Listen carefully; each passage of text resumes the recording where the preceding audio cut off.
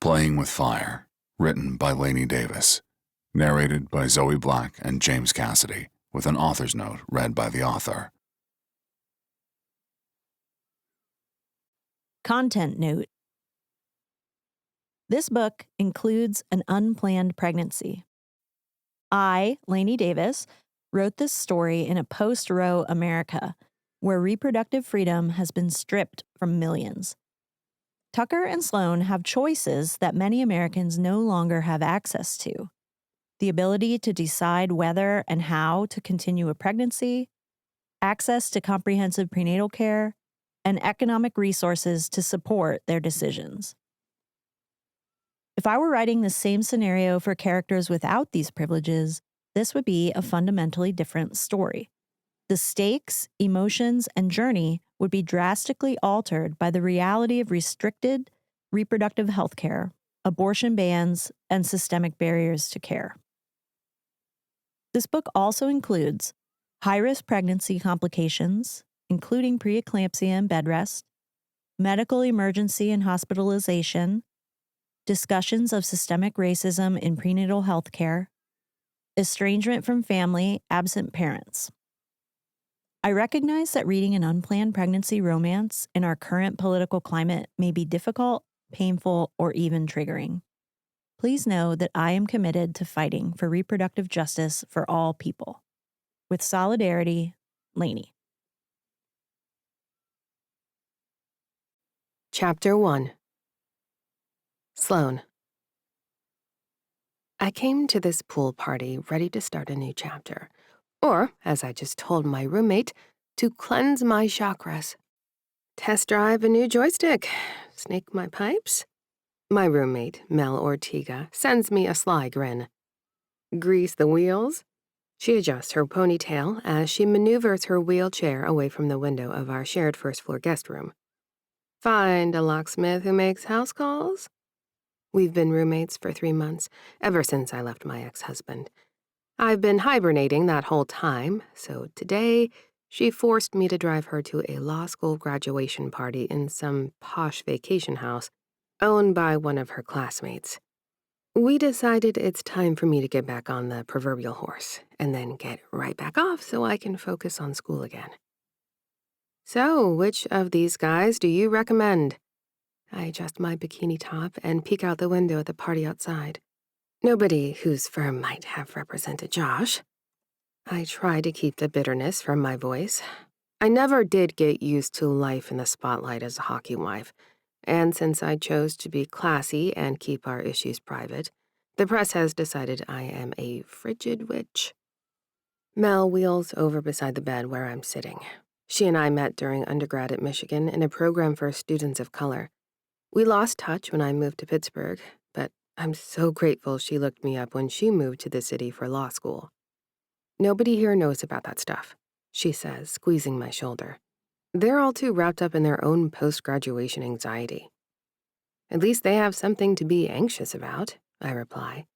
They have plans, careers, futures. Meanwhile, I'm 25 with an unfinished degree, a divorce settlement I never wanted, and a dried-up vagina. And a killer booty, Mel adds, trying to lighten the mood. Don't forget about your curves, chica.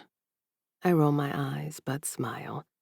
My body is the one thing I've maintained control over during this whole mess.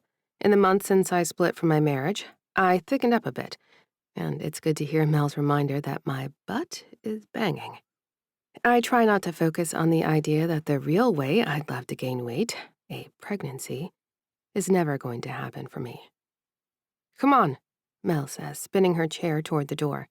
There's a gorgeous infinity pool with a lift and enough expensive alcohol to lube our spokes. Do spokes get lubed? I frown at her wheelchair, suddenly very curious about her maintenance needs. Mel laughs and rolls down the hall without responding. 2 hours later, I'm floating in the pool, the water cool against my sun-warmed skin. Mel abandoned me to talk to some federal prosecutor, and I'm perfectly content to be alone with my thoughts and the spectacular mountain view. She gave me strict instructions to get my oil changed, but so far, I haven't found the right mechanic. My third glass of rosé sits on the pool deck within arm's reach. The buzz of conversation washes over me, all these brilliant legal minds discussing the upcoming bar exam, firms, and cases. I close my eyes against the setting sun, wondering where exactly my life took its detour. Was it when I met Josh? When I dropped out of Michigan to follow his hockey career? Or was it earlier, when my grandmother died my freshman year, leaving me unmoored from the only real family I'd known? The low rumble of a luxury engine catches my attention as someone arrives up the long drive adjacent to the pool and patio. I hear our host's exasperated voice greeting the newcomer, but I don't bother opening my eyes. "Tucker, I begged you not to make a scene." Our host, his name is Tucker Stag, a guy from Mel's class, is clearly not happy with the newcomer. I crack open one eye to see a blonde himbo drape an arm around the stern, newly minted attorney. "Chill, cuz," he drawls. Mirrored aviator sunglasses flash above a blinding white grin. "I will save all these hot men for you and only schmooze with your lady guests. Deal?" Stellan shoves the muscled arm from around his shoulders. "I hope everyone here sues you," he mutters, stalking away, as Mr. Goodtimes approaches the pool fence. I am fully alert now, keyed into the one person here who seems ready for a no-strings cardio workout. Tucker. Something about him is familiar, but I can't place it. When he disappears inside, I find myself watching the door for his return. "That guy's a hothead," says a voice beside me. I turn to find Druge, one of Mel's classmates, sitting at the edge of the pool with his feet in the water. "According to Stellan, he's trouble." "Trouble how?" I ask, my interest piqued. I wait for Druge to tell me about all the ladies this guy has deflowered. "Drives too fast, parties too hard, the whole rich playboy thing." Druge adjusts his glasses. I laugh at Druge's assessment. And then it hits me. Tucker isn't just some random rich boy. He plays hockey with my ex. My insides swirl. I came here for just one thing, but casual sex with Tucker could bring me a very satisfying spikegasm. When Druge wanders off to refill his drink, I find myself watching for my mark. Sure enough, he emerges a few minutes later in board shorts and a fitted black t-shirt that clings to his muscled chest. He removes the cotton garment like he's on stage in a club, and I drink my fill of the show.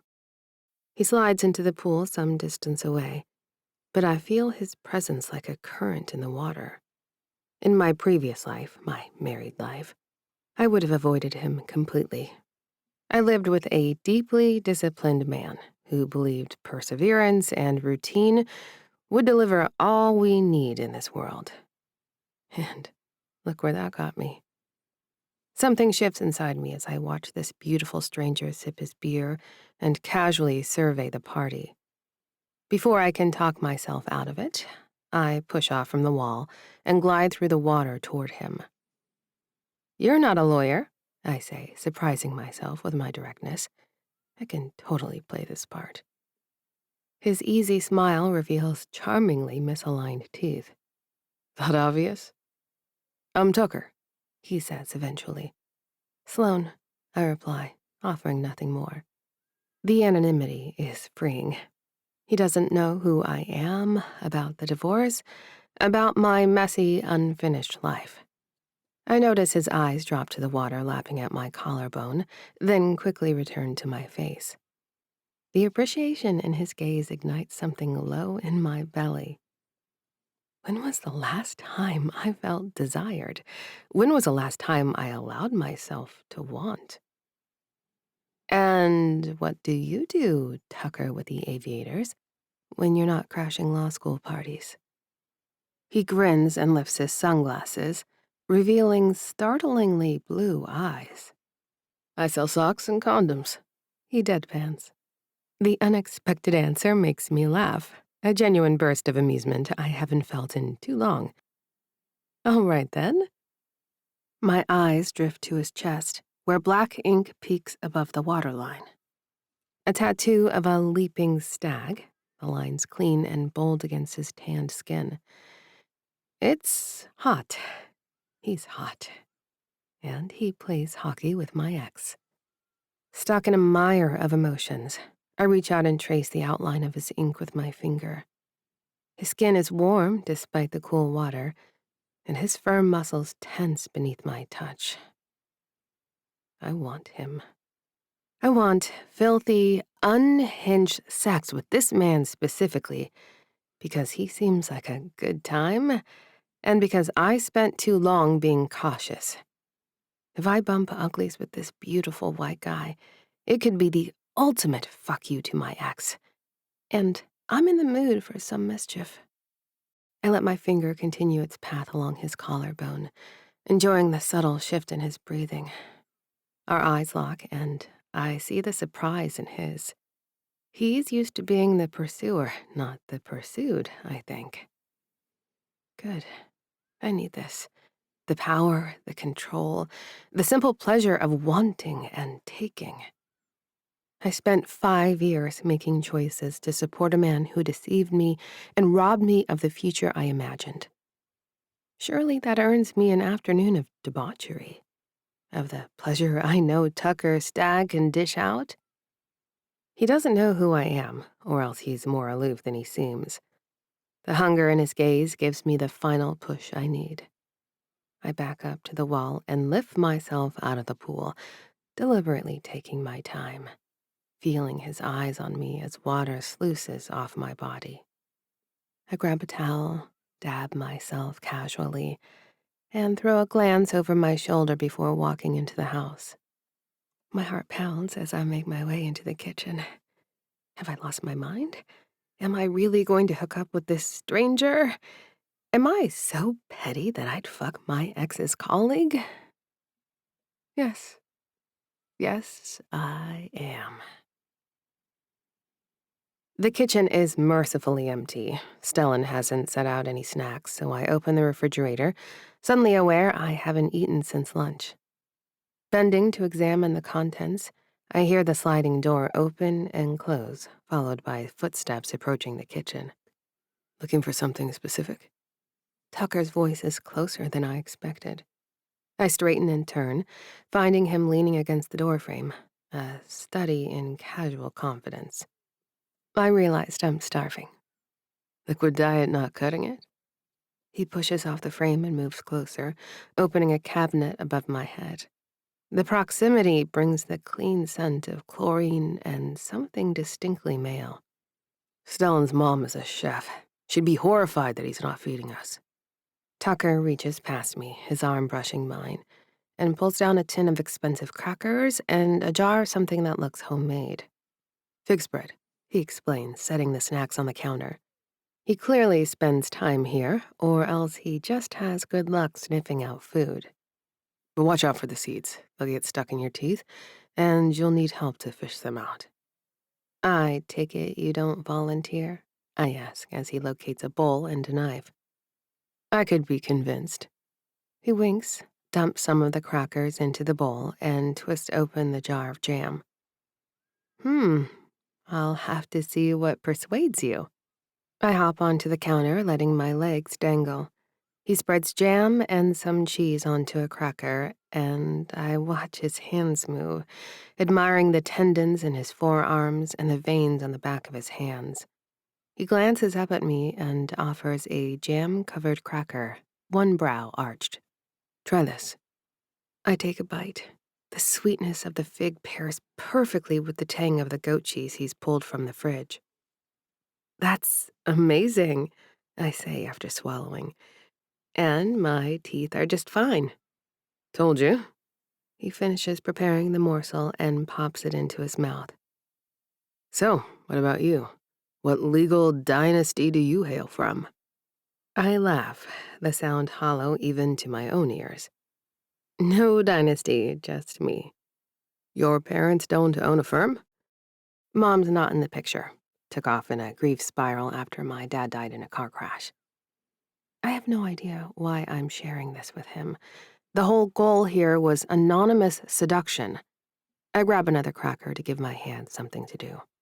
My grandmother raised me, but she passed away a few years ago, too.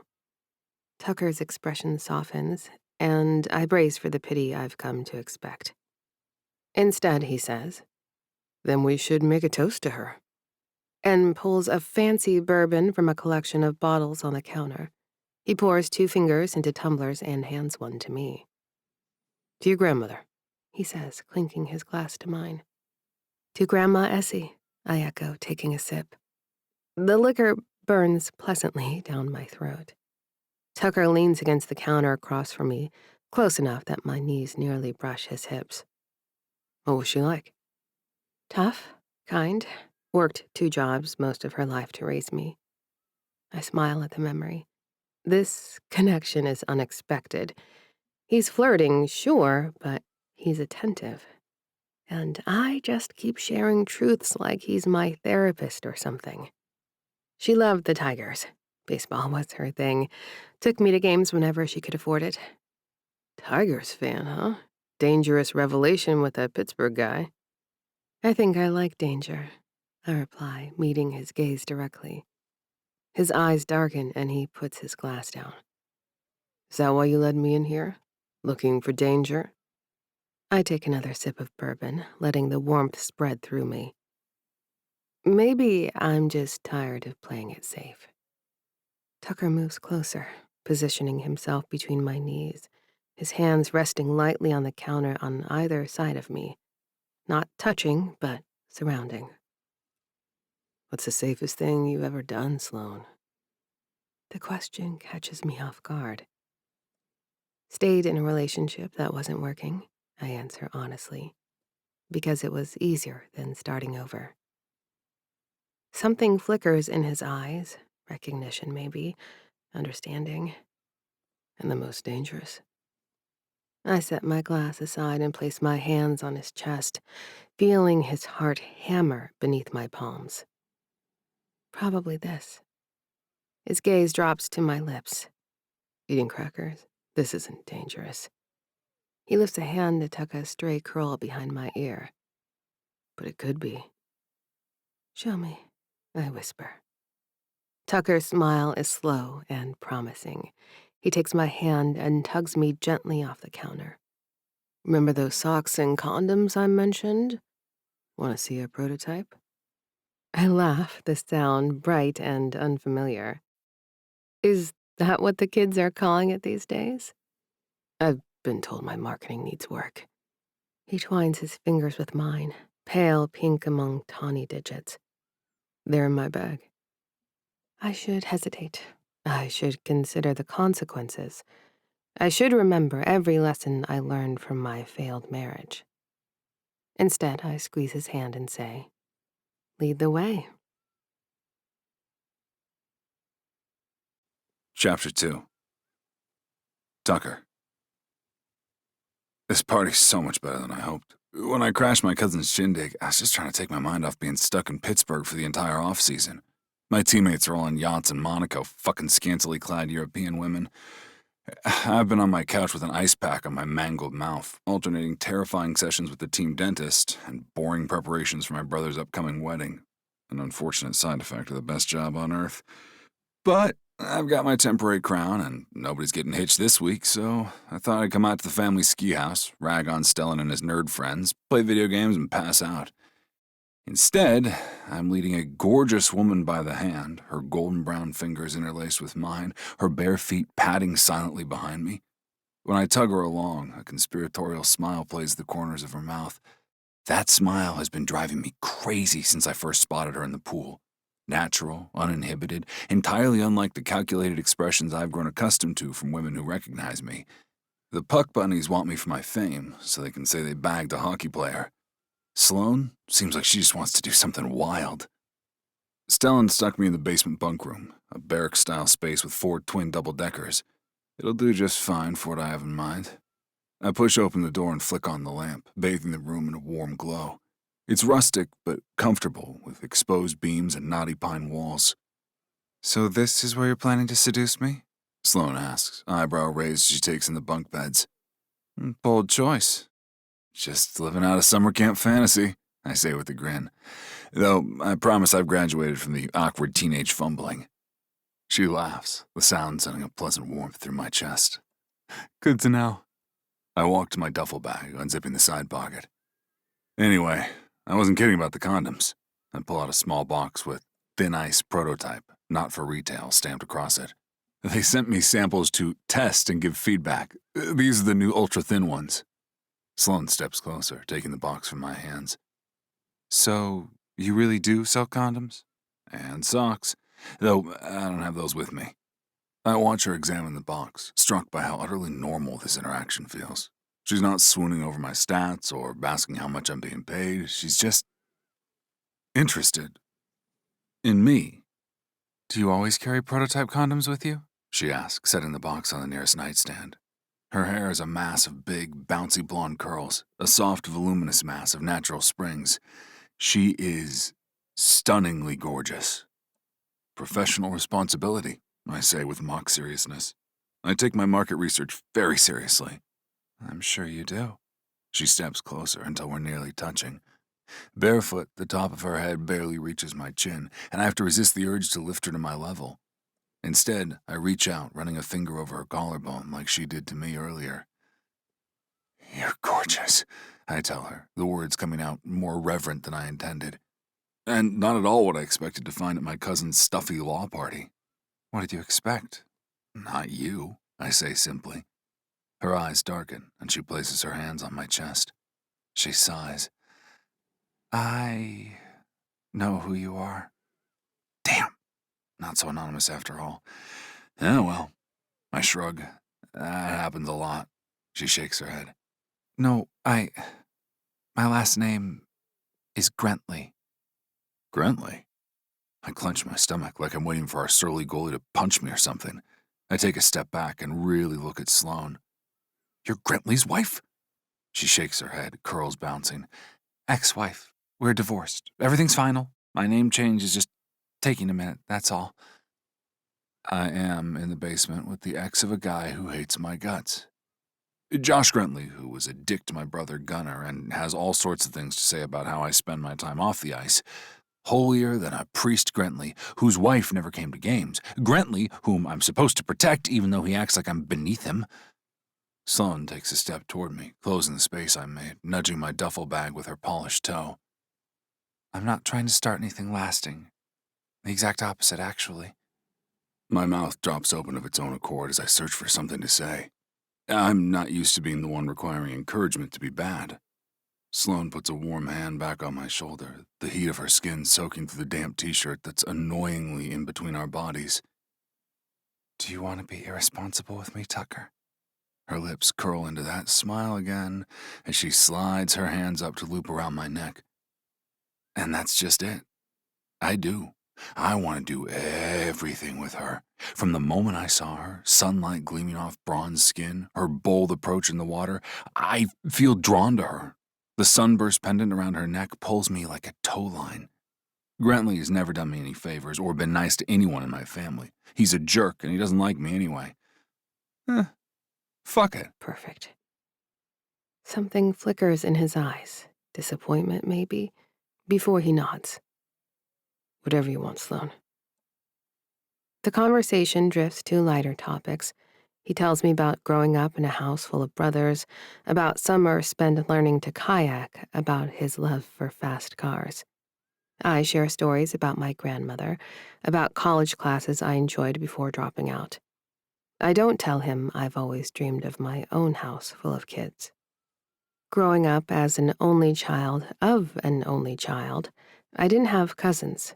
I never had what Tucker describes, but I've always wanted it more than anything. A huge family to yell, tease, and celebrate, a baby on my hip, slung on my back, asleep at my breast. At some point, I drift off in his arms, more comfortable than I should be after fucking my ex-husband's coworker.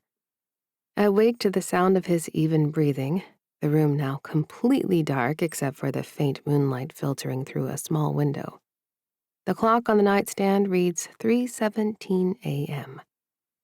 Carefully, I extricate myself from his embrace, gathering my discarded bikini pieces. He stirs slightly, mumbling something in his sleep before settling again. I watch him for a moment, memorizing the lines of his face, the curve of his lips, the tousled blonde hair. This beautiful stranger who, for a few hours, made me forget everything else. I probably shouldn't have sought this out with this specific man who knows my ex. But boy, did Tucker Stag deliver what I was looking for. I dress silently, resisting the urge to leave a note or wake him up for a proper goodbye. Better this way. Clean. Simple. A perfect memory unmarred by reality. At the door, I pause for one last look. "Thank you," I whisper, though I know he can't hear me.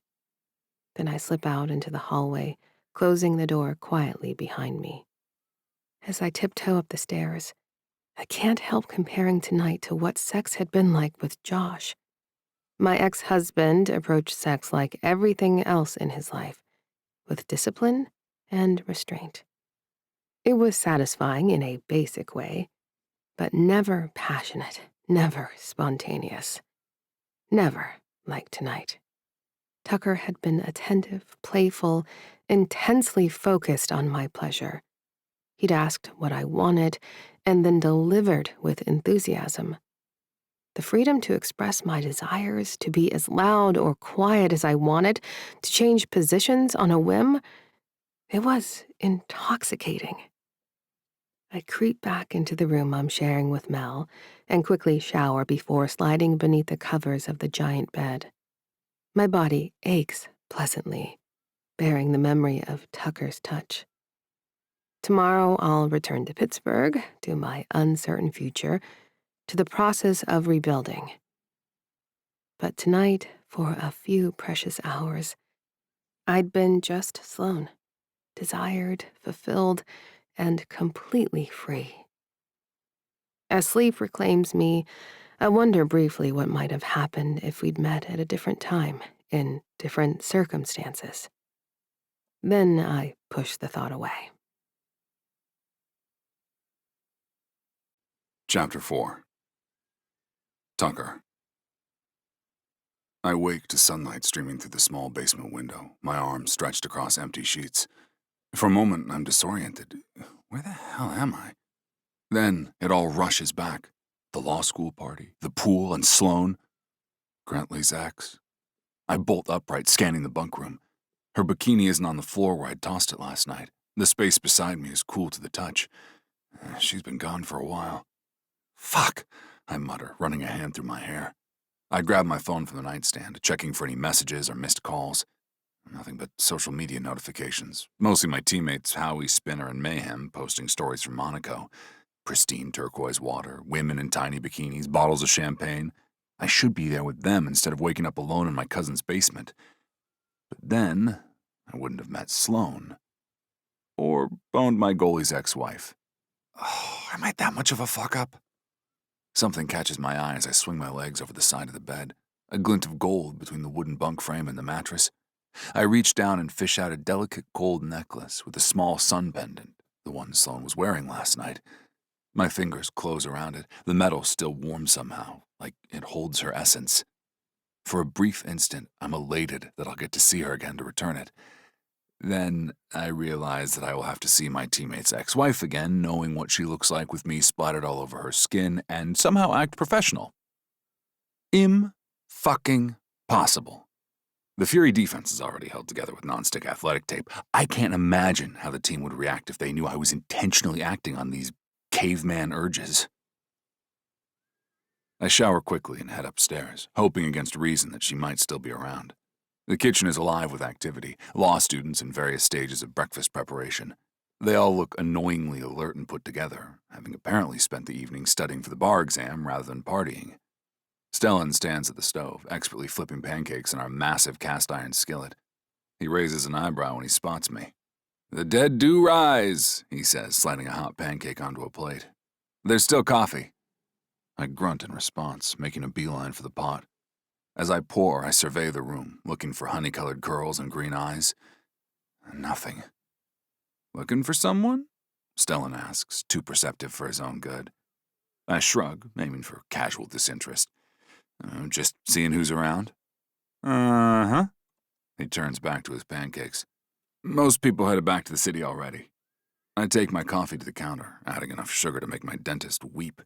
But I don't want to think about my teeth right now. So, who was that woman? The one with the curly hair, in the pool? Subtle, Stellan murmurs. Then louder. Mel's roommate. They drove up together. Mel? Mel Ortega, my study partner from law school? He slides me a plate of pancakes. She was the one in the wheelchair. I vaguely remember seeing a woman in a wheelchair chatting with a group of Stellan's friends last night, but I'd been too focused on Sloan to pay much attention. So, you know Mel and her friend? I try to sound only mildly interested, like I'm making conversation. Have they lived together long? Stellan gives me a knowing look. Why don't you ask her yourself? What if I could? I mutter. Where is she? She and Mel left around 6, apparently. Mel has a bar exam prep class today. He studies me curiously. This isn't like you, Tucker. Aren't you usually the one sneaking out before dawn? I don't have a response to that because he's right. I've perfected the art of unattached hookup, the clean exit, the no-strings policy. So why am I standing here like a lovesick teenager trying to extract information about a woman I spent one night with? Given who this specific woman is, it's really better if I just let last night be what it was. Absolutely perfect. And utterly forbidden. After breakfast, I pack up my stuff, carefully wrapping Sloane's necklace in a clean sock and tucking it into the side pocket of my duffel. I check under the bed, half hoping to find some other forgotten item, another excuse to see her again. You coming back for the 4th of July? Stellan asks as I load my bag into the McLaren. Probably. Dad usually insists everyone shows up for the fireworks. Good luck with that. He claps me on the shoulder. Drive safe. And Tucker? Yeah? If you're that interested, I could get her number from Mel. I consider it for a moment, then shake my head. Nah, I'm good. Just curious. The lie tastes stale on my tongue, but my pride won't let me admit I'm genuinely disappointed she ditched me. Stellan nods and heads back inside. The drive back to Pittsburgh gives me too much time to think.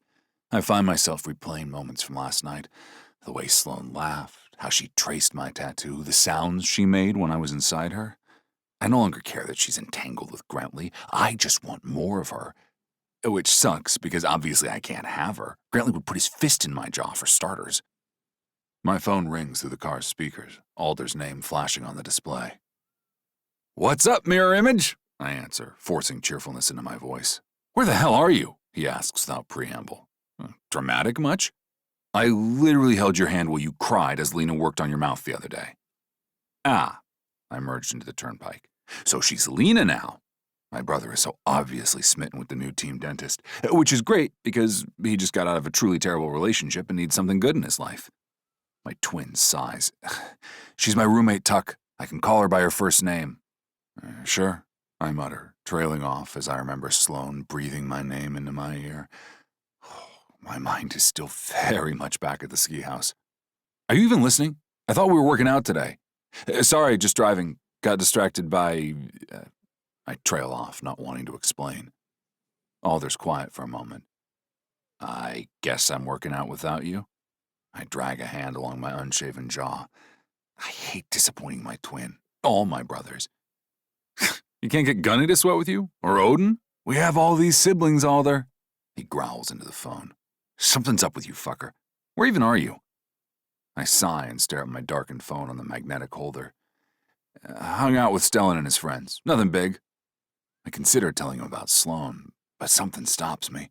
I don't want to hear Alder's take on it. Don't want him to reduce it to just another conquest story. Bullshit. Stellan's in some cave doing bar exam prep. Look, can we talk about our family whereabouts later? I'm trying not to die on these mountain roads. Alder sighs. Fine. But I'm coming over tomorrow with kettlebells. Whatever you need, bro. We hang up and I crank the music, trying to drown out my thoughts. Back in Pittsburgh, I pull into the private garage beneath my building and take the elevator up to my loft. The doors open directly into my living room, all floor-to-ceiling windows and sleek modern furniture that my decorator picked out. I toss my keys onto the floating glass console by the door and drop my bag on the leather sofa. The place feels emptier than usual, sterile. I wander to the kitchen and open the refrigerator, staring at the sparse contents. Protein shakes, sports drinks, and takeout containers from restaurants I don't remember ordering from. Without really thinking about it, I find myself searching for Sloane online. There are paparazzi photos of her and Josh doing regular shit like walking into buildings. He never has his arm around her. She never smiles in any of the photos. Some sports blogs mention the divorce, and, of course, they make it all sound like her fault, but none of them list any specifics. Sloane is way too classy to talk to the press about whatever went down with her and Josh. I only knew her for a few hours, but I could tell that much. Frustrated, I toss my phone onto the counter and unzip my duffel. I pull out Sloane's necklace again, the gold sun catching the afternoon light streaming through my windows. It's simple but elegant. Probably not expensive, but clearly meaningful to her. I should find a way to return it. It's the chivalrous thing to do. I walk into my bedroom and open my underwear drawer, carefully placing the necklace inside. Not because I'm some creep who collects trophies, but because I don't want it to get lost. Because I need to know it's safe until I can find a way to get it back to her. Because it's all I have left of a night that felt like something more than what it probably was. I close the drawer and sit heavily on the edge of my bed. My phone buzzes from the kitchen, probably Howie or Spinner sending me more yacht photos, rubbing it in that I'm missing the trip of a lifetime. But I'm not sure I would trade last night for anything, not even Monaco with the boys. And that thought scares the shit out of me. Chapter 5. Sloane. There is a war inside me. On one team, the pleasant soreness in muscles I had forgotten about, thighs deliciously sore and visibly bruised with tiny bite marks. On the other hand, a dread-soaked ache, the absence of my grandmother's necklace, unimaginable loss compounded with guilt.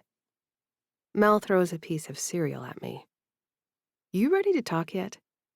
She sits at our rigged-up kitchen counter, getting breakfast together. When I moved in and saw how she couldn't reach anything, I rearranged the furniture and sawed a few inches off the legs of the rolling island so she'd have a workspace to prepare her own food. "I lost my necklace," I manage, still pawing at my empty throat. "Oh, babe, I'm sorry. Want me to call Stellan?" Mel knows that the necklace is the only physical thing I really care about.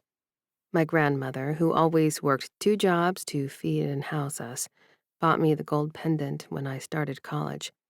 She was so proud that her grandchild was going to a university.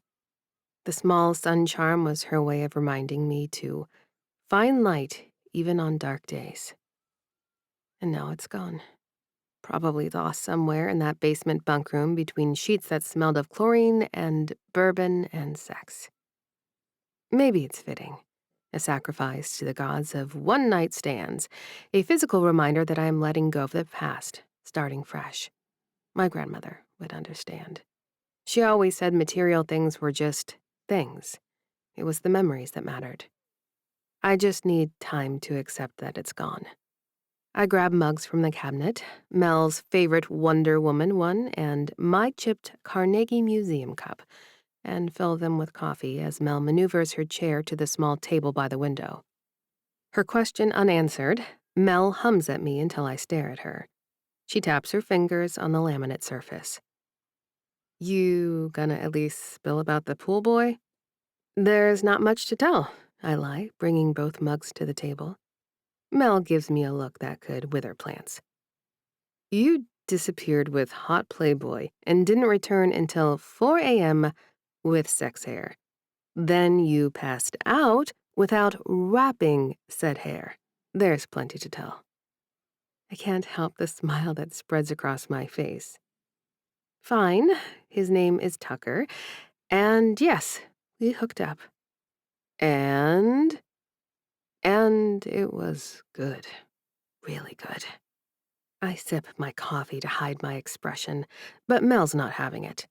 "Sloane, Elizabeth, whatever your middle name is, I did not drag my ass to the middle of nowhere and entertain boring law students so you could give me "it was good" as your only review. I laugh. What do you want to know? Size, stamina, technique? Yes, all of that in graphic detail. He was. I search for words that won't sound like oversharing. Attentive, in charge but not controlling, and very, very skilled with his mouth. Mel fans herself dramatically. Hallelujah! After Iceman Grantley, you deserve someone who knows what oral sex is. I nearly spit out my coffee. Mel, am I wrong? She's not. Josh approached sex like he approached everything, efficiently, perfunctory, and with minimal mess. It wasn't bad, exactly, just underwhelming. Tucker had been anything but. Anyway, I say, changing the subject, sort of. There is a small problem in addition to the necklace. She arches a brow, blowing her coffee. He's a hockey player on Josh's team. Mel actually spits coffee across the room, a full blast of shocked explosion. I reach for napkins as she begins to laugh hysterically. I'm sorry. She wipes her eyes. It's too much. She's right about that, at least. I drink my coffee and stare out the window, wishing I had more friends to talk this through with me. I guess go ahead and ask Dylan if he found the necklace, but absolutely no other details, and I'm not talking to Tucker again. It was a one-time thing. My roommate nods, pulling out her phone, still chortling. Orgasm therapy, she mutters, clicking the phone back to locked when she's done. You're crushing your checklist. Mel is referring to a plan we jokingly named the Season of Sloan. Sex, then school, and finally serenity. I smile, actually excited to go to campus today and meet with the registrar. I left my public health degree just shy of graduating. Of course, I was going to finish school when Josh and I got settled here in Pittsburgh, but then the team went to the playoffs that year, and my degree kept getting pushed down our priority list. I absolutely nailed my first task. Now I just need to focus on the others. I find the admissions office on campus and wait nervously to speak with someone about late registration for summer classes. A middle-aged white woman with kind eyes calls me over. Her nameplate reads, Susan Mitchell, admissions advisor. How can I help you today? She asks.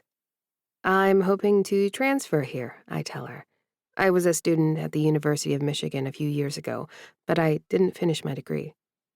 Do you have your transcripts? I slide her the paperwork with just a few classes remaining for my bachelor's in public health. Susan hums. Let me see what classes still have openings for the summer term.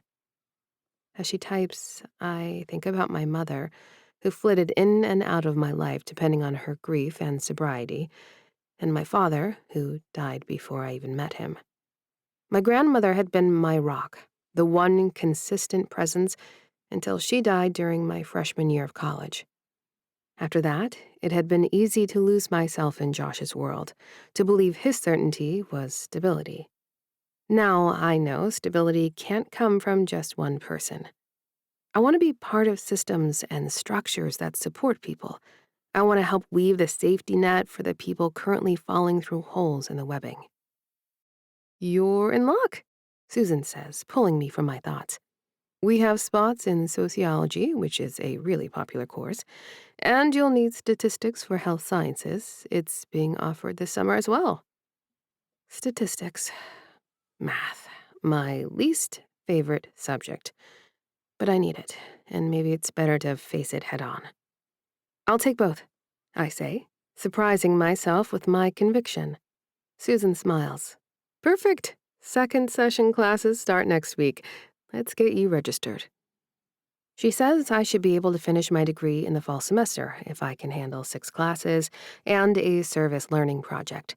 Then she recommends I join the Alliance for Students of Color, which has action plans to address racial disparities. I have nothing to stop me. Nothing is standing in my way this time. Nobody is begging me to be by their side, to move me to a new home, or to be their emotional rock. Let's do this, I say, and sign all the forms necessary to finish something I started, finally. An hour later, I'm officially a part-time student with a new university ID and a growing sense of purpose. I wander around campus, mapping the locations of my classes, finding the library where I'll undoubtedly spend hours studying. I exhaust myself marching up the hill and past the athletic complex, a state-of-the-art facility with Pittsburgh University's Wildcat logo emblazoned on the doors. A memory surfaces, sitting in the stands at a Michigan hockey game, watching Josh play, believing that supporting his dream was enough of a dream for me, too. My phone buzzes with a news alert. Before I can stop myself, I open it. Fury goaltender Grentley continues reclusive behavior despite team PR efforts. The article is brief, noting that Josh has declined all interview requests regarding the team's playoff loss. There's a reference to our divorce, following his split from his wife earlier this year. But no details, not even my name, which fits because only the athlete matters in relationships with pro hockey players. I learned that the hard way. The reporter speculates about whether Josh's monastic approach will benefit or harm his focus. Most of the postseason furor had been about a love triangle involving one of the defenders and his boyfriend, but it was only a matter of time before that cooled down and the public turned back to hating on the goalie. I never learned the finer points of hockey, but even I know the fans are always quick to blame the goalie for a loss. That always bothered Josh. But I don't need to worry about his hurt feelings. Never again. My phone buzzes again, this time a text from Mel. How's registration going? Did you sign up for basket weaving and nap time? I smile, typing a response as I walk toward the bus stop. Sociology and statistics? I hate myself already. Mel. Ouch, but also proud of you. Celebratory takeout tonight? I'll cook. Be home in 30. I'm chopping vegetables for stir fry when Mel rolls into our apartment, tossing her bag onto the sofa with a dramatic sigh. If I have to memorize one more Supreme Court president, I may actually die, she announces, wheeling into the kitchen. Something smells amazing. Just the basics, I say, scraping bell peppers into a bowl. How was your day? Brutal. She pulls a bottle of white wine from the refrigerator. But I got some good news. Stag Law called. I have an interview next week. I pause. Mel is the sort of overachiever doing 2 degrees at once, so she's just now being wooed by significant firms as she finishes a master's in policy while studying for the bar. Stag Law? I thought we agreed to avoid stags. She pours a glass of wine. I'm not stopping communication with Stellan just because you boned his cousin. She waggles her eyebrows. His dad's law firm is my dream job. They do equal pay cases and recently started working with the Paralympics. She winces. It's a long shot, but even getting the interview is huge. That's amazing, Mel. I accept the glass she offers. You'll crush it. I find myself envious of her certainty in her path. I love what she's studying and the work she aims to do. It better. The competition is fierce. She takes a long sip. Enough about me. How was your first day as a co-ed? I tell her about my day, skipping my response to the article about Josh. I try not to think about Mel going to work with Tucker's family. I'm terrified about statistics, I admit, adding chicken to the wok. I barely passed algebra in high school, and I managed to avoid math the first time I tried this college thing. You'll be fine, Mel says confidently. You know how to work hard, Sloan. That's half the battle. I'm not sure hard work is enough for statistics. Trust me, it is. I've seen you tackle things you thought were impossible. She wheels closer, stealing a piece of bell pepper. Hello? You made me a food prep station I can reach. I shake my head. That was basic. No, it wasn't. You're persistent, you don't give up. Her voice softens. That's why I know you're going to be okay post-divorce. You're already rebuilding. Her faith in me brings a lump to my throat. This is what I'd been missing in my marriage, someone who saw me, who believed in me as an individual, not just as an extension of their life. It reminds me, unexpectedly, of how Tucker looked at me, how he asked what I wanted as if my desires mattered, how he focused on my pleasure as much as his own. For all his playboy swagger, there had been moments of genuine connection there, moments where I felt seen in a way I hadn't in years. Earth to Sloan, Mel says, waving a brown hand in front of my face. You just glazed over, thinking about statistics again? I shake my head, feeling my cheeks warm. Just processing everything. It's been a lot of change lately. Good change, though, right? I nod, turning back to the stir-fry, happy for the first time in years to be making my own choices based on my wants. Yeah, good change. If only I felt as confident as my words. Chapter 6. Tucker. My head throbs in time with each rep of the kettlebell swing, and not because of my knocked-out tooth. I grunt, pushing through the pain of my self-inflicted hangover as sweat drips onto the training mat I've rolled out in my living room. Your form is shit, Alder says from where he's doing perfect Russian twists. My twin brother, ever the technician, ever the perfectionist. Even our workouts are a study in contrasts. His movements precise and controlled, mine powerful but erratic. Your face is shit, I mutter, regretting the bottle of bourbon I nursed alone last night while scrolling through social media, scouring the internet for traces of Sloan, Campbell, Grentley. Real mature. Alder switches to mountain climbers without missing a beat. Seriously, fucker, you're gonna wreck your back if you keep swinging like that. I drop the kettlebell with a thud that reverberates through my skull, along with the entire building. Happy now? Ecstatic. He pauses, studying me. You look like hell, by the way. Thanks for noticing. Late night? I grab a towel and wipe the sweat from my face. Maybe I'm just road-weary. Some of us had to drive back from the mountains yesterday. Right, Sellen's thing. Alder takes a long pull from his water bottle. You seem distracted on the phone. Meet someone? The question is casual, but my brother knows me too well. I consider lying, but what's the point? Maybe. His eyebrows shoot up. Maybe? Since when is Tucker Stag uncertain about his conquests? She's not a conquest, I snap with more heat than intended. Alder sets down his water bottle, suddenly interested. Well, shit, tell me. I shake my head, regretting having said anything. Nothing to tell. Met a woman, had a good time, she left before I woke up, end of story. Except it's not, or you wouldn't be moping around your apartment getting drunk alone and looking like someone stole your favorite Bowers. I'm not moping. Maybe I'm depressed about my tooth. I pick up the kettlebell again, channeling my frustration into another set of swings. Speaking of, how's Lena? Alder's expression shifts, his ears reddening slightly. She's fine. Just fine, not spectacular, amazing, life-changing. I force a grin, grateful to turn the tables. Still just roommates sharing longing glances across the breakfast table? Fuck off. That's not a denial. He throws a towel at my head. We're colleagues, roommates, friends. Sure, and I'm Mother Teresa. You know it's complicated. She's the team dentist. I'm a player. There are rules. I snort. Since when do you care about rules? Since I actually like my job and want to keep it, he says. But there's something in his expression, a softness when he mentions Lena that I've never seen before. You want more with her, I say, and it's not a question. Alder stares at the ceiling, suddenly fascinated by the recessed lighting.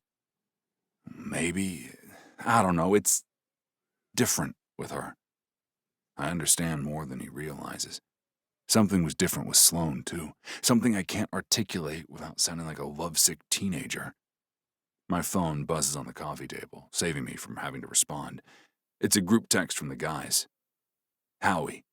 Tiki boat. Today, 1 p.m. It's a paddle boat, so that's exercise. They don't even pause for jet lag, I guess. They just got back stateside. However, it's not like we aren't used to constant travel. Immediately, the replies start flooding in. Spinner. Already packed the cooler. Rookie. I'm bringing the smoke show I met at Diesel last night. Mayhem. No, you're not. Bros only. I'm not listening to you try to impress some rando all afternoon. I glance at the time. 11:23 a.m. Usually I'd be the first to respond, the instigator of such plans rather than a recipient. Today, though, I hesitate. The children are summoning you? Alder asks, nodding toward my phone. One of those tiki booze pedal boats? Sounds exactly like the healthy decision your liver needs right now. He stands, gathering his things. I've got plans with Lena. We're sending manure to our cheating exes. Wholesome, I tease, but there's no bite to it. Part of me envies the simplicity of his day ahead. Better than playing who can get alcohol poisoning first. He heads for the door, then pauses. You good, Tuck? For real? I force a smile. Never better. Go play with poop. After he leaves, I stare at my phone, debating. The last thing I need is more alcohol, but the alternative is sitting here alone with my thoughts, which feels even less appealing. I'm in, but someone else has to pedal. My thighs are wrecked. The Pittsburgh Party Peddler is precisely what it sounds like. A floating tiki bar powered by bicycle pedals drifting down the Allegheny River on a perfect June afternoon. Howie, a self-appointed captain, wears a plastic pirate hat as he steers us around a small motorboat. Hard to starboard, he shouts, clearly having no idea what the terms mean. That's right, dumbass, Spinner corrects from his pedaling station, already 3 beers in. We're going left. Whatever, just go faster. We're professional fucking athletes. Howie adjusts his sunglasses, scanning the shoreline for women to heckle. So far, we've received 3 middle fingers and 1 phone number written on a napkin thrown from another boat. I'm stationed between Rookie and Mayhem, pedaling half-heartedly while nursing my second beer. The hangover has mellowed into a dull throb, but I'm not eager to replace it with a fresh one. T-Stag, you're slacking, Mayhem says, his massive quads powering his cranks with twice the effort of anyone else. Despite his intimidating appearance, 6'5" with tattoos crawling up his neck, Mayhem is the most thoughtful guy on the team. He reads philosophy books on road trips and sends his mother flowers every Sunday. Just pacing myself, I reply, taking another sip of beer that's growing warm in the afternoon sun. Since when? Rookie laughs. You're usually halfway to blackout by now. Well, maybe I'm evolving. Spinner snorts. Yeah, and I'm joining a monastery. You have been pretty quiet, Howie observes, leaning closer.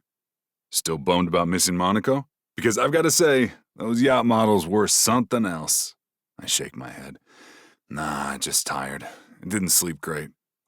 The conversation shifts to Rookie's alleged conquest from the flight home, a tale that grows more implausible with each adjustment. I let my mind wander as we drift past Point State Park, where the rivers converge at the heart of downtown Pittsburgh. That's when I see her. Sloane is jogging along the Riverside Trail, her honey-colored curls pulled back in a poof, her athletic figure showcased in running shorts and a fitted tank top. She's even more beautiful in daylight, her skin glowing with exertion. Before I can think, I'm on my feet, nearly capsizing our floating bar. Sloane! I call out, waving my arms like an idiot. Hey, Sloane! She turns her head in our direction, shading her eyes against the sun. For a moment, I think she sees me. Her pace falters slightly. Then she adjusts her earbuds and continues running, disappearing around a bend in the trail. Did she just ignore you? Howie asks, incredulous. I sink back into my seat, deflated. I guess so. Who the hell is Sloane? Spinner demands. No one, I mutter. But it's too late. Holy shit! Rookie crows. Did T-Stag just get rejected? In public? She probably couldn't hear me, I say, but the excuse sounds weak even to me. I don't know what I was thinking anyway. Calling our goalie's ex-wife, surrounded by Fury players? That's low even for me. The great Tucker Stag shot down like a duck in hunting season. Howie clutches his chest dramatically. I never thought I'd see the day. Maybe you're losing your touch, Spinner suggests. When's the last time you even hooked up with someone? The irony isn't lost on me. 2 nights ago, actually. Wait! Rookie's eyes widen. Is that her? The one who just curved you? I take a long swallow of beer instead of answering, which is answer enough. Oh, man, Howie cackles. This is too good. The enforcer lost his riz. She didn't curve me, I insist, worrying this is low behavior even for me. She probably just didn't recognize me from that distance. Sure, buddy. Rookie pats my shoulder condescendingly. That's definitely it. You know what you need to do, Spinner says, already mixing another round of drinks at the boat's small bar. Next time, you need to really make an impression. Show up at her place with a boombox over your head. Women love that John Cusack shit. Yeah, because stalking is super attractive, Mayhem interjects, giving me a look that says he sees more than I'm letting on. Maybe just let it go, man. Agreed, Howie adds. You move on. Best way to get over someone is to get under someone, right? I force a laugh and accept the drink Spinner hands me. You guys are reading way too much into this. It was just a hookup.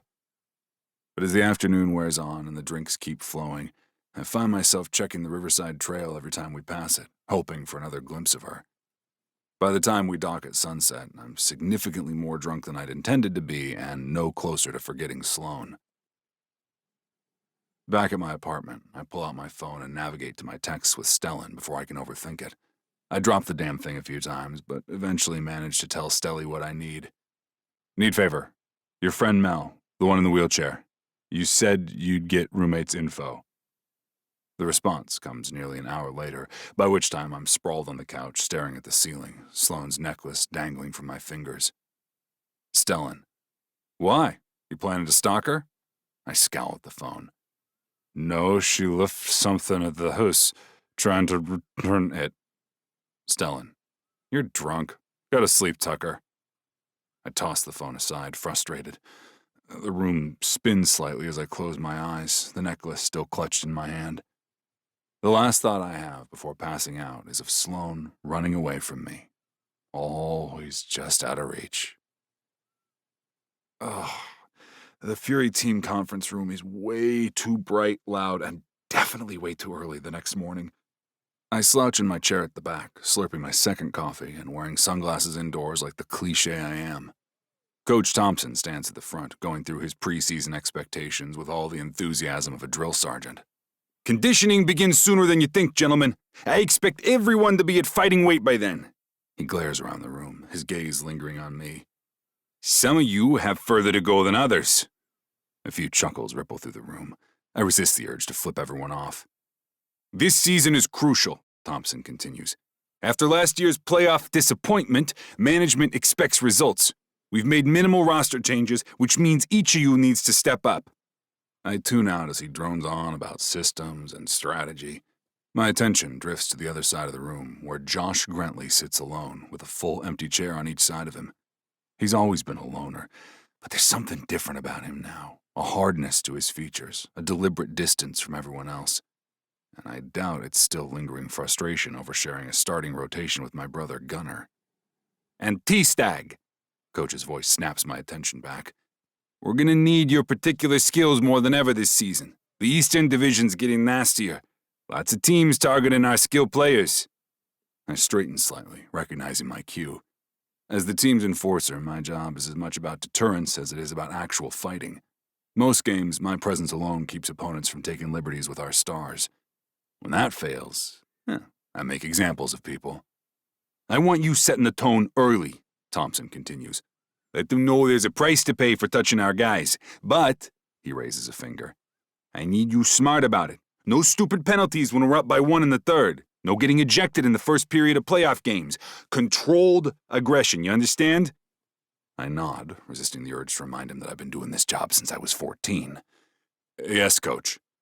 Good. His gaze flickers briefly toward Grentley, then to my brother Alder and a few others who were involved in the mess that played out in the media at the end of last season. Coach mutters something about character and admirable behavior off the ice. The meeting wraps up, and I'm one of the first out the door, eager to get home and back to bed. I'm nearly to the parking garage when a voice stops me. Stag! I turn to find Grentley following me, his expression unreadable. I paste on an exaggerated grin. What's up, G? I saw your little boat party yesterday, he says, no preamble. All over social media. I bristle instantly. And we just sat through a meeting about character and training, about representing the team with dignity. It was a tiki boat, not a coke bender, I retort.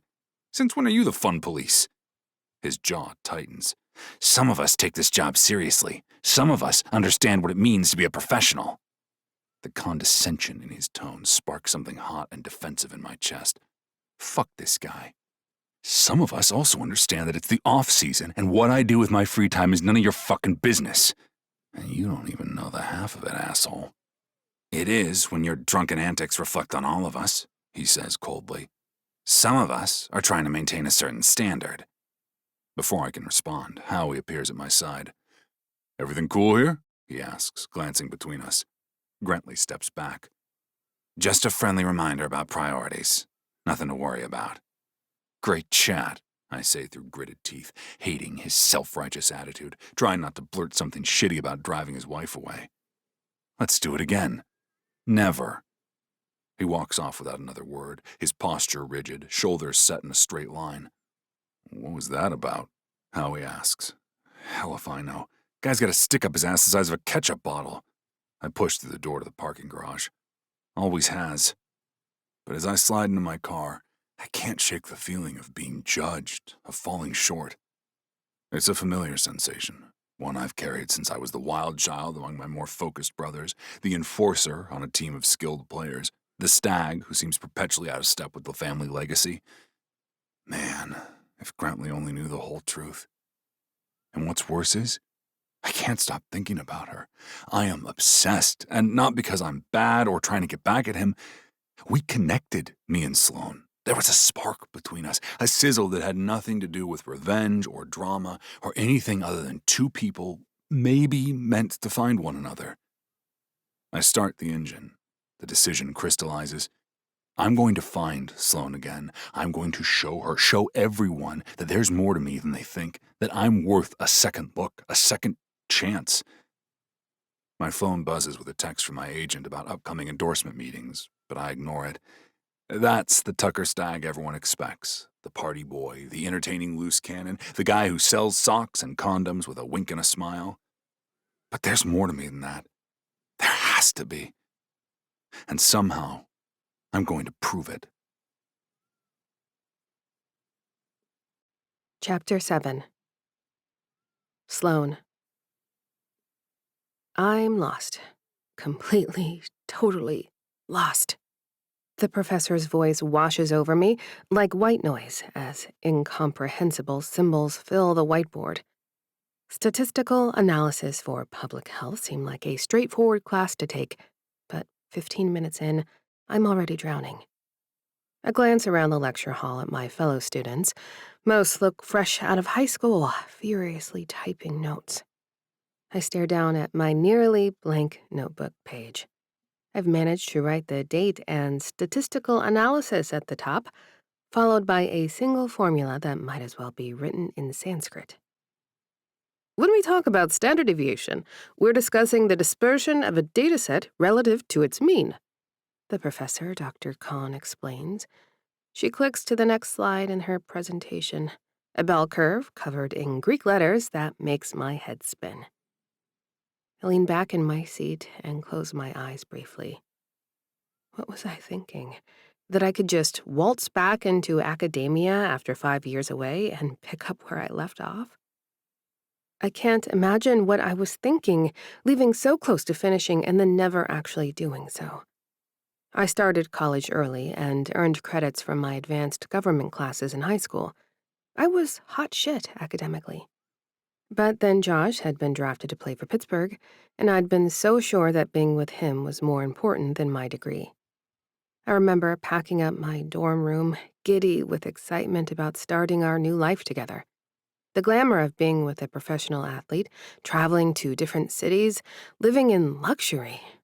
It had all seemed so romantic. My roommate had thought I was crazy. You can finish your degree in Pittsburgh, she'd said, helping me fold my clothes into suitcases. They have colleges there. You don't have to drop out. But Josh had wanted me with him immediately. There were apartments to tour, social events to attend. You can go back any time, he'd promised, kissing my forehead. We're young. We have our whole lives ahead of us.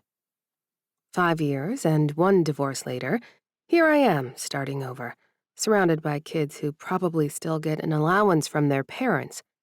Not that I'm any better. With my alimony lump sum, that doesn't change anything about my crushed dreams to start a family.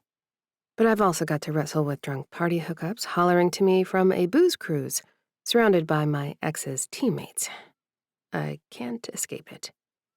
What did Tucker think would happen, calling to me like that with half the Fury around him? If he'd shown up at my apartment, alone, in the dark, I probably would have opened the door. But in public, I can't even let myself imagine it. For tomorrow, please read chapters 1 through 3 and complete problem sets A through C, Dr. Khan says, jolting me back to the present. People around me start packing up, and I realize with horror that I've missed most of the lecture. I shove my notebook into my bag and escape into the hallway, gulping air like I've been underwater. This was a mistake. All of it. Coming back to school, thinking I could just pick up where I left off, believing I could build a new life after wasting so many years. My phone buzzes with a text from Mel. How was the first day of school? Made any friends to sit with at lunch? Despite my panic, I smile. Currently having an existential crisis. Want to meet for coffee in an hour? I need to vent. Her response comes immediately. Mel, let's grab lunch at Green Bowl in 45. I slip my phone back into my pocket, feeling marginally better. At least I'm not entirely alone in this city. Green Bowl is a trendy cafe near campus with exposed brick and reclaimed wood, mismatched vintage furniture, and local art on the walls. Mel has already claimed our favorite corner table, the one with extra space for her wheelchair and power outlets for our laptops. Not bad, huh? She asks as I collapse into the chair across from her. Her law books are spread across half the table, color-coded tabs sticking out from every direction. Worse, I groan, dropping my head into my hands. I understood maybe 10% of what the professor said. First day jitters, Mel says, pushing a mug toward me. She's already ordered my usual, bush tea with honey. You're smart, Sloan. You just need to get back into student mode. I don't think I remember how to be a student, I admit, wrapping my hands around the warm mug. Everyone else seems so together, taking notes on their laptops, asking intelligent questions. Meanwhile, I was having flashbacks to the day I dropped out. Mel's expression softens. Having regrets? I stare into my drink. Not exactly. I mean, yes, I regret not finishing school back then, but at the time, I trail off, remembering the excitement, the certainty that I was making the right choice. At the time, it felt like an adventure. You were in love, Mel says simply. People make decisions in love they wouldn't make otherwise. And look how that turned out. I take a sip of my tea, savoring the bitterness beneath the sweetness. First of all, Mel says, tapping her pen against her legal pad, I know you feel a certain way about your settlement. She was the one who recommended my lawyer and then held my hand and told me to say yes to the money. Half his shit is legally yours, and holding on to that guilt isn't helping anyone, especially not you. Second, you're 25, not 95. You have plenty of time to build the life you want. I know she's right, but the panic from the classroom still lingers. I just don't know if I can do this. Statistics? What was I thinking? That public health is important to you, and statistics is part of the package, Mel says pragmatically. You'll get it. We'll study together. School and serenity, right? I pull out my textbook and flip it open. The symbols swim before my eyes, and I feel that wave of panic rising again. I don't know, I murmur. Maybe I should. The bell above the cafe door jingles, and I glance up reflexively. The world stops. Tucker Stag stands in the doorway, sunglasses pushed up into his tousled blonde hair, wearing a Pittsburgh Fury t-shirt that stretches across his broad, muscled shoulders. He looks tired, irritated, and unfairly gorgeous. Our eyes meet, and his entire demeanor changes. The scowl vanishes, replaced by genuine surprise that quickly transforms into a smile that could power the whole city. Oh no. Isn't that? Mel starts, following my gaze. Shh, I hiss, tucking my head as if that could somehow make me invisible. Too late. He's already weaving through the tables toward us, his face lit with a kind of boyish excitement that makes my stomach flip. Sloan, he says, stopping at our table. Hey. I manage a smile that I hope doesn't betray the riot happening in my chest. Hi, Tucker. He turns to Mel, extending his hand. We met at Stelly's party. I remember, Mel says, shaking his hand with an amused expression I know all too well. I'm Mel. Right, Mel. Tucker. He nods, then turns back to me, his eyes so intensely blue I have to look away. What you doing here, Sloan? Just studying, I say, gesturing lamely at the open textbook. First day of class. You're in school? He sounds genuinely interested, which is unexpected. Just started, public health. I'm painfully aware of how awkward I sound, like I've forgotten how to form complete sentences. That's awesome, he says, and he seems to mean it. He shifts his weight, looking like he wants to say more, but is holding back. Actually, I've been trying to find a way to contact you. You left something at the house. My hand flies instinctively to my throat. My necklace? You found it? His smile broadens. Yeah, it was wedged between the bed and the wall. I've got it at my place. Oh my God, thank you. The relief in my voice must be palpable. It was a gift. I figured it was important. He glances at the counter where a barista is calling out an order number, then back to me. I should let you get back to studying, but... He pulls his phone from his pocket and slides it across the table to me. Will you type your number so we can figure out how to get your necklace back to you? Thanks, I say, taking the device. Our fingers brush, and I try to ignore the small jolt that runs through me as I quickly add my number to his contacts.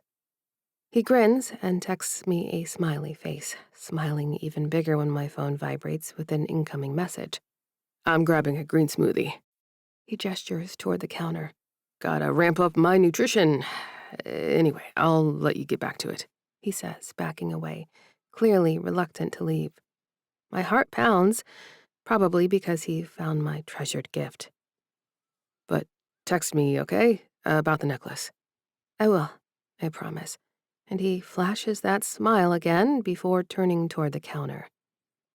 The moment he's out of earshot, Mel leans forward. Holy shit, she whispers. He is like fully in love with you. I feel my face heat up. Keep your voice down. He's gorgeous, she continues, unabashed. People actually approach him in line, and he snaps selfies, because he's a famous hockey player who works with my ex-husband. And he was looking at you like you hung the moon. It was one night, I mutter, trying to ignore the warmth spreading through my chest. It doesn't mean anything. That man did not look like someone who thinks it meant nothing, Mel says, gesturing with her pen toward Tucker, who's now waiting for his order, sneaking glances in our direction. And he found your necklace. That's basically the plot of a rom-com. I would have had the necklace days ago if you actually texted your friend, the host, about it. I roll my eyes, but my heart isn't in it. She squints and taps her lip with her pencil. I'm trying to decide how bad it is that he works with Josh. I resist the urge to pull Mel's hair or pour soup on her lap. Can we please focus on statistics? I'm having an academic crisis here. Mel gives me a look that says she's not fooled, but mercifully turns her attention back to my textbook. Okay, so standard deviation. It's actually not that complicated. I try to concentrate on what she's saying, but I'm acutely aware of Tucker at the counter, of the napkin with his number burning a hole in my pocket. When he finally leaves with a small wave in our direction, I feel both relieved and disappointed.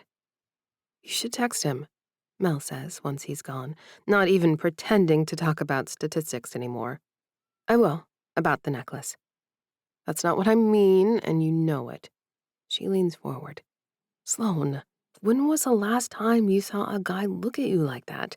And don't say Josh, because he never looked at you like that.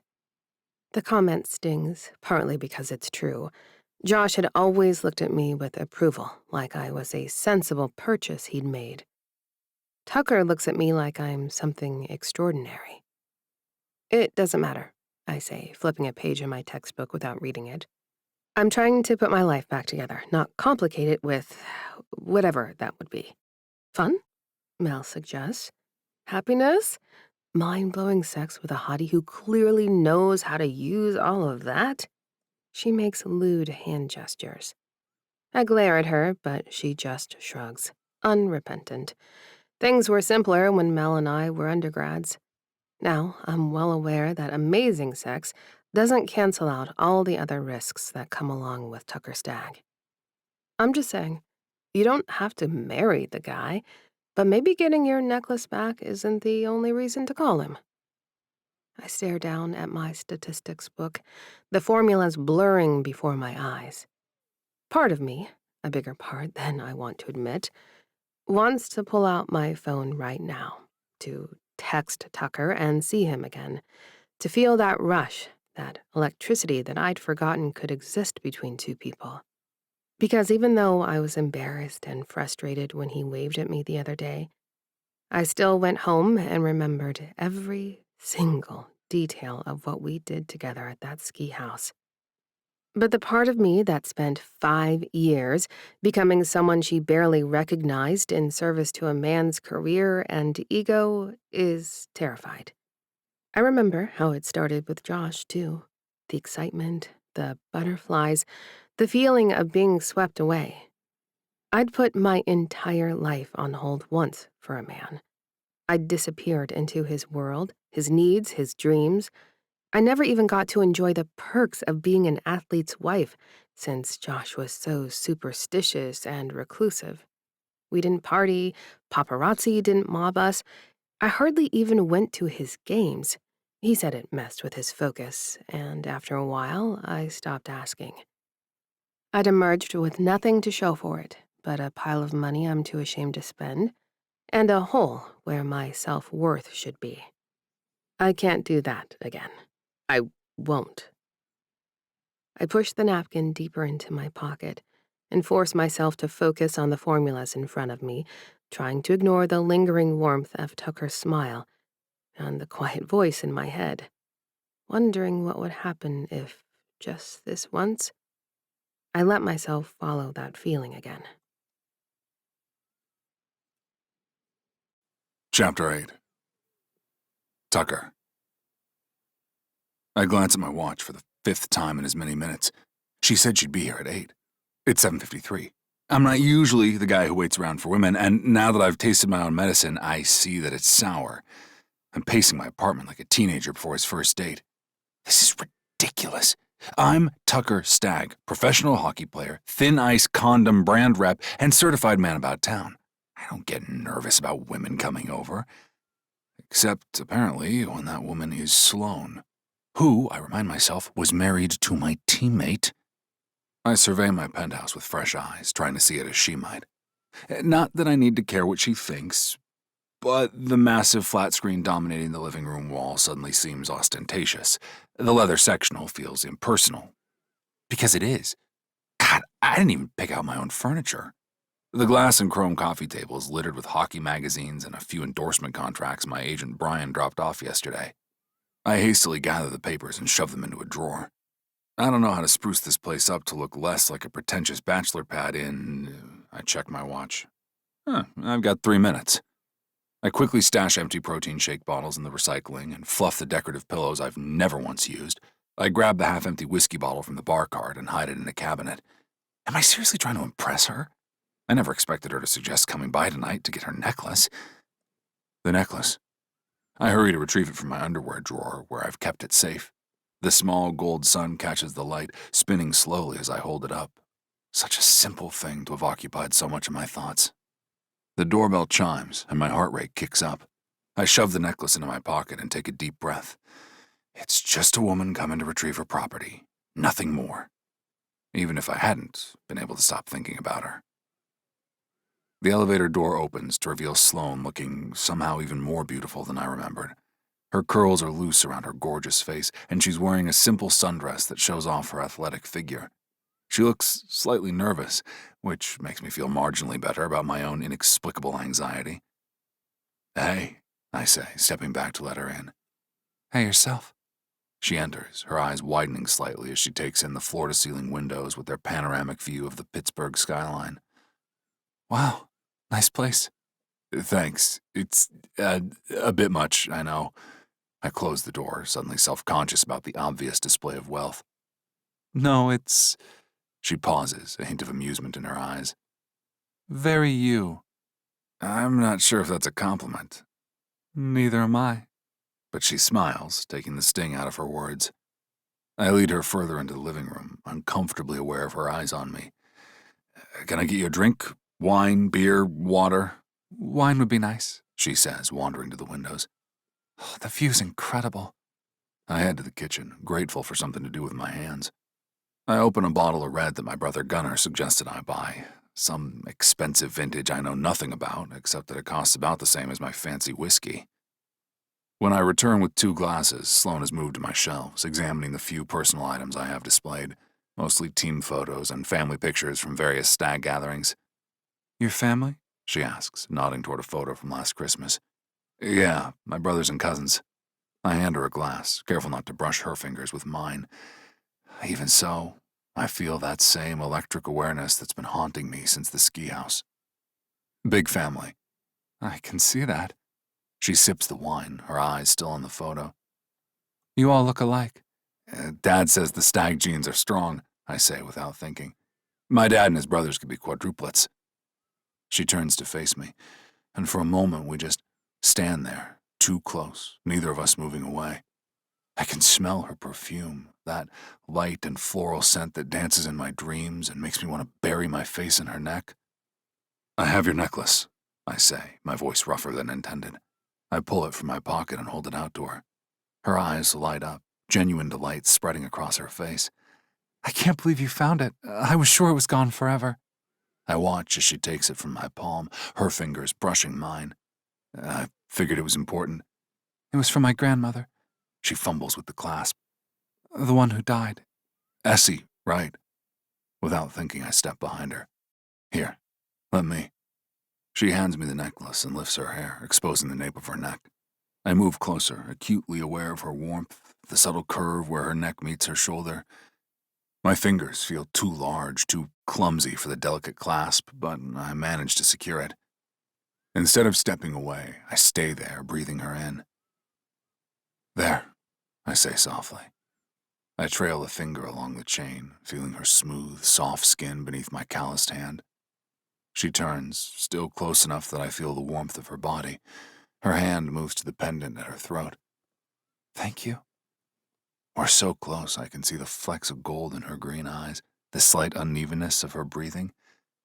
Neither of us moves, caught in a moment of shared awareness that feels both familiar and entirely new. "We should sit," I say finally, breaking the spell. "We should not sit. I shouldn't fucking sit with Grentley's ex." "The wine's done breathing, or whatever it does." She smiles and nods, following me to the sectional. I sit at a respectable distance, but the space between us feels charged, alive with possibility. "So," I start, searching for safe conversation. "Public health? That's your major?" "Yeah." She tucks one leg beneath her, getting comfortable. "I'm just starting back. It's intimidating, going back to school after so long." "Why public health?" I'm genuinely curious, I realize. I want to know more about her, everything about her. A shadow crosses her face. "Family history. My dad was killed in a car accident while my mom was pregnant with me. Mom treated her grief with substance abuse. I'd like to work in prevention programs someday. I hadn't expected such honesty. That's really admirable. You know, my mom grew up in foster care. I didn't know. I tipped my glass toward her, ceding her point. Yeah, she works in family law now. She said the same thing, about wanting to make a difference for families like hers. Sloane adjusts her posture, looking slightly embarrassed. It's definitely something I care about. Family, helping families. What about you? Is hockey your passion? Her question takes me by surprise. I thought my answer would be an immediate yes, but so much of what I love about hockey is wrapped up in my family being on the ice with me. I blurt, hockey's all I've ever known, which I know isn't the same thing, and Sloane's face reveals she hears the difference. But family is really important to me. Her expression darkens, and I try to work out where I messed up, remembering she mentioned her grandmother. I decide to lighten the mood, lean into what she and I have already established as talking points. Plus, you know, I've got that sock money. Sloane wiggles her bare toes on the couch, and we both laugh. I shift slightly closer to her. What else should I know about you? Our eyes meet for a moment, a brief, silent recognition of the main thing we know about one another, our shared connections to Josh Grentley. And then, it's like he's gone from the conversation, from our thoughts, from our consciousness. Not much to tell. She glances around the apartment again. I'm a lot less interesting than all this suggests you are. I doubt that. I study her, the way her fingers trace the stem of her wine glass, the slight tensing of her shoulders when she feels my gaze. You're the most interesting woman I've met in a long time. She laughs, but there's a nervousness to it. You don't even know me. I'd like to. The words come out more sincere than I intended, closer to the truth than I'm comfortable with. Her eyes meet mine, and something shifts in the air between us. The pretense of casual conversation falls away, leaving only the raw awareness that's been simmering since she walked through my door, since the ski house, if I'm honest. She sets down her wine glass with deliberate care. Tucker? Yeah? You and I cannot be a thing. My heart rate doubles. No? She shakes her head, then moves toward me with sudden purpose, closing the distance between us. What happened was a one-time thing, just sex. I swallow, worried the wine will solidify in my throat. Right. Terrible idea. Nothing we should repeat. She runs a hand along the leather on the back of the couch. It's indecent the way she drags that finger along. But I'm here anyway, and that already doesn't look good. I scoot closer to her, just a millimeter. Nobody's looking, Sloane. Her lips find mine, soft and warm and tasting of wine, and any remaining restraint I might have had evaporates. I pull her onto my lap, her knees straddling my thighs, my hands spanning her waist. She makes a soft sound against my mouth, sending heat racing through me. This feels different, less frantic, more deliberate, but no less intense. I've been thinking about you, she murmurs against my jaw. I tried not to, but I couldn't stop. Oh, same, I admit, trailing kisses down her neck. Every day. Her hands find their way under my shirt, cool palms against the hot skin of my chest. I tug at the straps of her sundress, exposing her shoulders to my mouth. She arches into me, her body remembering mine. Last time, she says, her breath catching as I find a sensitive spot. You said I could have anything I wanted. Still true, I reply, meaning it more than she knows. She pulls back just enough to look at me, her eyes dark with desire, but also something more searching. I want you, right here, right now. I don't need to be told twice. I lift her easily, turning so she's lying beneath me on the sofa, her curls spread across the leather. I kiss her deeply, thoroughly, my hand sliding up her thigh, beneath the hem of her dress. Wait, I say, reluctantly breaking away. Protection. She nods, her chest rising and falling rapidly. I reach under the coffee table to the basket full of thin ice and some other goodies. Sloane raises an eyebrow when she sees the branded packaging. Prepared, aren't you? I grin. This is the Safe and Satisfied basket, I explain. Even before I was Mr. Thin Ice, my parents were really aggressive about this stuff. I wave my hand at the supplies, and Sloane peeks inside. It used to be weird that my dad would bring lube when he came to visit. She arches a brow, and I laugh. Maybe it's still weird. Sloane reaches into the pile and pulls out an ultra-thin condom, shaking it at me. I take it from her and watch as she settles back on the couch, spreading her legs and lifting her skirt. I trail a palm up her beautiful leg and forget every joke I wanted to make. I believe you promised to show me your socks, she says. Chapter 9. Sloane. Will you stay, Sloane? Please? Tucker's question hangs in the air between us, heavy with an emotion I'm not ready to face. His thumb traces my cheekbone, blue eyes searching mine with unexpected vulnerability. Reality crashes back. What am I doing? I sit up abruptly, pulling away from his warmth. Tucker's arms fall to his sides, his face already registering the shift in my mood. I can't.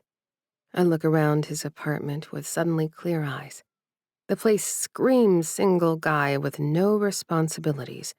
Gaming consoles stacked beneath that massive television, designer furniture that looks barely used, a kitchen with gleaming appliances that probably never see action beyond protein shakes. I have class in the morning. I stand, straightening my sundress and searching for my underwear. I spot them on the floor by the coffee table, the delicate fabric torn at the seam from Tucker's eager hands. Great. I grab them anyway and step into them, feeling his eyes on me the entire time. You don't have to go, he says, sitting up.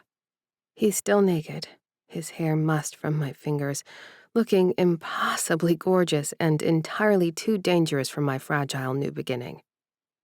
If you stay, we could have breakfast. I make a mean scrambled egg. I shake my head, collecting my purse from where I'd dropped it.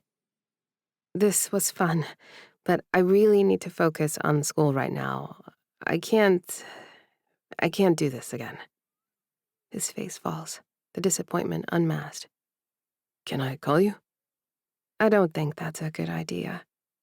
I'm being cruel, and I know it, but a clean break now is better than messier pain later. Nothing good can come of this. I'm just starting to rebuild my life, and getting involved with anyone right now would be a mistake. It wouldn't have to be complicated, he argues, standing now, pulling on his jeans. We could take it slow. I almost laugh at that. There's nothing slow about how we combusted together twice now. Nothing measured or careful about the way my body responds to his. That's the problem. I had a really good time, I say, softening my tone. You're an incredible lover. But I need to focus on me right now, on school, on figuring out what I want. And I'm not what you want. It's not quite a question. I don't answer directly. I want my degree. I want to build a career. I want stability. His eyes flick around his ostentatious apartment, and I can tell he sees it differently now through my eyes. Right, and this doesn't fit that goal. It's not about your place, Tucker. It's about... I just can't. He nods, disappointment evident but accepting. At least let me walk you down. No need. I'm already at the elevator pressing the button. Thank you for returning my necklace. My fingers go to the pendant at my throat, and for a moment I'm tempted to stay, to return to the warmth of his arms, the safety I felt there. But that's the trap, isn't it? Feeling safe with a man, only to discover you've lost yourself in his world. The elevator arrives with a soft chime.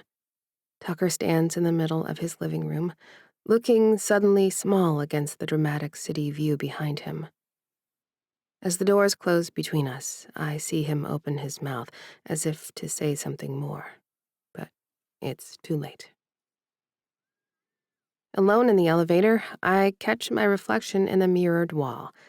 My hair is a riot of curls, my lips still swollen from his kisses, the necklace gleaming at my throat. I look well fucked and slightly wild. I also look like a woman about to make the same mistake twice. Not this time, I whisper to my reflection. This time, you choose you.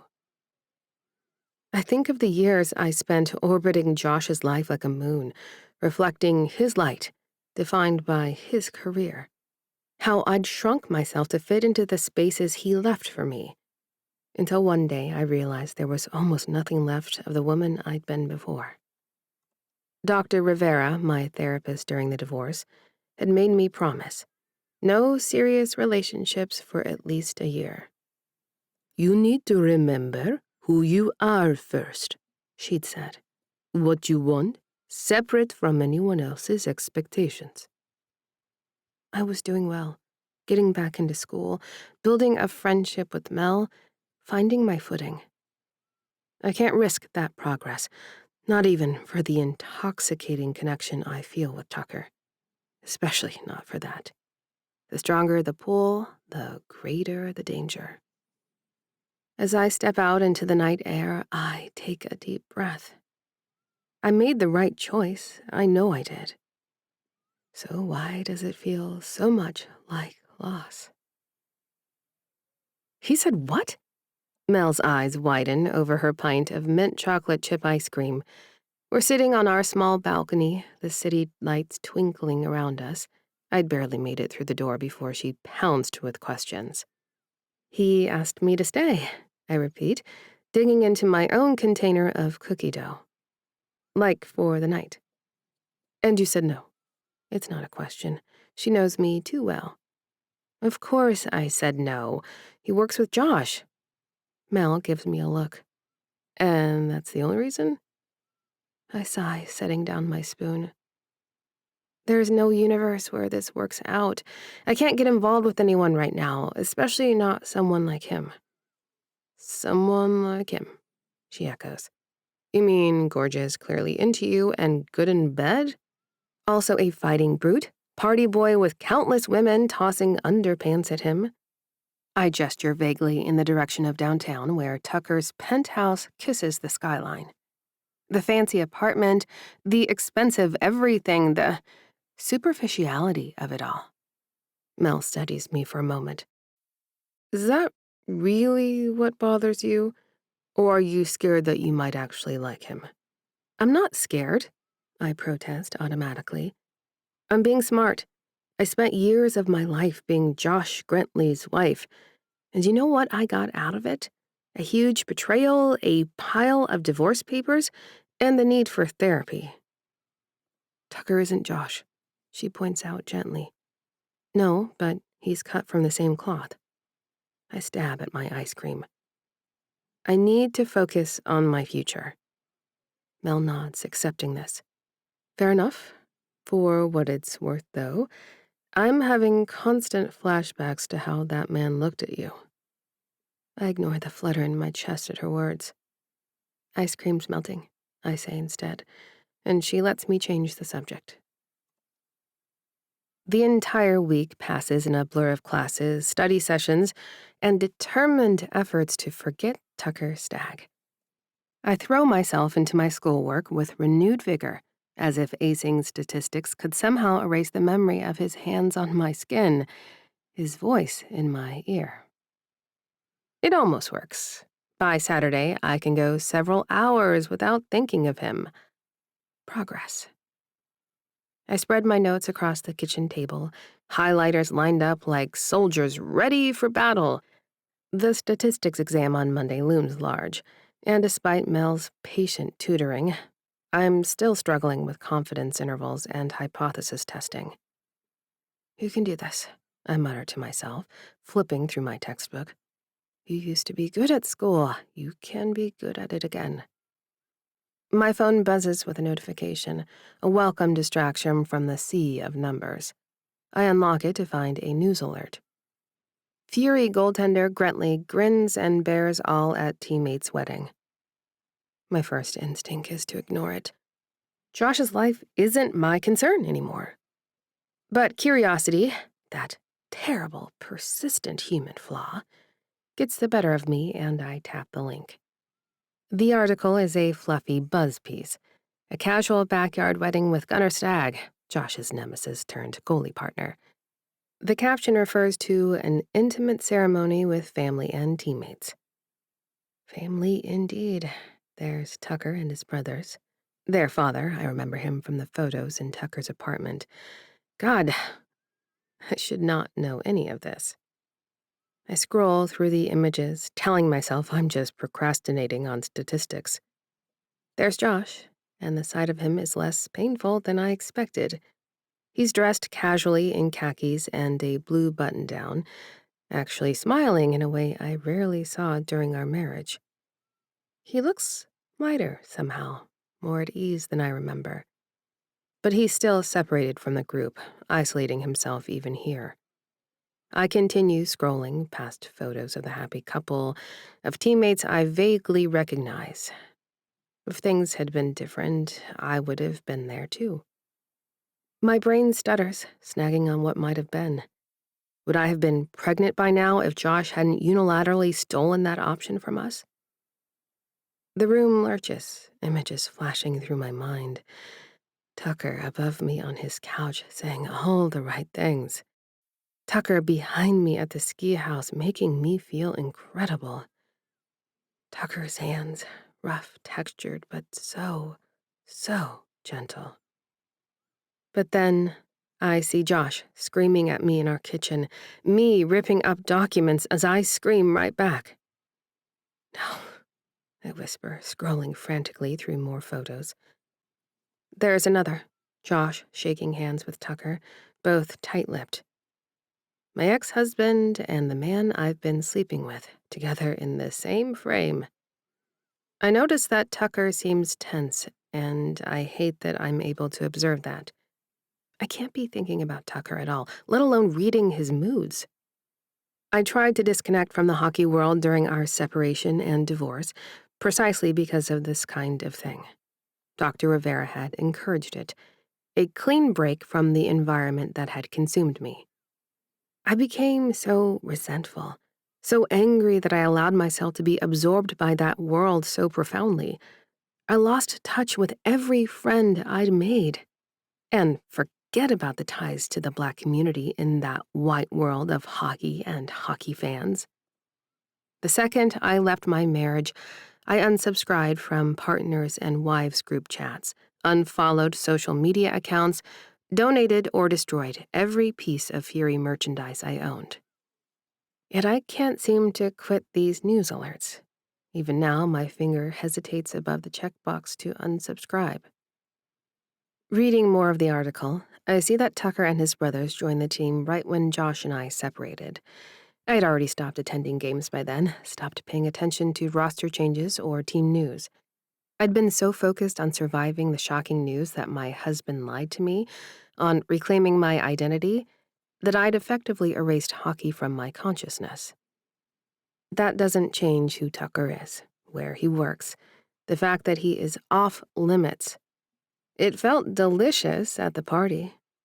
It feels destructive now. I nod, determined, and block Tucker's number with shaking fingers. Then I turn back to my statistics textbook, focusing on the one thing I can control, my future.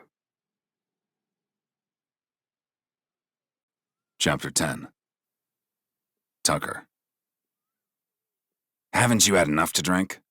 Josh Grentley stands by the galvanized metal tub full of Iron City beer, arms crossed as if he's been assigned to guard the contents. Are you fucking serious right now? This is my brother's wedding. I shove him aside and reach for one of the bottles. I wasn't even planning to have another one until this asshole decided to insert himself. I was aiming for the cucumber water, since I'm already drunker than I wanted to be, sweating in my dress shirt and loose tie. I twist off the cap and flick it right at Grentley, laughing into the neck of the bottle when the cap bounces off his shoulder and hits the deck with a clink. He scrunches up his face, nostrils flaring. You gonna do something about it? Here? I gesture around the sea of stags and all the rest of our teammates. He stares at me for long enough that I worry I missed him saying something, but then he stoops, picks up the cap, and slides it into his pocket. We were both in the team meeting, Stag. It takes sacrifice and discipline to be a champion. I want to pour my beer on his shoes, maybe pee on his pants while I'm at it. But my mother is here, and I have just enough dignity left to walk away. I thought so, he says when I turn toward the party. Oh, fuck this guy sideways. I drop the beer and grab his shirt. You think I don't know how to win, asshole? I already beat you, and you didn't even know there was a prize. You're drunk, Tucker. He wrests his shirt from my grasp and runs his hands down his chest while I look around, not sure what to do with the rage throbbing beneath my skin. A knock on the deck railing behind me makes me jump. Tuck, you good? Alder's voice carries concern.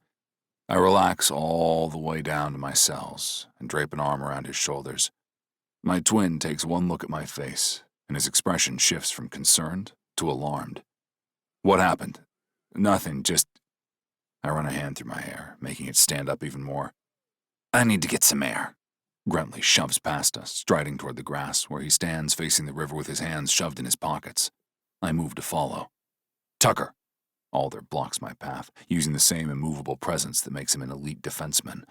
What's going on? I glance around the party. This isn't the place for this conversation. Not here, I say. He studies me for a long moment, then nods. Let's walk. Gunny and Emerson got married in the backyard of their apartment building, right along the Allegheny River. Alder leads me along the gravel path away from the extended Stag family. String lights twinkle overhead, and the setting sun casts everything in gold, but I feel like I'm wearing lead shoes. Talk, he says, sitting down on a bench and fixing me with that twin telepathy stare that says he already knows this is serious. I stand and stare at the river, thinking about Grentley's stupid face, about Sloane coming around my cock. The water makes me remember the pool, sliding up to Sloane in the sunshine, thinking I found myself an actual living goddess. I can't tell my brother about any of this, and I know he's hiding shit from me too. Why the hell did Sloane have to be married to Grentley of all people? My goalie, the guy on my team who treats everyone like they're gum on his shoe, the guy who's been extra hostile toward me all season, though I'd chalked that up to his general asshole demeanor. I hooked up with my teammate's ex-wife. Twice. And I knew it was a terrible idea, and I did it anyway. And God, if given the chance, I'd do it again. I know you're banging the dentist, I say, rather than air my own hockey gloves. He kicks me. Knock it off. Don't talk about her that way. I kick him back. Don't pretend like you're not. Not with me. Alder sighs and stares up at the lamp above the bench. I asked you what's bothering you, man. Come on. You don't pick fights at family functions. I drop beside him and hang my head in my hands.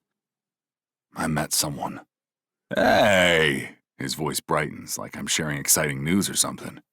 I thought so. It's Grentley's ex. Alder blinks at me, then emits a low whistle. So the incredible woman from Stellan's party. I never told you shit, man. Did Stelly blab? Alder nods slowly. Obviously. I know how it looks. I lean forward, elbows on my knees. But I swear, Alder, we have a connection. I know it's wrong. Then again, is it really so bad? Grentley never talks about his personal life, ever. The guy's a vault, showing up to practice, doing his job, and leaving. I'd heard rumors about a divorce. Locker room gossip travels fast, but I'd never heard a name, never seen a photo. It's not like he ever brought his wife to team parties or showed up to the parties himself. I think about Sloane in the pool at the ski house, the way she looked at me like I was someone worth knowing. The feel of her in my arms, the sound of her laugh, the way she challenged me and pushed back and met me exactly where I was. Alder sighs, leaning back against the bench. You're in deep. I'm not. But I stop, because he's right. 2 nights together and I can't stop thinking about her, can't stop wanting to know more, to see her smile, to hear her voice saying my name. She left, I say quietly. I asked her to stay like a sap, and she left. Can you blame her? Her divorce is really public. Now here you are, connected to the part of her life she's trying to escape. The truth of that hits hard. Sloane told me about dropping out of school, about rebuilding her life. She's trying to move forward, and I'm a direct link back to everything she's running from. What do I do? The question comes out more desperate than I intended. Alder's quiet for a moment, watching the string lights sway gently in the evening breeze. I wish I knew, brother. I rest my head on his shoulder, savoring the stillness and unwavering acceptance from the person I've known since conception. You gonna tell me about your love life? Absolutely not, he grunts, resting his head on top of mine. One problem at a time, I guess. We head back up to the deck, where the reception is in full swing. Gunnar and his wife are cutting the cake while the crowd cheers. My parents are laughing with my uncles at a corner table. Odin has somehow convinced one of the bridesmaids to teach him a complicated dance move. It's all so normal, so happy. And I feel like I'm watching it through glass. Alder and Lena sneak away like they're about to bump uglies. I catch sight of Grentley across the yard talking with one of the forwards. He looks relaxed, almost human, in a way I've never seen him at practice. For a brief, irrational moment, I consider walking over there and demanding to know every detail of his marriage to Sloane. What did he do to make her leave? Why is she so determined to avoid anything connected to hockey? But Alder's right. That road leads to ruin. Instead, I grab another beer and find a quiet corner, pulling out my phone to text the last woman I ought to contact. I wish we'd met under different circumstances. I meant what I said at my apartment. You're the most interesting woman I've met in a long time. That hasn't changed. I'm not giving up on this, on us. Whatever this is. I hit send on each message, watching them deliver into the void. Talking to yourself? Howie appears at my elbow, drink in hand. That's a bad sign, man. Just checking scores, I lie, pocketing my phone. In the summer? What scores? Baseball. I recall that Sloane's grandma liked the Detroit Tigers. He squints at me suspiciously. Since when do you care about baseball? Since now. Leave me alone. Howie laughs and wanders off to harass Spinner, and I stay back, trying to focus on being present for Gunner's big day.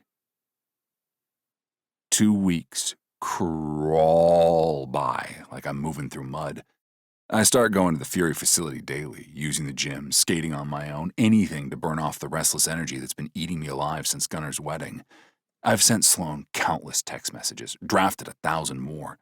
I considered showing up at the cafe where I'd seen her, but that felt too much like stalking.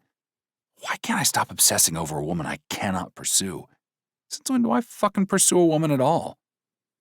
I'm in the middle of a punishing workout, my 5th this week, and it's only Wednesday, when my phone buzzes with a text from my Uncle Tim. Need you to stop by the office this afternoon. Contract stuff. I grin despite my mood. Uncle Tim's been handling legal negotiations for various Stag family members since before I was born. He's brilliant, rigid, and one of my favorite people. And this will definitely be something to do that takes my mind off the woman who might drive me to destroy my own career. Chapter 11. Tucker. Stag Law occupies the top 3 floors of a gleaming building in downtown Pittsburgh. It's got kick-ass views of Point State Park and, in the winter, the ice rink and giant tree. We have spent a lot of time here as a family over the years. Parking sucks in the garage, so I pull up near the elevator and leave the blinkers on. I'll just be in there a few minutes, and Uncle Tim gets pissy if I'm late. I take the elevator to the 23rd floor, where Uncle Tim's assistant, Donna, has reigned for longer than I've been alive. She still treats all of us nephews like we're still toddlers in diapers. "Tucker Stag," she says, looking me over with approval. "You seem to have documents with you. I'm impressed." "Don't get used to it." I wave a folder around. "I'll probably forget this here when I leave." She smiles and nods toward Tim's office. "He's expecting you. Go on in." Uncle Tim's office is a strange blend of sterile minimalism and family photos. He's on the phone when I enter, but he waves me toward a chair. "No, that's not acceptable," he's saying into the headset, typing rapidly on his computer. "My client isn't interested in incentive-based compensation at those rates. We need guarantees." A pause. "Well, then we'll take our business elsewhere. Get back to me with a real offer." He ends the call and focuses on me. "Hey, Tucker, thanks for coming in. What's this about? The endorsement deals? Because if Thin Ice wants me to do another photo shoot, I'm gonna need hazard pay, not the condoms." He slides a folder across his desk. "Your contract extension. The Fury's ready to talk terms for next season, and I want to make sure we're on the same page before negotiations start. Brian has already seen these." I nod, figuring my agent and my uncle probably spent hours together hashing out details. I flip open the folder, scanning the preliminary numbers. They're offering a 2-year extension with a modest raise, Not star money, but solid enforcer rates. Looks good, I say, though I'm only half focused. My mind is still on Sloane, on finding a way to talk to her. Tucker, Uncle Tim's voice sharpens. Are you actually reading this, or are you just pretending? I force myself to concentrate on the contract terms. Tim walks me through the key points: salary structure, performance bonuses, injury clauses. It's important. I know it's important. But my attention keeps drifting. All right. What's going on? Tim finally asks, leaning back in his chair. You've been distracted since you walked in. Nothing, just off-season stuff. He gives me a look that says he doesn't believe me for a second. Woman trouble? I don't answer, which is answer enough. Want to talk about it? Not really. Fair enough. He taps the folder. Then let's wrap this up so you can go brood somewhere else. A knock interrupts him. Donna pokes her head in. Tim, your 3:30's here early. Send them to the small conference room. I'll be there in 5. Actually, Donna says, they requested to use the large room for accessibility. I thought you'd want to know. Of course. Give me 5 minutes. Donna disappears, and Tim stands gathering files. Sorry, Tucker. There's a big meeting. Potential new superstar hire. Do you feel satisfied? Yeah, no problem. I'm already standing, grateful for the escape from my own distraction. I follow Tim out of his office and toward the elevator. The main reception area has floor-to-ceiling windows overlooking the city, and I'm admiring the view when I hear voices from the side hallway. Really appreciate you taking the time to meet with me, Mr. Stag. That voice is familiar. I turn just as Mel Ortega wheels into view, dressed in a sharp business suit, her resume folder balanced on her lap. She looks flustered and out of breath. And right behind her, holding a briefcase and looking outraged, is Sloane. Our eyes meet across the reception area. She freezes. I freeze. Uncle Tim, oblivious to the sudden tension, extends a hand toward Mel. Ms. Ortega, wonderful to meet you in person. I've heard excellent things from Stellan. Mel shakes his hand, but her attention is on me. Recognition flickers across her face. She knows exactly who I am from that awkward encounter at the cafe. This is my friend Sloane, Mel says carefully. She offered to drive me since parking can be tricky. And since someone parked their car directly over the curb cut, Sloane adds, her voice tight with barely controlled anger. We had to go around to the loading dock entrance, which, by the way, required going through the service elevator. Tim's expression shifts to concern. I apologize. That's completely unacceptable. Donna, can you— It's a McLaren blocking the accessible entrance, Sloane continues, her eyes finding mine for the first time. The accusation in them is unmistakable. A silver McLaren? My stomach drops. My car. I'd been in such a rush to get inside, distracted by thoughts of Sloane, that I hadn't stopped to consider the impact of parking in a non-spot. That's mine, I hear myself say. I didn't realize— Of course you didn't. Sloane's voice could cut glass. Why would you notice something like accessibility when it doesn't affect you? Tim's expression shifts from concern to clear disapproval as he looks at me. Tucker, move your car. Now. I will, now, Tim repeats, his tone brooking no argument.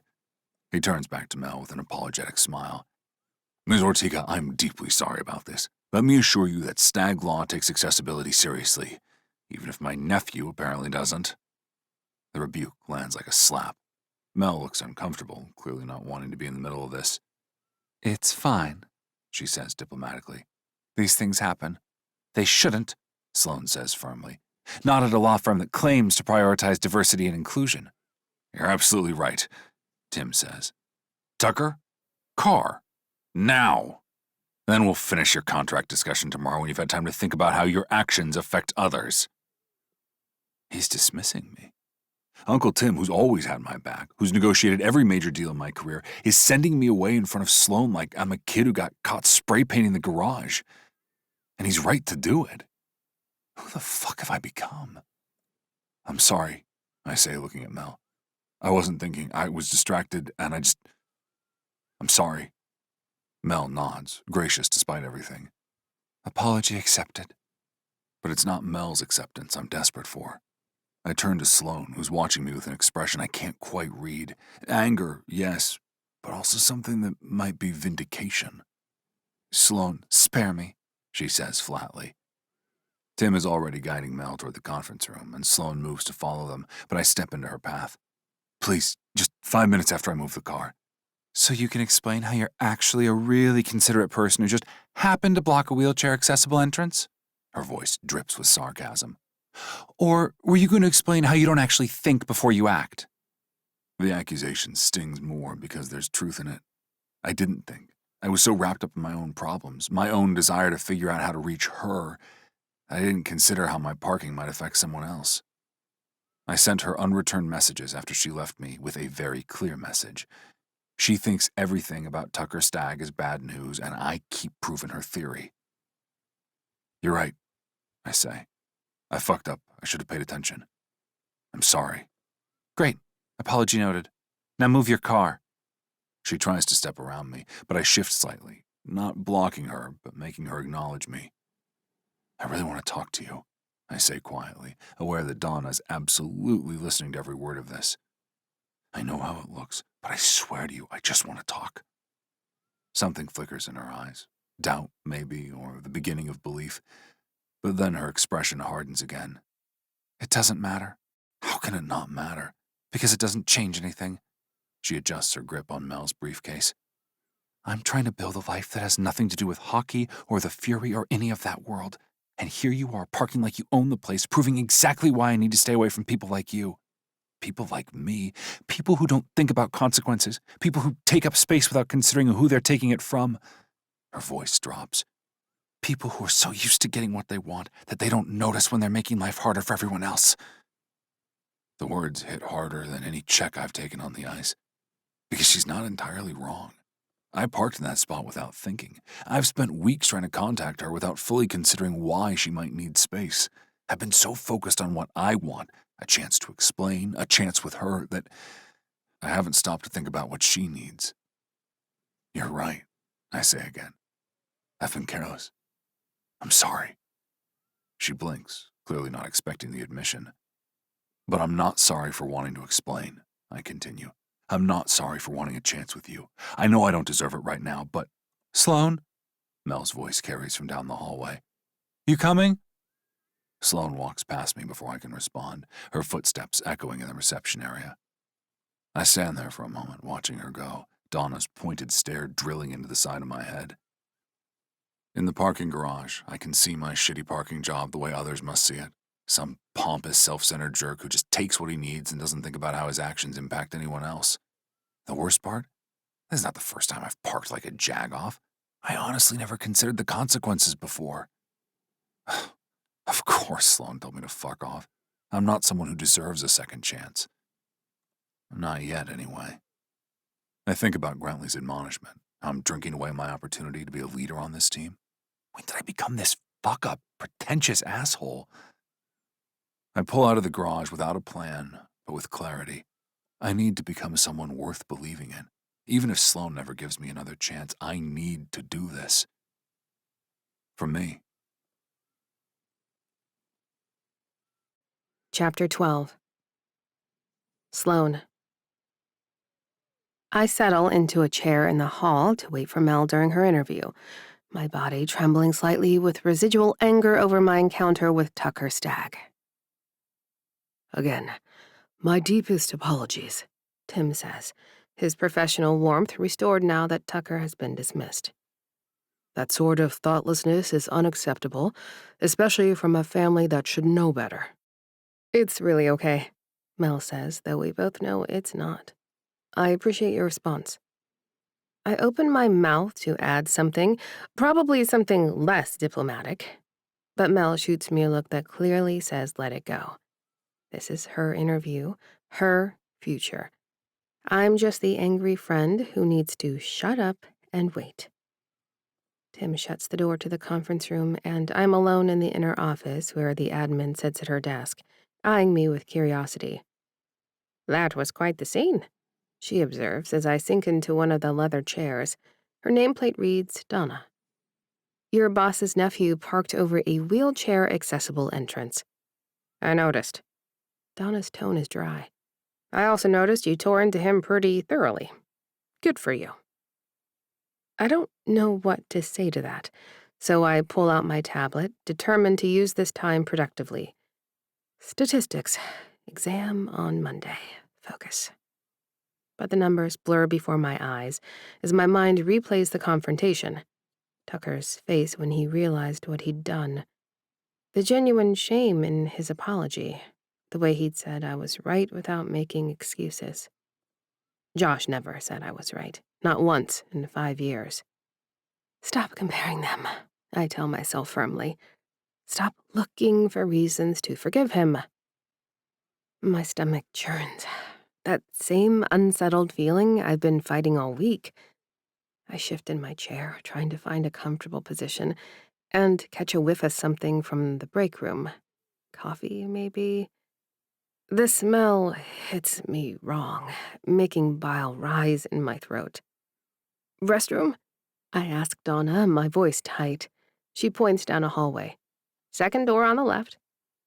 I make it just in time, my breakfast making an unwelcome reappearance.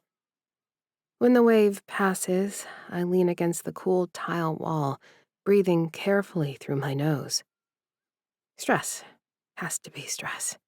Between school, Tucker, and this whole debacle, no wonder I lost my muffins.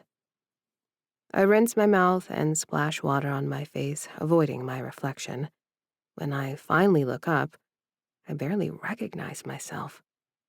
Dark circles under my eyes, hair escaping from its ponytail. I look exhausted and unwell, and exactly how I felt during the worst parts of my marriage. You're not there anymore, I remind myself. You're rebuilding, you're in school, you're moving forward. Even if forward apparently means running into my two-night stand at every turn. When I return to the reception area, Donna is waiting with a bottle of water and a small pack of crackers. You look pale, she says, her tone softer than before. Figured you might need these. The unexpected kindness makes my throat tight. Thank you. For what it's worth, Donna continues, her voice low enough that it won't carry. I've worked for Tim Stag for almost 30 years. I've watched Tucker grow up. That boy can be thoughtless, too used to everything coming easy, but he's not cruel. When he realizes he's messed up, he tries to fix it. I don't know how to respond to that, so I just nod and open the crackers. The bland taste settles my stomach slightly. Tries to fix it. Donna's words dislodge a memory of my ex-husband and his face when I confronted him with the paperwork I'd found after his secret vasectomy. Josh had been in the kitchen, portioning out meals, identical containers of bland chicken, broccoli, and brown rice. I had been digging in a drawer looking for insurance cards when I saw the benefit statement. I asked him what it meant, and he shrugged, not looking up from his containers. You know my background, he said to me. I fixed it. Not angry, not defensive, certainly not a man who was open and honest with his wife. My husband was supposedly a good man who overcame a rough start in life, so Donna referring to Tucker as a good man does nothing to soften my response. We barely know each other, I say, not sure why I'm continuing this conversation with a stranger. Donna gives me a look that says she doesn't believe that for a second, then returns to her desk, leaving me alone with my thoughts and my statistics notes. Mel rolls out of the conference room, looking like she might explode with whatever news she got in there. We make it to the elevator before she squeals and claps her hands. He basically offered me the job, she says the moment the doors slide shut. Pending my passing the bar, but he said everything looked excellent and he'd love to have me join the team. That's amazing, Mel. I force enthusiasm into my voice, genuinely happy for her, despite the emotional exhaustion dragging at me. You deserve it. I know, she laughs, bright and unrestrained. God, I can't believe it. Stag law. Do you know how many doors this opens? I do. I've spent enough time helping her prep to know Stag law represents some of the biggest names in professional athletics, including a hockey team I wish I could ignore. When do you start? After the bar exam, probably early August. Her excitement dimmed slightly. Which means I'll need to move out sooner than we planned. The firm has connections to accessible housing, and I want to get settled before I start. My stomach sinks. I'd known this was coming, but hearing it confirmed makes it real. I'll be alone again, trying to figure out how to build a life that doesn't feel like I'm just treading water. Trying to forget a man who was supposed to scratch an itch and has now bored into my psyche. That's great, I manage. You should definitely take advantage of their resources. I'm sorry to leave you with the apartment situation, Mel says, her practical brain already problem-solving. I can help you find a new roommate, or don't worry about it. I'll figure something out. I start the car, needing to move to do something. Maybe I'll finally use some of the settlement money, get my own place. You should, Mel says firmly. That money is yours, Sloan. Legally, ethically, completely yours. Using it doesn't mean anything except that you're taking care of yourself. I know she's right. Dr. Rivera said the same thing in therapy. But every time I think about spending Josh's money, I feel sick. Like I'm accepting payment for 5 wasted years. We get situated in the car and drive in silence for a while. My stomach still feels unsettled, and I crack the window, hoping fresh air will help. So, Mel says eventually, are we going to talk about Tucker? No. He looked genuinely sorry about the parking. He should be sorry. He blocked a wheelchair-accessible entrance, and then apologized immediately and moved his car, after being called out by his uncle. True. Mel fiddles with her phone. But Sloan, the way he looks at you. Come on, Mel. We can't make life decisions based on people's facial expressions. I focus on the road, careful in traffic as we head back to our shitty apartment. She's going to leave. From what you've shared, he has some pretty good actions, too. It doesn't matter, I insist, but the words feel hollow now. He's still Josh's teammate, still part of that world. Is it the world you're avoiding, or the person you became in that world? The question stings, because Mel knows me, knows what my marriage did to me. I don't want to talk about this, I say as we pull into our apartment complex. Okay. Mel lets it drop, but as we head inside, she adds quietly. Just think about whether you're avoiding Tucker because of who he actually is or because of what he represents. There's a difference. That evening, I try to study. I really do. But the statistics formulas blur together, and my mind keeps circling back to the same thoughts. Tucker's face when he realized what he'd done. Flashes of fights with Josh. Visions of Tucker fighting with Josh. My phone buzzes. I grab it reflexively, half expecting a text from one of the men I'm obsessing over. But it's just a notification about office hours for my upcoming stat exam. The thing I should be focused on instead of obsessing over Tucker Stag and his thoughtless parking and his apparent inability to stop thinking about me. I force myself to return to my notes, but the nausea is back, worse now. I set down my highlighter and pressed my hands against my stomach, breathing carefully. This isn't everyday stress. This is something else. I pull out my phone and open my calendar app, scrolling back through the weeks. When was my last period? My hand stills as I count backward. 6 weeks? Maybe 7? No, that's not possible. Tucker used condoms, multiple condoms, those thin ice prototypes he was so proud of. But condoms aren't foolproof. Nothing is foolproof. My heart pounds as I do the math again. The party hookup was mid-June. It's now mid-July. You're being paranoid, I tell myself.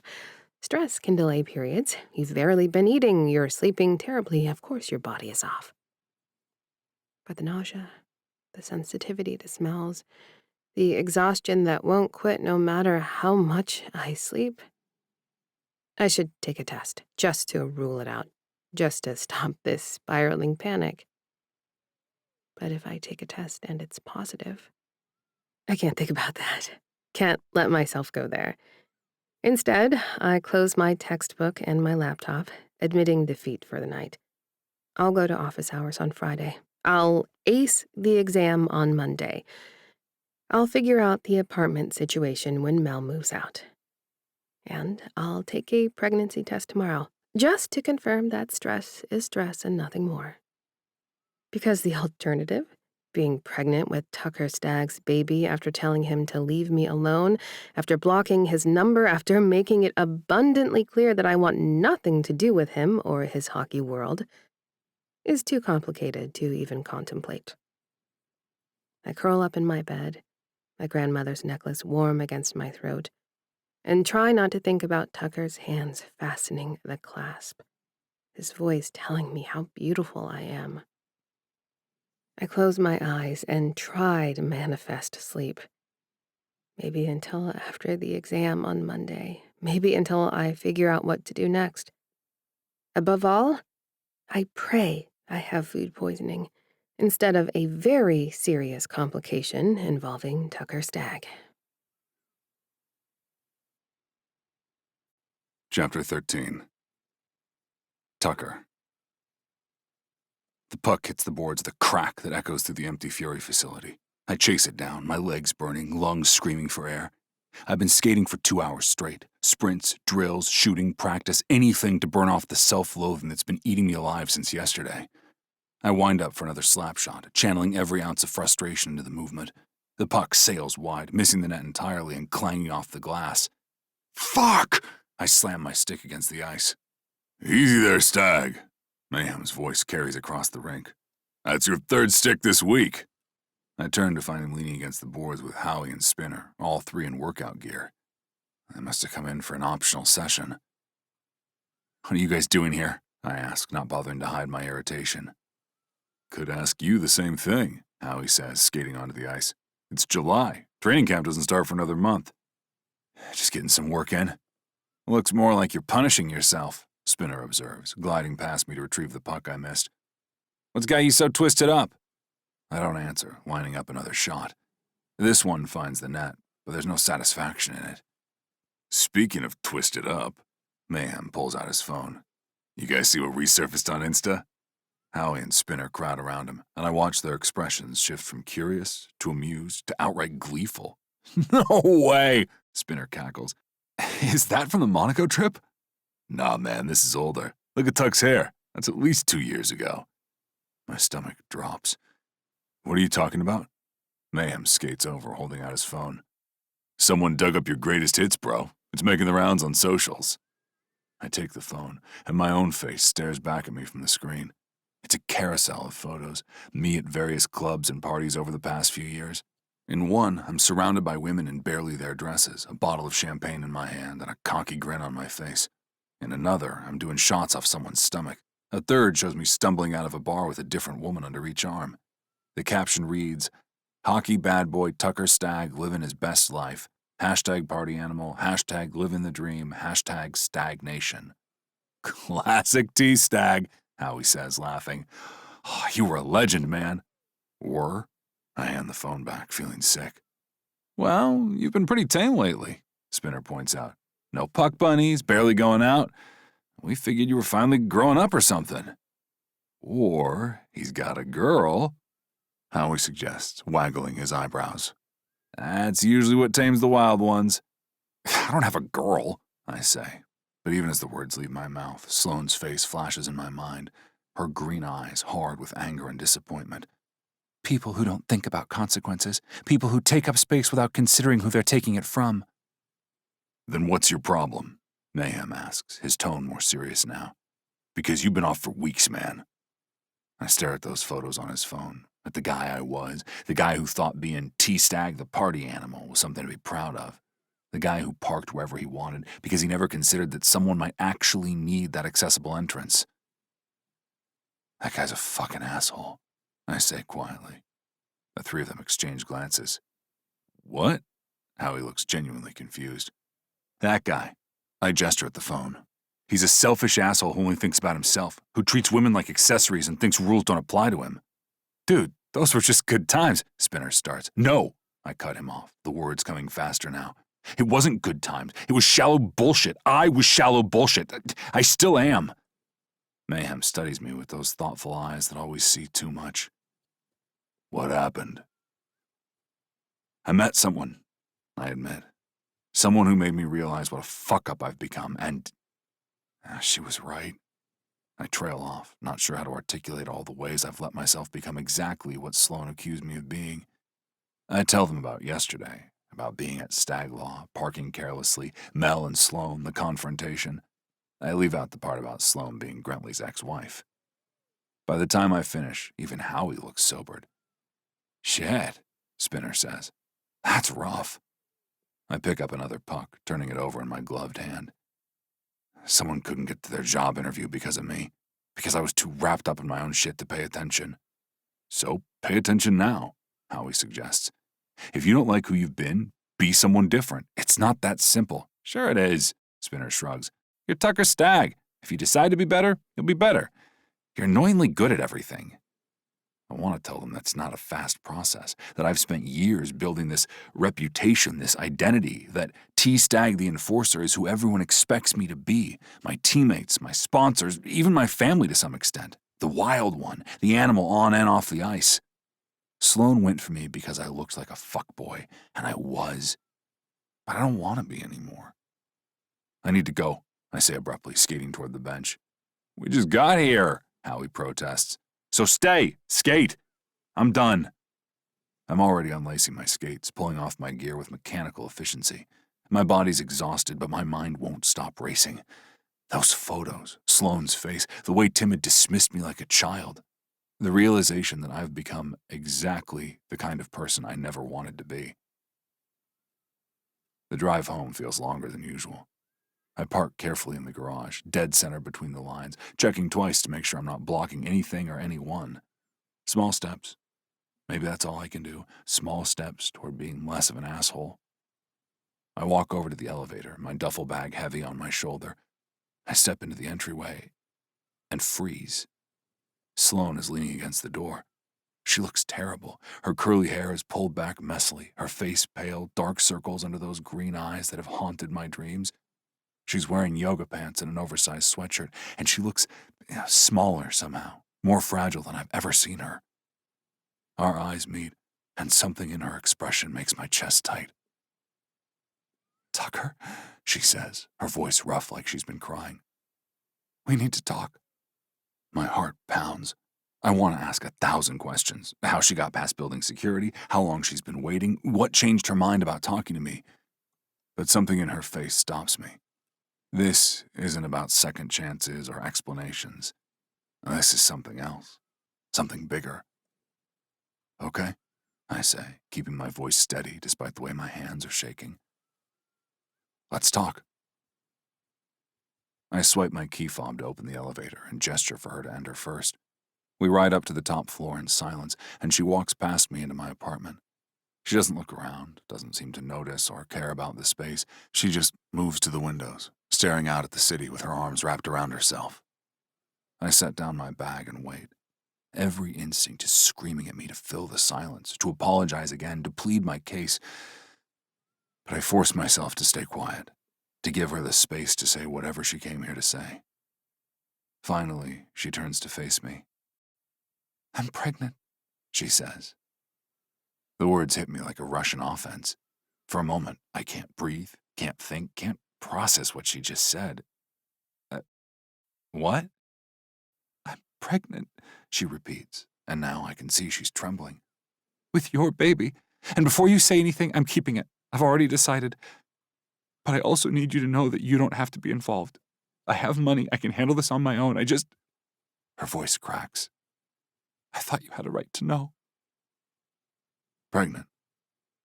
Sloan is pregnant. With my baby. Our baby. I open my mouth to respond, but no words come out. My mind is racing. How? When? What does this mean? What do I do? What does she need? Say something, she whispers. I cross the distance between us in 3 strides. Are you okay? Are you healthy? Have you seen a doctor? She blinks, clearly not expecting those to be my first questions. Yes, I took a test this morning. I haven't seen a doctor yet, but I will. I'm fine. When? When will you see a doctor? I don't know. I just found out today, Tucker. I came here before I even... She stops herself. It doesn't matter. The point is, you know now. And I meant what I said. I don't expect anything from you. Don't expect? I can't even finish the sentence. Sloan, this is my baby too. I know, but I also know you didn't sign up for this. We barely know each other, and I've already decided I'm keeping it, so if you don't want to be involved, stop. I reach for her hands before I can stop myself, and she lets me take them. Just stop. I need a minute to process this, okay? But don't for 1 second think I don't want to be involved. She searches my face, looking for something I hope she finds. You aren't exactly Father of the Year material. The comment throws me. I absolutely never thought about myself as a parent before right now, but something deep inside me recoils at the idea that I'd be bad at it. What? The 2 of us together are bad news. Look how this child was conceived. What kind of father would... She stops, pulling her hands away and pressing them to her face. I'm sorry, that's not fair. I'm scared, and you're Josh's teammate, and I promised myself I wouldn't. I'm not Grentley, I say firmly. And yeah, I fucked up. I've been fucking up a lot lately. But Sloan, I swear to you, I will not fuck this up. I will be the father this baby deserves, even if that means becoming someone completely different than who I've been. I'm a professional fucking athlete. I know how to work hard, and obviously I have a tough road ahead of me, but this is my kid. Operation Be a Dad started yesterday as far as I'm concerned. She looks at me with those impossibly green eyes, tears streaming down her face now. I cannot have additional complications, Tucker. She seems so angry and determined. I have to focus everything I have on this baby and on starting my career. I can't lose myself again. You won't, I promise, even though I have no idea how to make sure that's true. Chapter 14. Sloan. I can't stop shaking. Tucker is staring at me like I just told him hockey season is canceled, his mouth slightly open, those blue eyes wide with shock.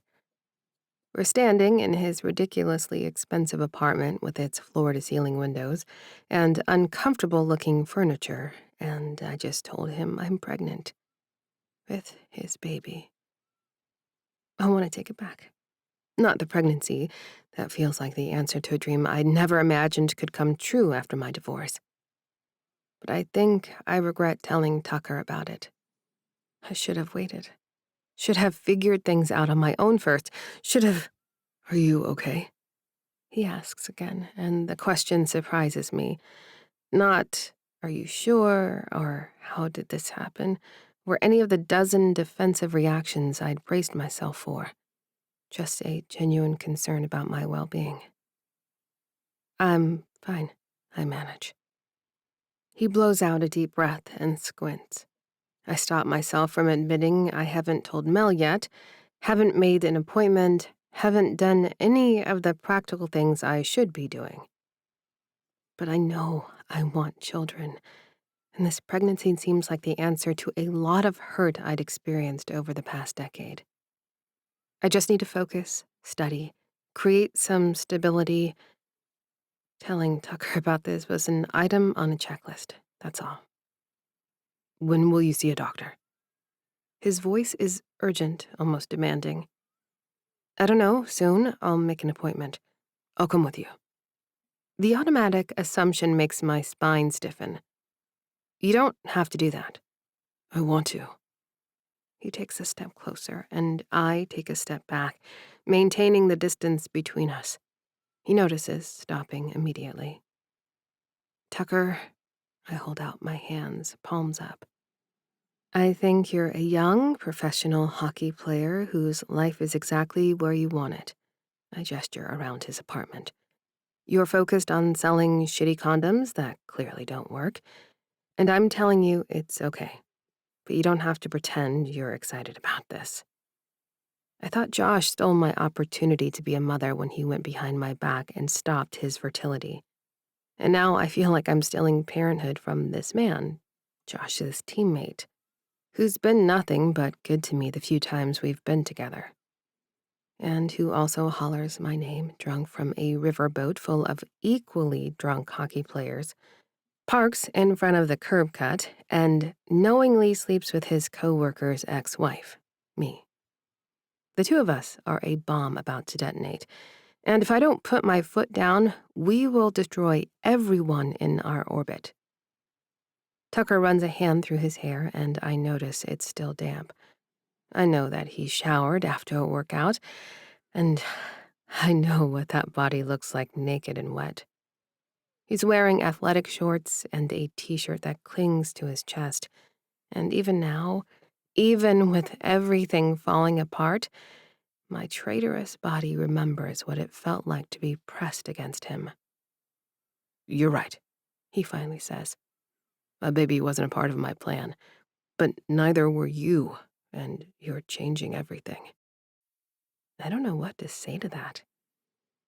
I will be involved, Sloan.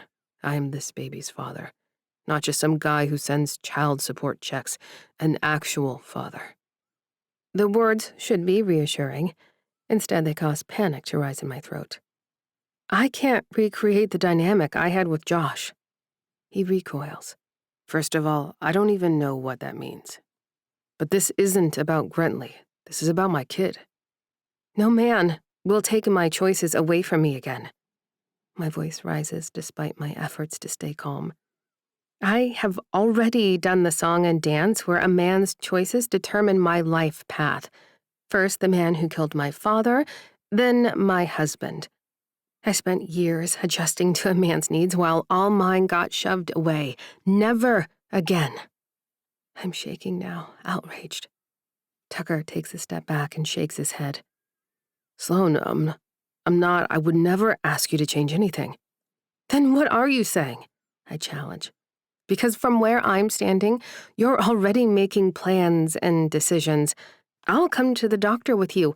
I want to be involved. What about what I want? Tucker opens his mouth, then closes it, takes a breath. You're right. I'm sorry. What do you want?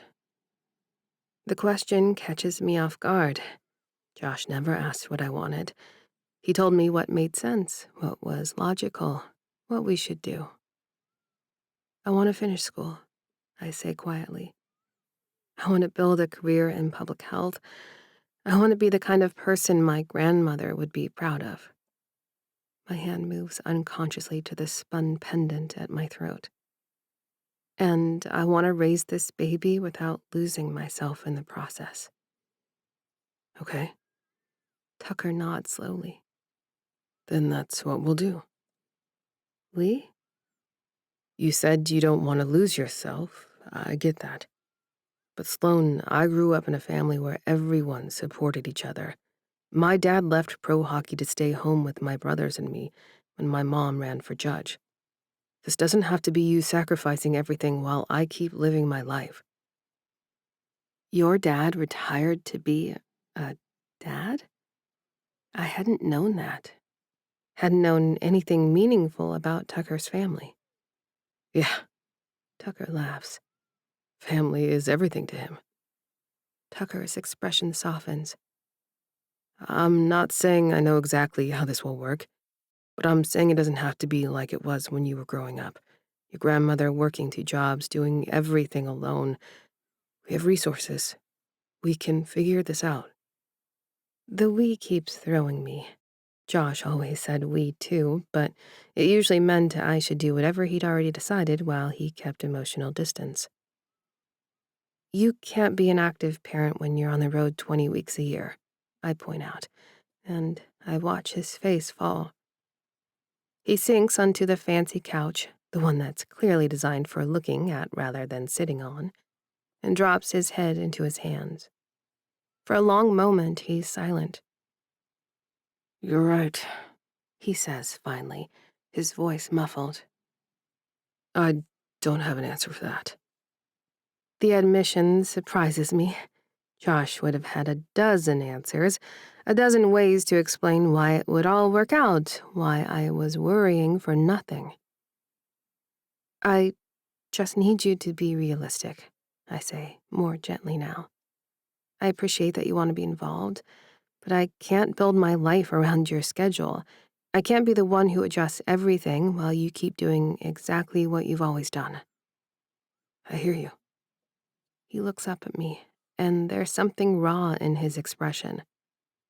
But I'm not asking you to adjust everything. I'm asking you to let me try, to let me figure out how to be a father even with the travel, even with the complications. Other guys on the team do it. It's not impossible. It's not impossible for them because they have wives who handle everything while they're gone, I counter. I'm not going to be that person, Tucker. I'm not going to be the one who gives up everything while you get to keep being T-Stag, the party animal. He flinches at the nickname, and I know I pressed a nerve. I don't want to be that guy anymore. I snort. Sure, because we met under such wholesome circumstances. He emits a low growl and stares at his expensive sneakers. Sloan, this is all coming at me really fast. But I want you to know I will change. I will absolutely become the man who deserves to be this baby's father. The sincerity in his voice makes my chest ache. I want to believe him, want to believe this isn't just panic talking, that he really means it. But I've been here before. I've believed promises that sounded beautiful in the moment and turned to ash in reality. I need time, I say, to process this, to figure out what I'm going to do. Okay. He stands, keeping his distance like he's afraid of spooking me. But Sloan, I meant what I said. I want to be involved. I want to be at doctor's appointments. I want to help with whatever you need. I know I have to earn your trust. I know I've given you every reason not to believe me. But I'm asking you to give me a chance to prove I'm different than you think I am. I'm too tired to argue anymore, too overwhelmed by everything that's happened in the past 24 hours. I'll text you when I make the appointment, I say. It's not a promise exactly, but it's something. Thank you. The relief on his face is almost painful to witness. I head for the door, and he doesn't try to stop me, doesn't ask me to stay, doesn't make any more promises he might not be able to keep. He just watches me go with those blue eyes that have haunted my dreams. And I can't tell if the expression on his face is hope or fear. The drive home is a blur. I keep expecting to feel something, panic, joy, terror, excitement. But I'm just numb. I told Tucker. He knows. And now I have to figure out what comes next.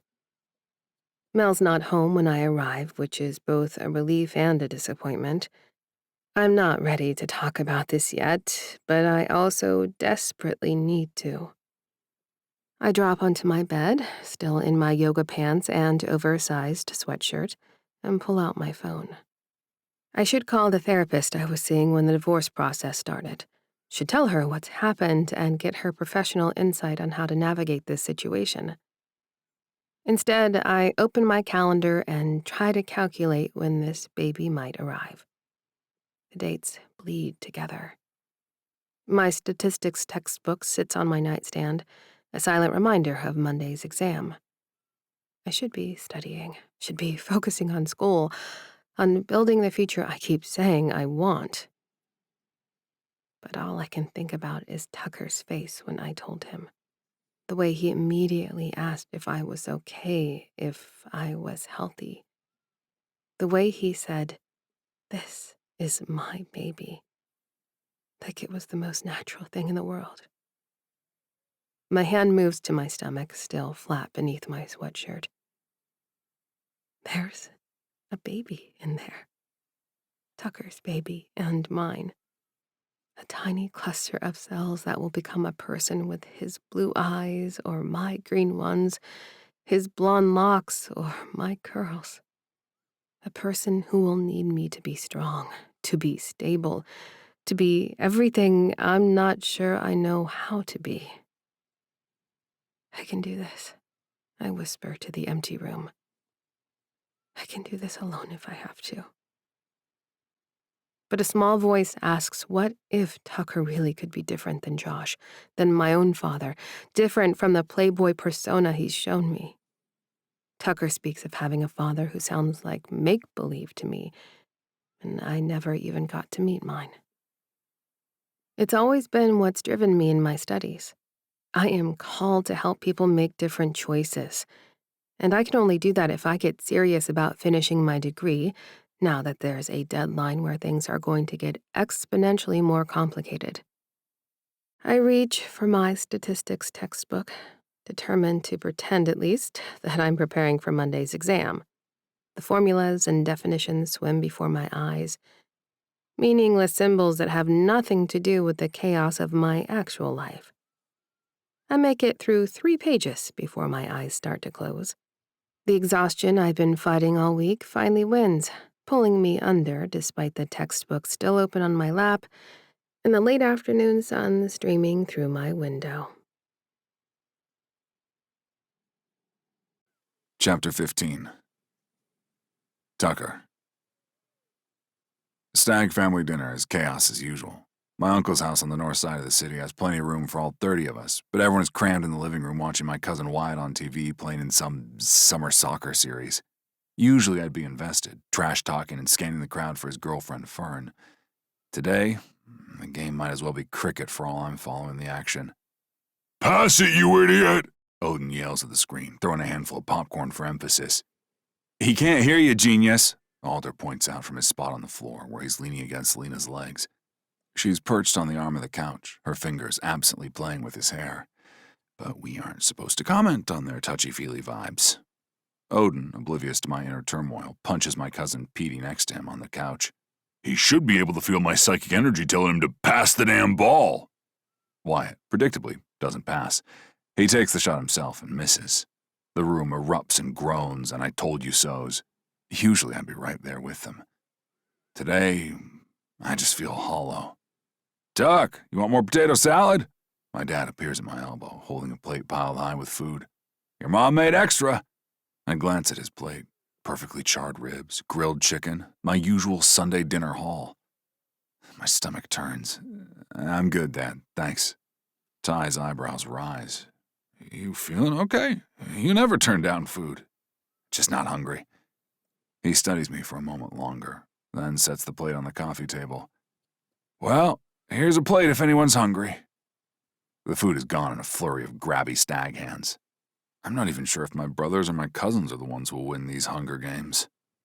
Across the room, Gunner's arguing with Stellan about something. My mom and one of my aunts are in the kitchen, their laughter carrying over the sound of the game. My Uncle Tim is on the deck with a beer, actually smiling as he talks to his own youngest brother. It's all so normal, so perfectly, impossibly normal. And I'm sitting here knowing that in a few months, everything is going to change. I'm going to be a father. Sloane is pregnant with my baby, and she doesn't want me involved. And I have no idea how to fix it.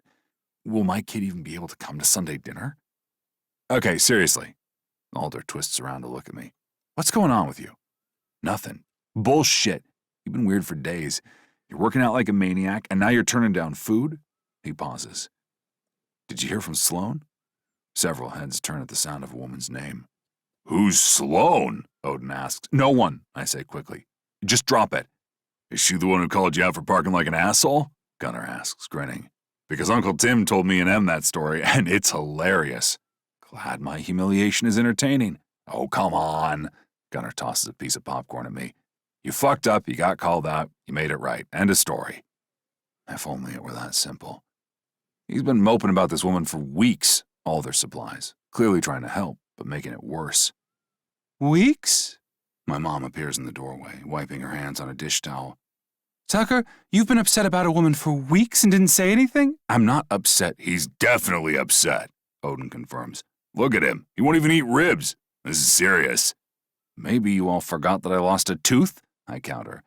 But Lena starts explaining that the temporary crown she placed in my mouth should be entirely up to the task of chewing potato salad. The attention is suffocating. Everyone's looking at me now, with various expressions of concern, curiosity, and amusement on their faces. Some of us have real problems, okay? The words come out harsher than I intended. Not everything's a joke. The room goes silent. On the TV, Wyatt scores a goal and the commentators go wild, but no one here reacts. My dad sets down his beer with deliberate care. Outside, Tucky. Let's chat. The back porch overlooks the city. The sun is starting to set, casting everything in gold and amber. My dad leads me to the far end, away from the windows where the family's undoubtedly watching. Sit, he says, pointing to one of the Adirondack chairs. I comply. He takes the chair beside me, not looking at me, just watching the light fade across the glass buildings downtown. You want to tell me what's really going on? His voice is calm. No judgment, just concern. I screwed up. Yeah, I got that part. How badly? I take a deep breath. There's no point in delaying this. He'll find out eventually, and better he hears it from me first.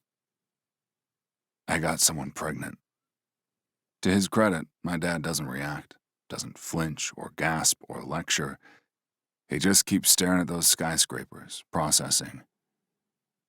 The woman your brother mentioned, Sloane. Yeah. And she... Here or not together?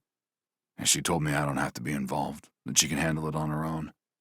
The words taste bitter. I'm definitely not ready to tell my dad that she's also my teammate's ex-wife. She's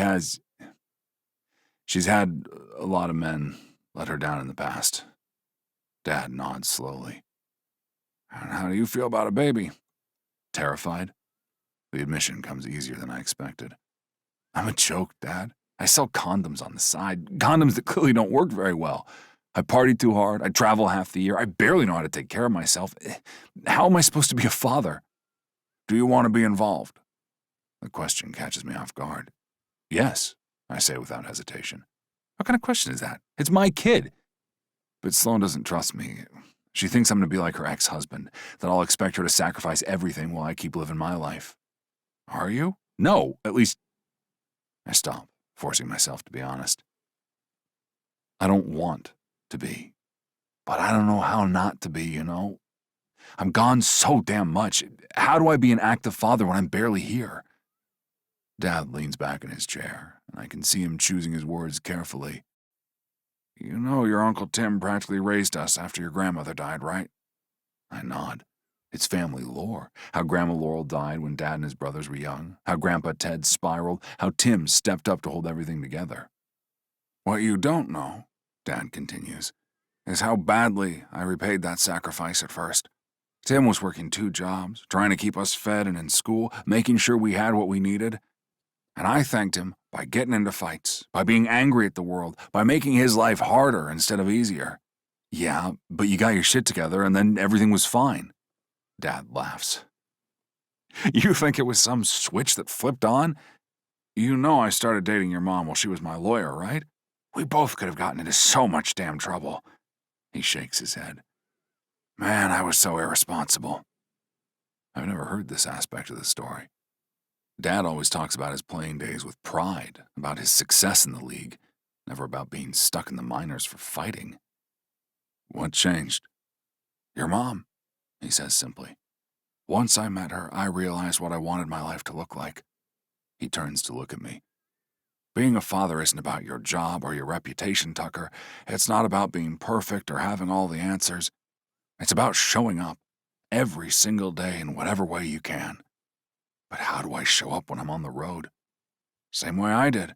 Same way plenty of guys do. You make the time you do have count for everything. He pauses.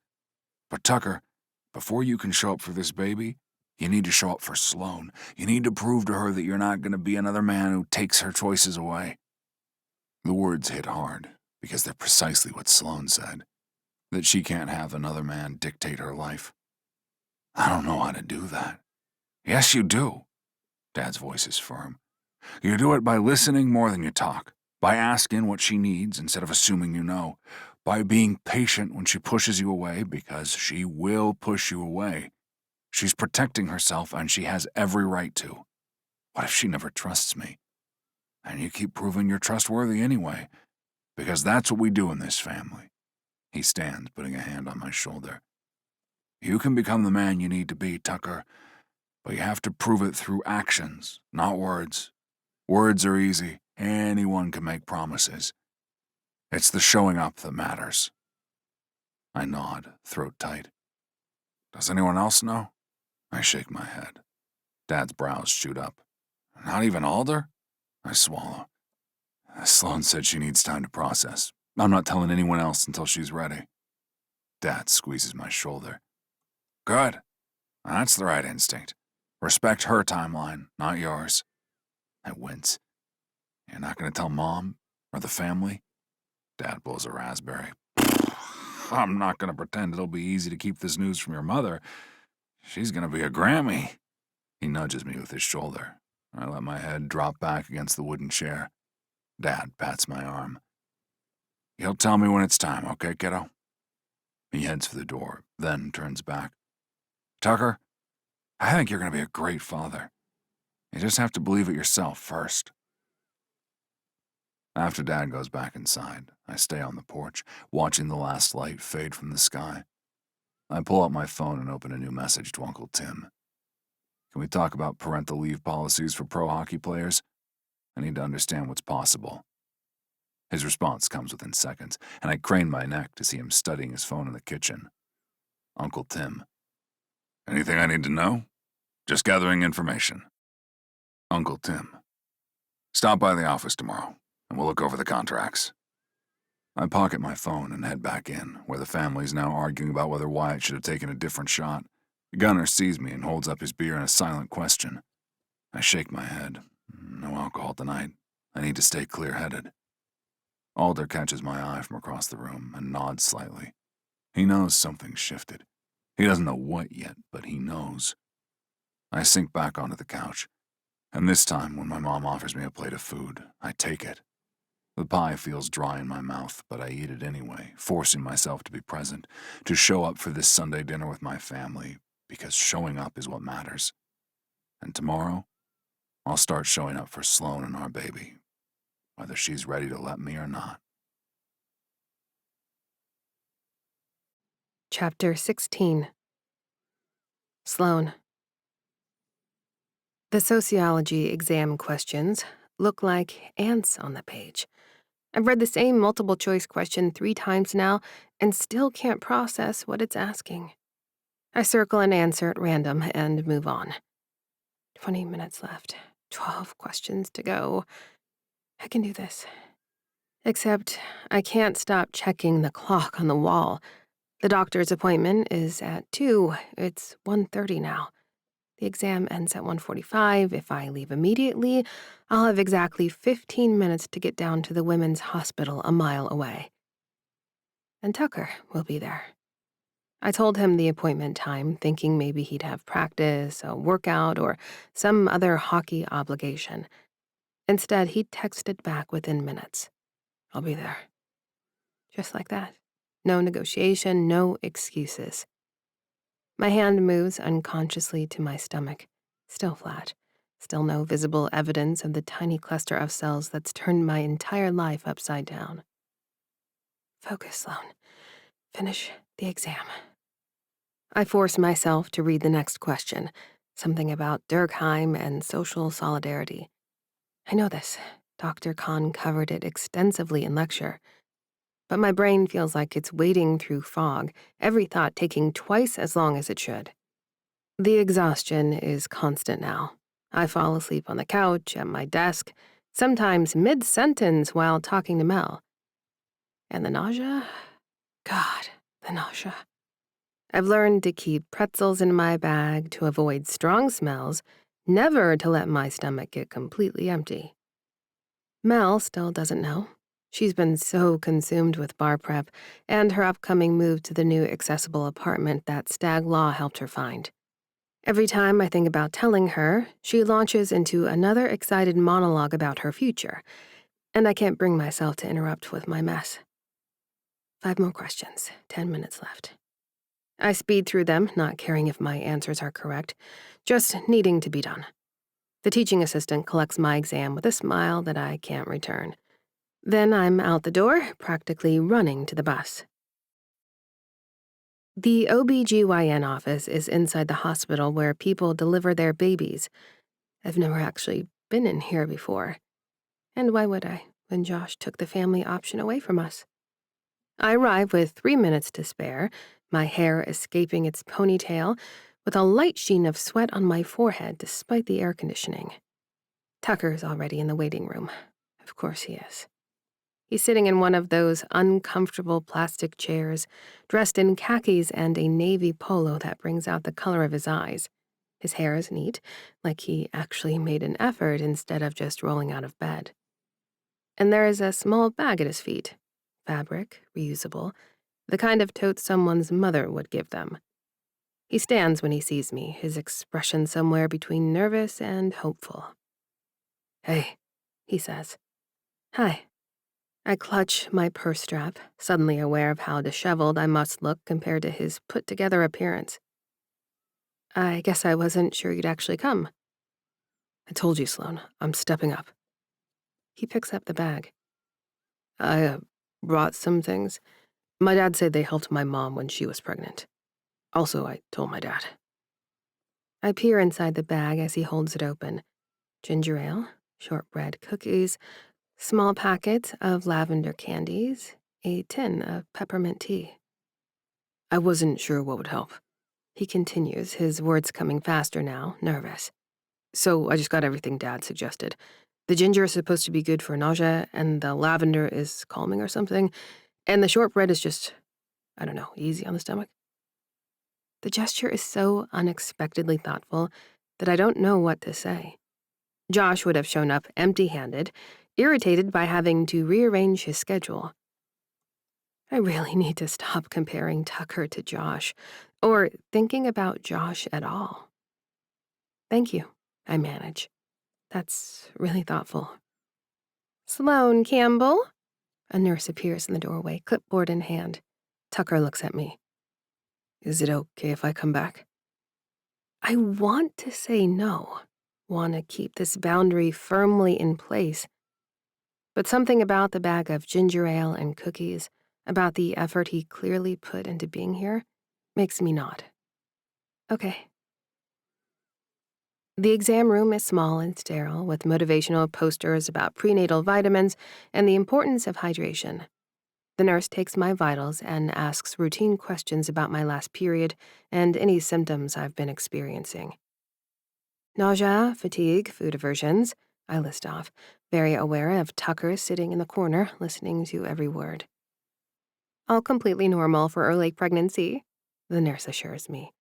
"Dr. Patel will be in shortly. Go ahead and undress from the waist down, and you can put this sheet over your lap." When she leaves, Tucker and I sit in silence.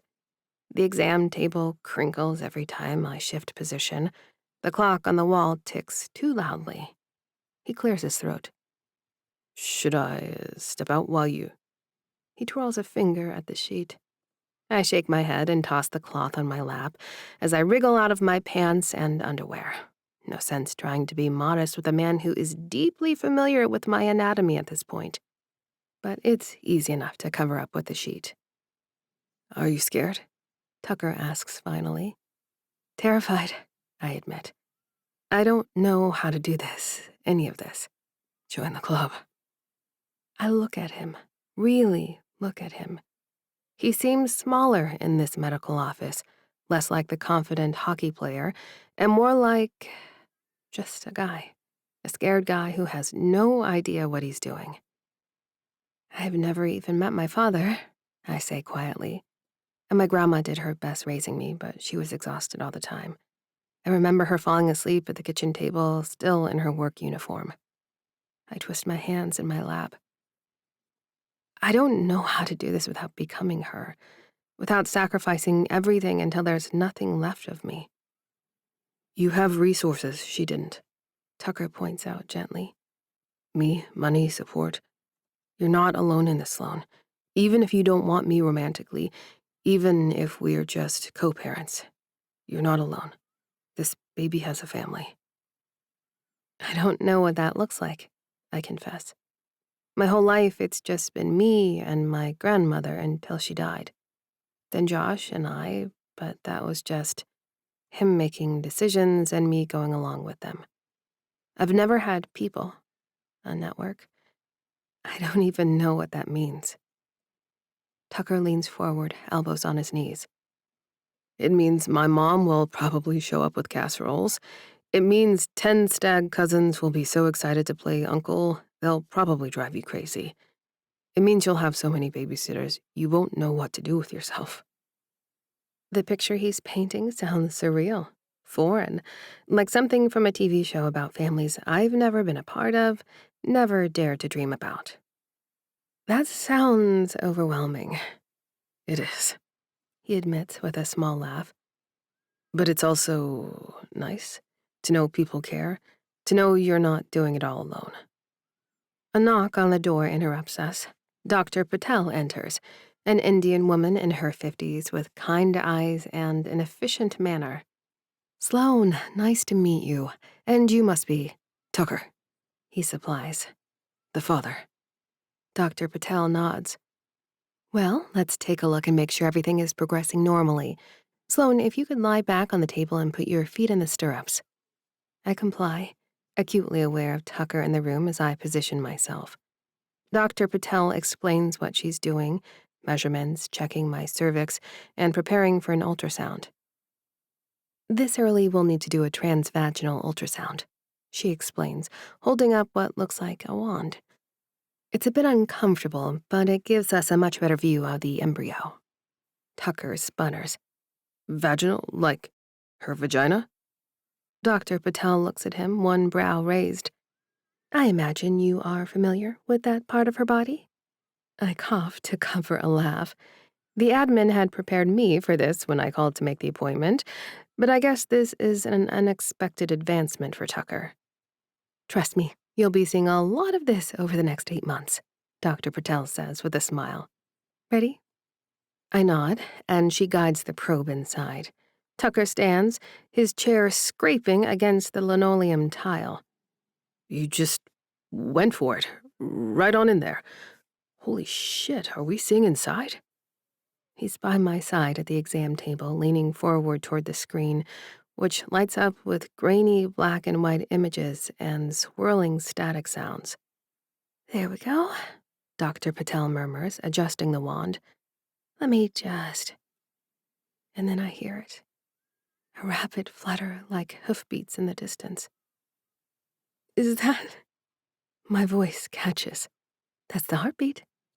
Dr. Patel confirms. Nice and strong. Tucker gasps abruptly, moving closer to the screen. His hand finds mine without either of us seeming to decide it should, and I let him hold it because I need something to anchor me to this moment. That's a heartbeat. A real, actual heartbeat. My baby's heartbeat. Our baby's heartbeat. Wait, Dr. Patel says, her brow furrowing slightly as she adjusts the probe. Let me check something. My heart stops. Is something wrong? No, not wrong, just... She moves the wand again, and the sound amplifies. The flutter seems to double in speed. Dr. Patel hums happily. Yes, I thought so. I'm seeing 2 gestational sacs, 2 heartbeats. The room tilts. 2? Congratulations, Dr. Patel says, smiling at both of us. You're having twins. Tucker's hand tightens around mine. I can't look at him. Can't look away from the screen where Dr. Patel is pointing out 2 tiny flickers. 2 separate miracles that are somehow both mine. Twins. Are you sure? My voice sounds distant, not quite my own. Positive. See here? She indicates 2 distinct areas on the screen. 2 separate embryos. Based on the measurements and your last menstrual period, I'd say your due date would be sometime in late February, but twins like to arrive early. She glances away from the screen. Do twins run in either of your families? Tucker's mouth works open and shut. I'm a twin. He points a thick thumb at his chest. Dr. Patel nods. The information is coming too fast. I can't process any of it. Both look healthy, Dr. Patel continues, taking measurements, typing notes into her computer. Heart rates are good. Size is appropriate for gestational age. I'll want to see you back in 4 weeks for another ultrasound, and we'll need to discuss the specifics of managing a twin pregnancy. Higher risk category, but everything is perfectly normal right now. She's still talking about diet, supplements, warning signs to watch for, but I can't focus on any of it. Tucker is squeezing my hand so tightly I'm losing circulation, but I don't pull away. Twins. 20 minutes later, we're standing in the parking lot. Dr. Patel printed out ultrasound photos, 2 tiny bean-shaped blobs that look nothing like babies, but somehow are. Tucker is holding his copy like it might dissolve if he grips it too tightly. My mom is going to lose her mind, he laughs, but it sounds slightly hysterical. Once I tell her. Tucker insists on driving me home, and given the news we just got, I'm not inclined to say no. You said you told your dad, I start to say, needing something banal to focus on while my brain stops freaking out. Not the rest of your huge family? He sighs and clicks a key fob, unlocking the doors of his fancy car. I wanted to check in with you before I told the entire crew. He opens my door for me and gestures for me to get in. I stare up at him, surprised he's managing to be thoughtful. I haven't told my own twin yet, and now I'm having twins. We are, I mean. Tucker closes my door and walks around to his side. I pop one of the candies from the toad into my mouth as he gets buckled. Sloan? Tucker's voice is gentle. Are you okay? I don't know. It's the most honest answer I can give. I thought 1 baby was overwhelming. 2 seems impossible. Yes. He turns to face me fully. I know it's scary, but I also know my family will help us. I gotta believe this will be okay. How, though? I gesture vaguely between us. We're not even together. How are we supposed to raise 2 babies? I don't know, Tucker admits. We'll figure it out. I want to believe him and ignore that smug grin on his handsome face. Want to trust that his certainty isn't just naivety, that he understands what he's signing up for. But I've heard promises before, and they all sounded sincere until they weren't. Tucker parks effortlessly in a tiny space outside my building. Despite my overwhelm, I appreciate how good he smells when he puts one arm behind my seat as he backs into the spot. And he smiles at me as he turns back around. Piece of cake. And then his face falls. Man, I guess this beauty will have to go. Can't be hauling twins around in a 2-seater. Huh. I push the button to open my butterfly door, imagining curly-haired babies spitting up on his leather interior. I would think not. I fiddle with the ultrasound photos, the tote bag, and my backpack. Soon I'll be juggling a massive diaper bag, too, and a stroller. These tiny people will depend on me for everything. Tucker navigates around the car with his long strides and lifts the bags from my hands, frowning up at the stairs to my front door. Your building isn't so easy to access. How does Mel manage? I point to the side where there's an accessible entrance and a service elevator she has permission to use. She gets by. I purse my lips, knowing I need to be open with him, but wanting to protect my privacy all at once. We're moving. Well, she's moving. Your uncle found her a cool place. Sounds like him. Tucker takes the steps 2 at a time and frowns when he sees the door to the building isn't locked. Well, I gesture for him to hand me my bags. He hasn't seen my apartment, and I don't want him to. Not while it's in chaos and I'm reeling about today's news. Tucker nods, arranging the straps of the bags on my shoulders.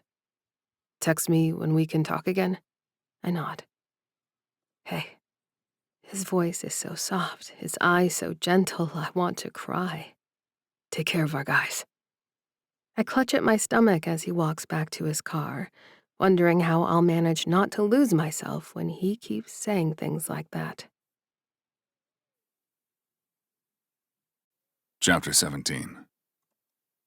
Tucker.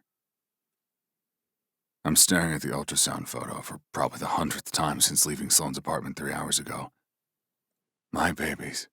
Our babies. The urge to call someone, anyone, is overwhelming. Alder, my dad, hell, I want to post it on social media with some caption like, plot twist, but I know that'd be the worst possible thing I could do. Sloane needs time. She needs space. She gets to decide when and how to tell people. But keeping this to myself feels impossible. I stand pacing the length of my living room. The space suddenly feels both too big and too small. 3,000 square feet of bachelor pad that will need to become, what, a home? A place where babies live? I hate that Sloane and my babies are in that apartment building with unlocked doors and no security.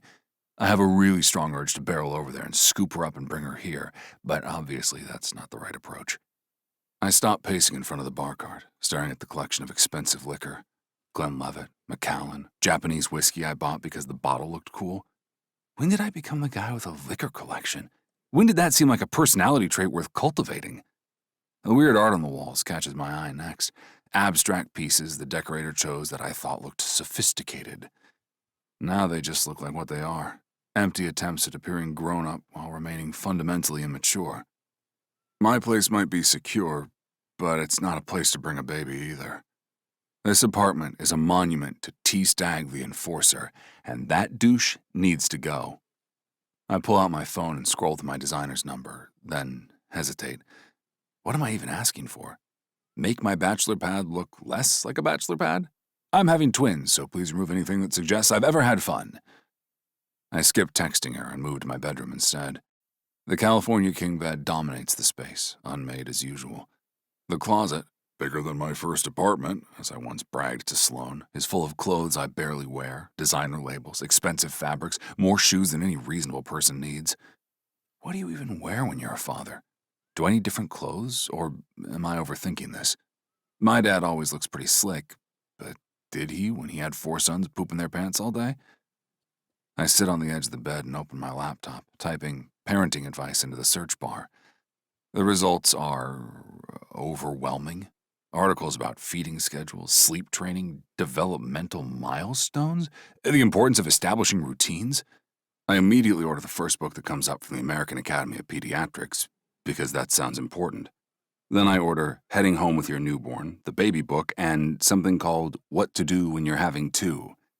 My shopping cart is up to 8 books, and I'm contemplating a 9th when my phone buzzes. Alder. You alive? Haven't heard from you since Sunday dinner. I stare at the message. My twin. The person who knows me better than anyone. I should tell him. Alder would understand. He'd help me figure this out. And it's been hard talking to him at all, knowing I can't be totally honest with him. But Sloane asked me to wait, and I promised I'd respect her timeline. I'm good. Just been thinking. Alder. About Sloane? Yeah, among other things. Alder. Want to grab dinner? You're being weird and I'm worried. I want to say yes. Want to sit across from my brother and unload everything. The pregnancy, the twins, my terror that I'm going to fuck this up spectacularly. But I can't. Not yet. Rain check? I got some stuff to handle. Alder. Tucker, whatever's going on, you don't have to deal with it alone. The irony isn't lost on me. I'm about to be responsible for 2 tiny humans, and I can't even handle my own life without my twin trying to swoop in and help.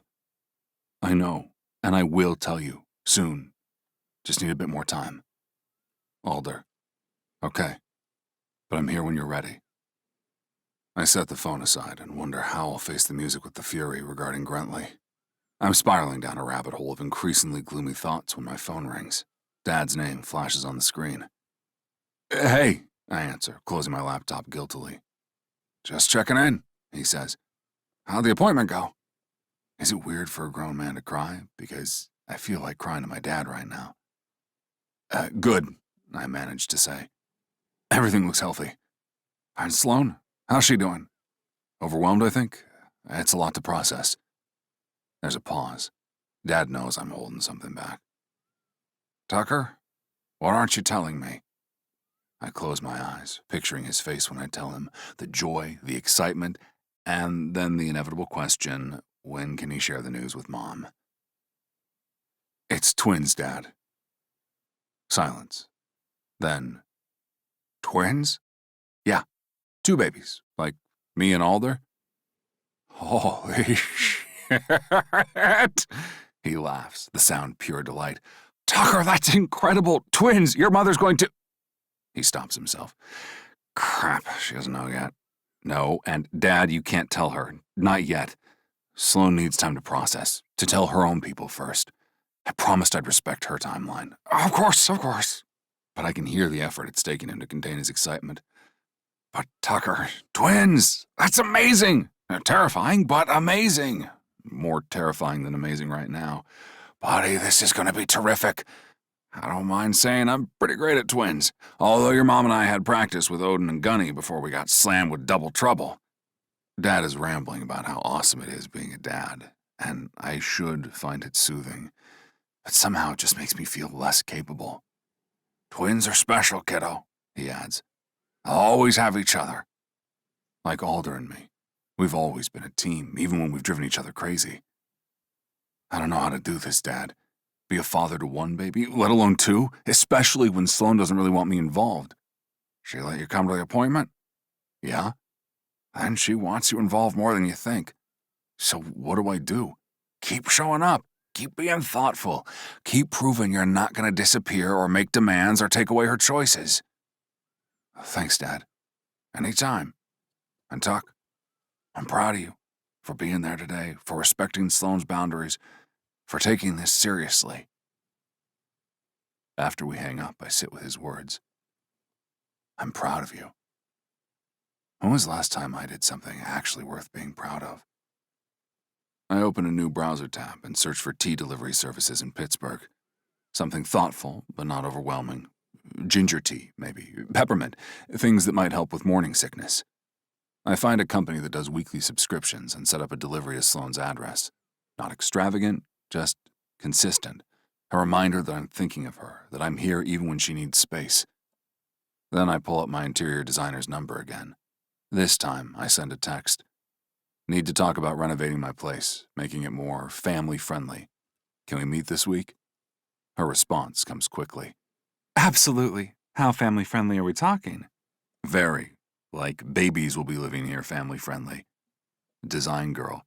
Congratulations! Yes, let's definitely talk. I have some great ideas. I set the phone down, feeling slightly more in control. Small steps. Tea delivery. Planning renovations. Researching what babies need. The list keeps growing until I'm overwhelmed again. I close the laptop and grab my gym bag instead. When in doubt, work out. At least that's something I know how to do. 3 hours later, I'm drenched in sweat at Fury headquarters and no less anxious. Even as I work my body to the max beside these guys, it's like every breath I take is a lie until I come clean about Sloan. Josh Grentley is going to find out eventually. The team is going to find out, and when they do, it's going to be a disaster. I knew this when I slept with her at the ski house. I knew it when I went back for more, and now... I can already imagine the locker room gossip, the looks, the questions about whether I did this deliberately. Grentley's anger, justified anger, the way it'll poison team dynamics that are already fragile after our early playoff exit. Coach Thompson will pull me aside. Management will get involved. I'll become the guy who knocked up his teammate's ex-wife instead of the guy who protects his teammates on the ice. Fuck! What if they trade me? My phone buzzes as I'm toweling off. Alder again. Alder.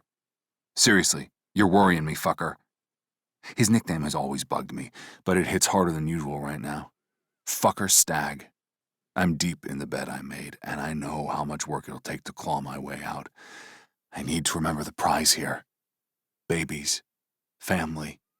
I know Sloan has no reason to trust me yet, but I'm gonna need the full power of the stag herd to keep myself on track. I pull out my phone to call her and realize it's late. She's got babies to grow and needs her rest, so I send her a text instead. Would you be willing to have dinner with my parents? I really need their support so I can support you and the babies. What I want to say is, I'm wild for you, and I'm terrified and excited, and I want to be more than just a co-parent, but I don't know how to prove I'm different from what you think I am.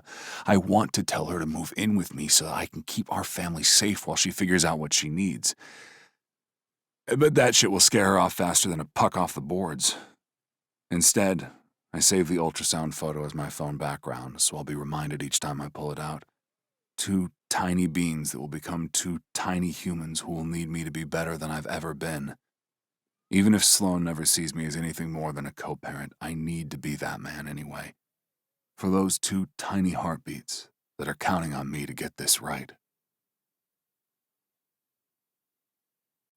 Chapter 18. Sloan. How should I dress to meet the parents of my casual hookup turned twin baby daddy? A nun's habit feels a bit right for my mood, but obviously that's too blasphemous. I'm no virginal do-gooder. After cycling through every item in my closet, I land on a simple dress that doesn't brush against my tender nipples or make me look pregnant. Which I am. I have to keep reminding myself. I look perfectly respectable to meet Tucker's parents, my co-parents' parents. There is really no reason I should care what Ty Stag and Juniper Jones think of me, except they're going to be my baby's grandparents. That word hits a nerve. What would my own grandmother say about this whole situation? She'd probably tell me to hush up and accept the free babysitting Tucker referenced. And Tucker keeps talking about family support, networks, and all these things I've never experienced. And part of me, a big part, desperately wants what he's describing to be real. "You look great," Mel says from her doorway, watching me fuss with my hair in the mirror. "But where are you going?" "Oh," I wave a hand at her. "Just a school thing." Is it totally a lie? The pregnancy is certainly going to impact spring semester after all. Mel is clearly not buying it because she squints at me and rolls back and forth a few times in the hall. "We haven't had much time to talk lately. I see that this is me being a shitty friend. What time are you getting home?" I shrug. I probably won't be late. I have been avoiding this conversation big time, but I know it's the right thing to do, to come clean to Mel, lean into her advice, let her boss me around a little. I force my face into an exaggerated smile that makes her giggle. "You going out to study tonight, or will you be here later?" Mel has been such a good friend through all of this, inviting me to move in with her, supporting me through the divorce, celebrating my return to school. And I've been keeping this massive secret from her for weeks. My phone buzzes. Tucker. "I'm downstairs whenever you're ready. No rush." Mel hums. "I'll make sure I'm home. Should I get ice cream? Rent a Jason Momoa movie?" "Oh, great idea. Yes, please." I take a deep breath and check my reflection one more time. The woman staring back at me looks terrified. "On it," Mel says. "And text me if you need an escape route from whatever this is. I'll fake an emergency." "Thanks." I hug her quickly, then grab my purse and head downstairs before I can talk myself out of going. Tucker is leaning against his car, not the McLaren, I notice, but a sensible black sedan. He's dressed in dark jeans and a button-down shirt, his hair neatly styled. He looks nervous, which somehow makes me feel slightly better. "Hey," he says, straightening when he sees me. "You look beautiful." "Thanks." I smooth down my dress self-consciously. "You look nice too." "Thanks, He opens the passenger door for me. "I really appreciate you doing this. I know it's probably weird." "It's fine." I slide into the car, immediately hit by how clean it is. No fast food wrappers, no gym clothes in the back seat, just a faint scent of leather and whatever cologne he wears. Whose car is this? Tucker gets into the driver's side and turns toward me with a smile that leaves me breathless. Has he always been this attractive? It's mine now, baby. He pats the steering wheel. It's actually my cousin Wyatt's, but he's in the UK for a few more years and said I can use it if I take over the insurance. We pull away from my building as he rambles on a bit about the extended family system of bartering and favors. Then he seems to run out of things to say. The silence stretches between us, not quite comfortable, but not hostile either. Do your parents know about the twins, or is this a big reveal type dinner? I ask finally. My dad knows. He's terrible at keeping secrets, but he promised he'd let us tell Mom. Tucker glances at me. Is that okay if we tell them in person? It's fine. They're your parents. I fiddle with my purse strap. What did your dad say? Tucker's face lights up. He was excited, like really excited. Started talking about cribs and baby-proofing and all the stuff I haven't even thought about yet. The enthusiasm in his voice should be reassuring. Instead, it makes my anxiety spike. His family is going to be so involved, so present. They're going to have opinions and suggestions and expectations, and I have no idea how to navigate any of that. Sloan? Tucker's voice is gentle. You okay? Just nervous. They're going to love you, he says with such certainty that I almost believe him. Tucker's apartment building is just as intimidating as I remember. All glass and steel and obvious wealth. As he navigates the parking garage, I tell him, "It was really nice of you to come get me. I could have driven myself. And miss out on alone time with you? Not a chance." He grins and actually winks as he shuts off the engine and springs out to open my car door. I paid my housekeeper a crap ton of extra money to make something delicious and have it ready to go, so hopefully you can help me pretend I cooked all day. Despite my nerves, I smile. There's something sweet about that, how much he wants to impress not just me, but his parents as well. The elevator ride to Tucker's penthouse feels endless. I can feel him watching me, probably trying to gauge my mood. When the door finally opens directly into his apartment, I'm surprised by what I see. The loud art is gone, replaced by framed family photos. The bar cart is still there, but pushed into a corner, looking less prominent. The uncomfortable-looking furniture remains, but there are new additions. A bookshelf with actual books on it, a soft throw blanket draped over the couch, small changes that make the space feel less like a bachelor pad and more like a home. You redecorated, I say. A little. Tucker rubs the back of his neck. I'm working with a designer on more changes, making it more family-friendly. Before I can respond, a woman appears from the kitchen, petite with dark hair and warm brown eyes. She's wearing jeans and a casual blouse, an apron tied around her waist. Hey, Jamie. Tucker hugs her familiarly, and she smiles warmly. Everything smells amazing. Jamie pats him on the arm. Pull the casserole out when the timer dings. She glances at me and lifts a brow until Tucker smacks his forehead. I wince at the word casserole, hoping there's at least some flavor to it, but then remembering that anything with flavor makes me gag these days. Oh my gosh, sorry, Jamie, this is Sloan, Jamie. He seems like he wants to say more, but the doorbell buzzes.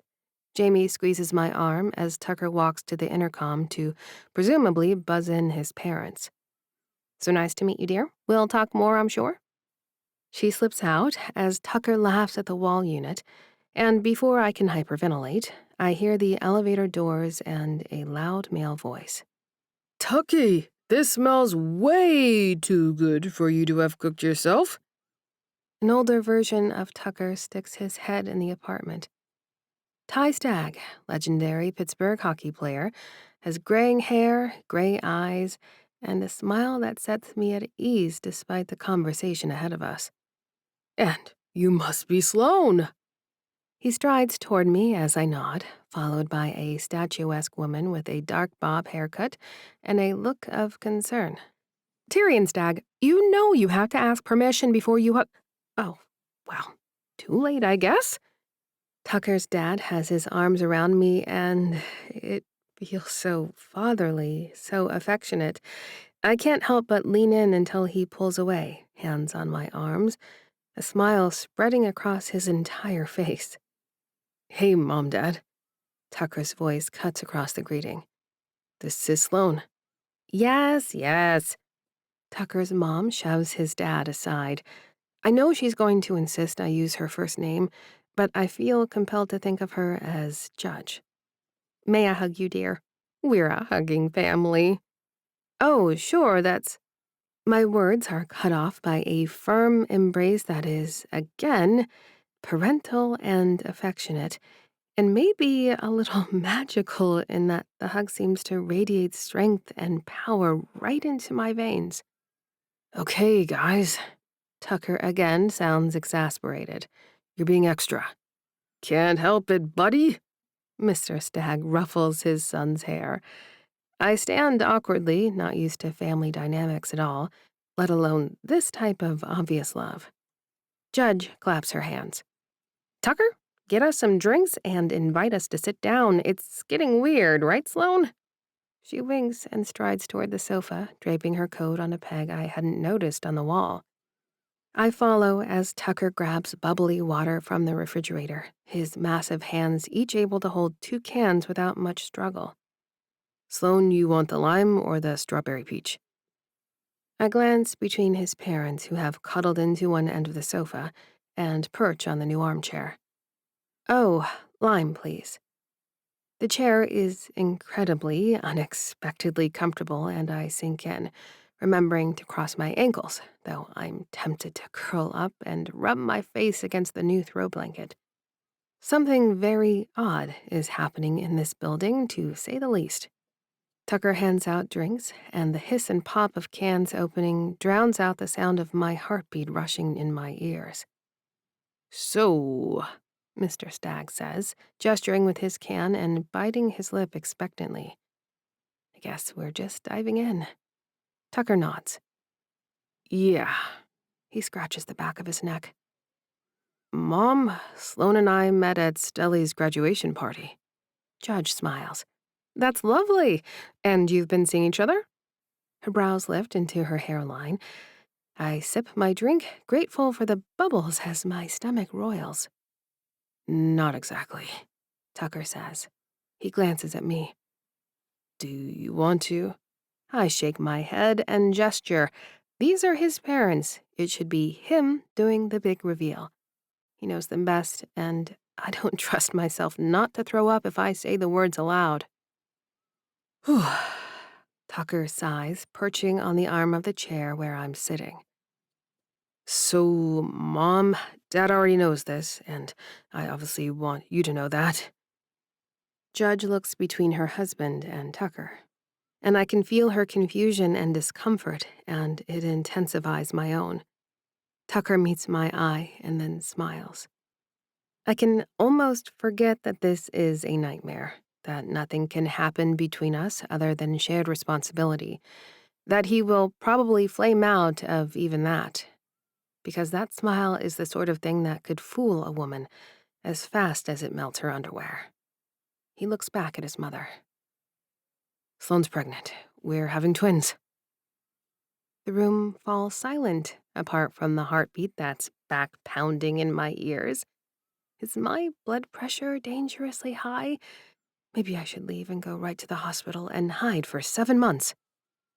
But suddenly, I hear a shriek, and I'm jolted back to reality by the sight of Juniper Jones jumping and clapping her hands.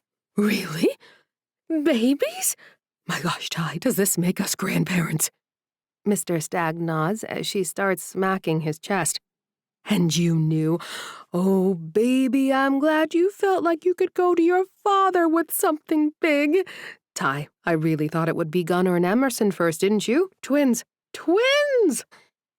Once she runs out of electricity, she sinks into the couch, head on her husband's shoulder. Tucker laughs quietly as he looks like he wants to pat my arm, but doesn't. Yeah, twins. A series of beeps emerges from the kitchen, and he downs the rest of his drink, crushing the can as he stands. Let me grab the casserole, and we can talk about it more while we eat. I'm not sure how I managed to move from the armchair to the high-back chair at Tucker's table, but before I know it, I have a plate of steaming rice and mushrooms and savory chicken to go with my bubbly water. I am surprised by how amazing everything smells, and despite my anxiety, my stomach growls appreciatively. Dig in, Judge says, sitting across from me. Please don't be shy. For a few minutes, everyone focuses on serving themselves and passing dishes. The silence is punctuated by the clink of silverware and appreciative murmurs about the food. Then Mr. Stag sets down his fork and looks at me with those kind eyes. So, Sloan, Tucker mentioned you're in the school, public health? Yes. I swallow my bite of casserole. I'm just starting up again. It's been challenging getting back into student mode after so long. I'm going to be doing a research project about social safety net programs locally. Oh, that does sound interesting. He glances at Tucker. Our family has always valued social safety nets. Juniper is a judge in family court, as Tucker probably mentioned. He did. I look at Judge. That's impressive. It's demanding, she says with a smile, but rewarding, and Ty made it possible by being the primary parent when our boys were young. You really stayed home with all those boys instead of playing pro hockey? I hope my curiosity doesn't come across as judgmental. It's just a foreign concept for me that I truly cannot imagine that level of commitment from a man. Mr. Stagg's expression is proud. Best job I ever had. Don't get me wrong, I loved playing, but being there for my son's childhoods, nothing compares. The conversation flows more easily than I expected. They ask about my classes, my goals, what drew me to public health. They share stories about raising 4 boys, about the chaos and joy of a full house. Tucker chimes in occasionally, but mostly he just watches, a small smile on his face. I'm starting to relax, starting to think maybe this won't be so bad, when Judge sets down her water glass and leans forward. So, twins, she says, her eyes bright with excitement. That's going to be quite the adventure. Yeah, I touch my stomach instinctively. It's still sinking in. Well, the good news is you'll have plenty of support. Tucker's mom pulls out her phone. I've already been thinking about schedules. If we coordinate properly, you'll have around-the-clock help. Schedules? I ask uncertainly. For babysitting rotations, Mr. Stag explains. Between us and Tucker's brothers and cousins, we can make sure you're never without help, especially those first few months when you're sleep-deprived and overwhelmed. We'll set up a shared calendar, Judge continues, scrolling through her phone.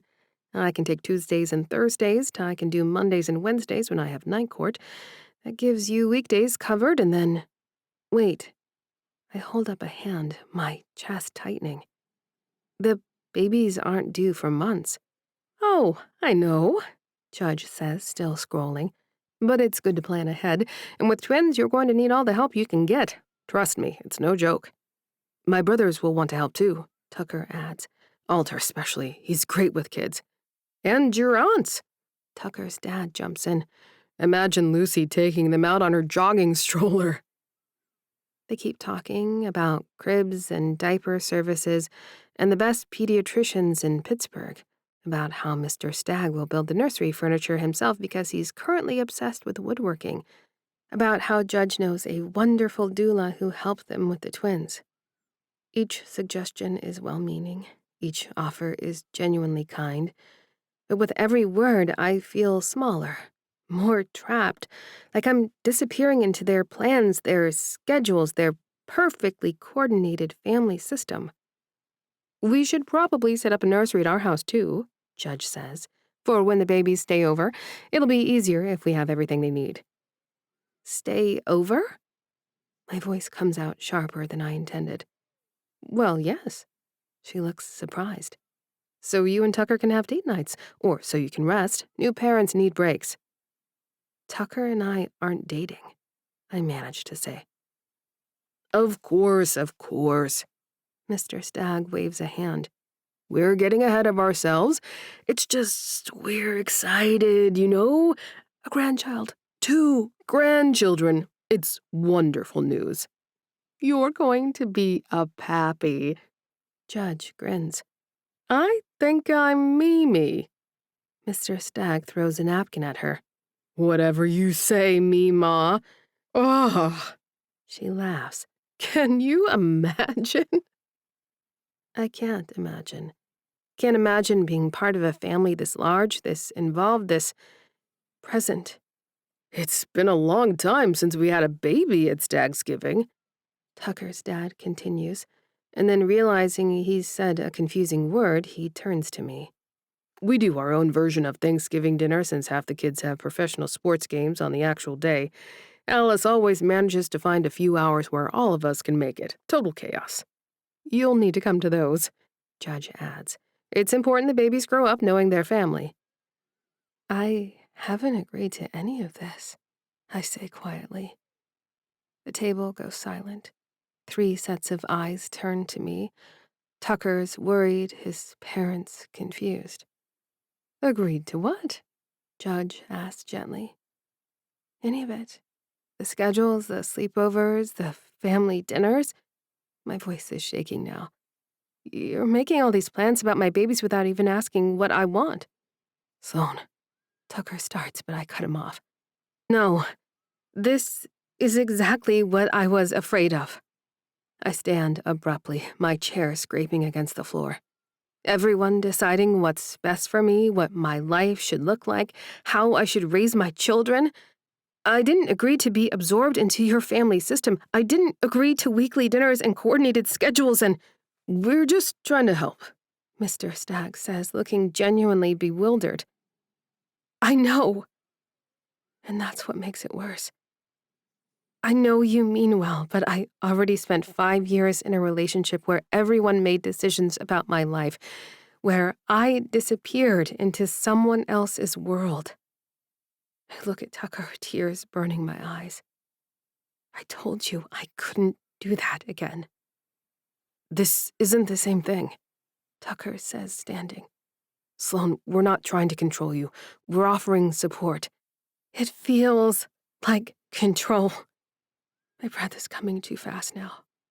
It feels like you're all planning out my life without me, like I'm just supposed to smile and nod and be grateful. I think we came on too strong, Judge starts. I know what you meant. The words come out too loud, too sharp. I know you're trying to be kind, but I can't do this. I can't be part of this. I grab my purse from where I'd set it on the side table. Tucker reaches for me, but I step back. I need to go. Sloan, please. I'm sorry. I look at Juniper Jones and Ty Stag, who both look shocked and hurt. Thank you for dinner. I'm sorry, I just need to go. I'm already moving toward the door, toward the elevator. Tucker follows. Let me drive you home.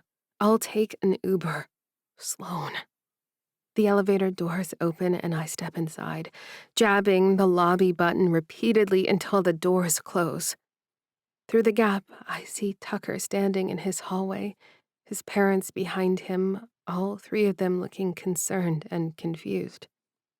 The last thing I see before the doors shut completely is Tucker's face. Devastated.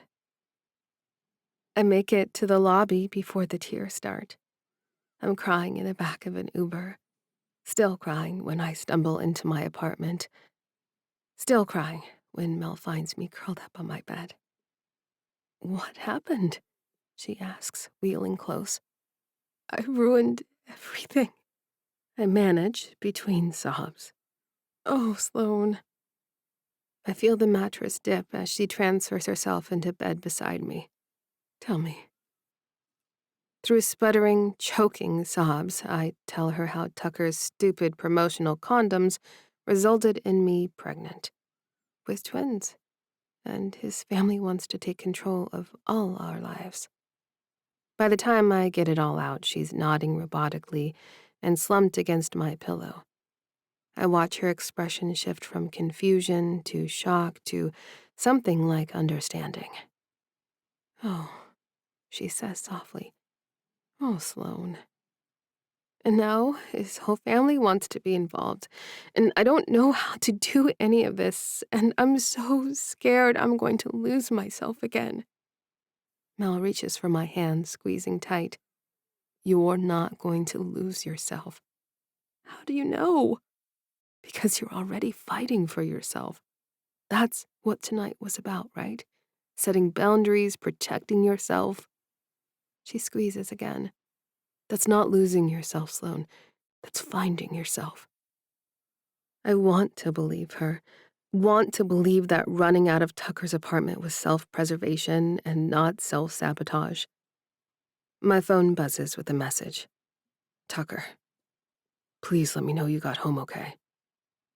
I stare at the message, fresh tears blurring my vision. "I'm home."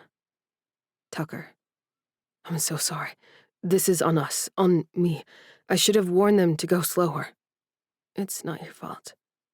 "Tucker, can we talk tomorrow when you're ready?" I don't respond. Don't know what to say. Instead, I curl up against Mel's shoulder, let her stroke my hair, and cry until I have no tears left. Chapter 19. Tucker.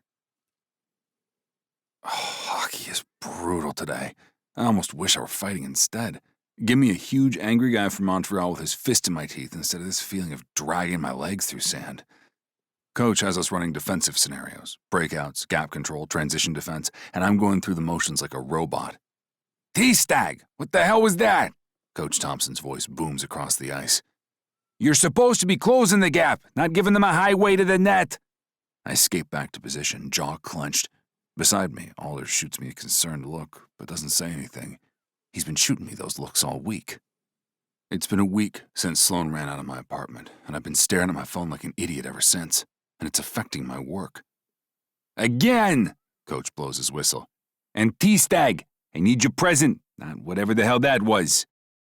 We run the drill again. And again, and again. Mayhem glowers at me while Howie pukes in a trash can. By the time Coach finally blows the whistle for the end of practice, my legs are screaming and my lungs are burning, but my mind won't shut off. The locker room is loud with the usual post-practice banter.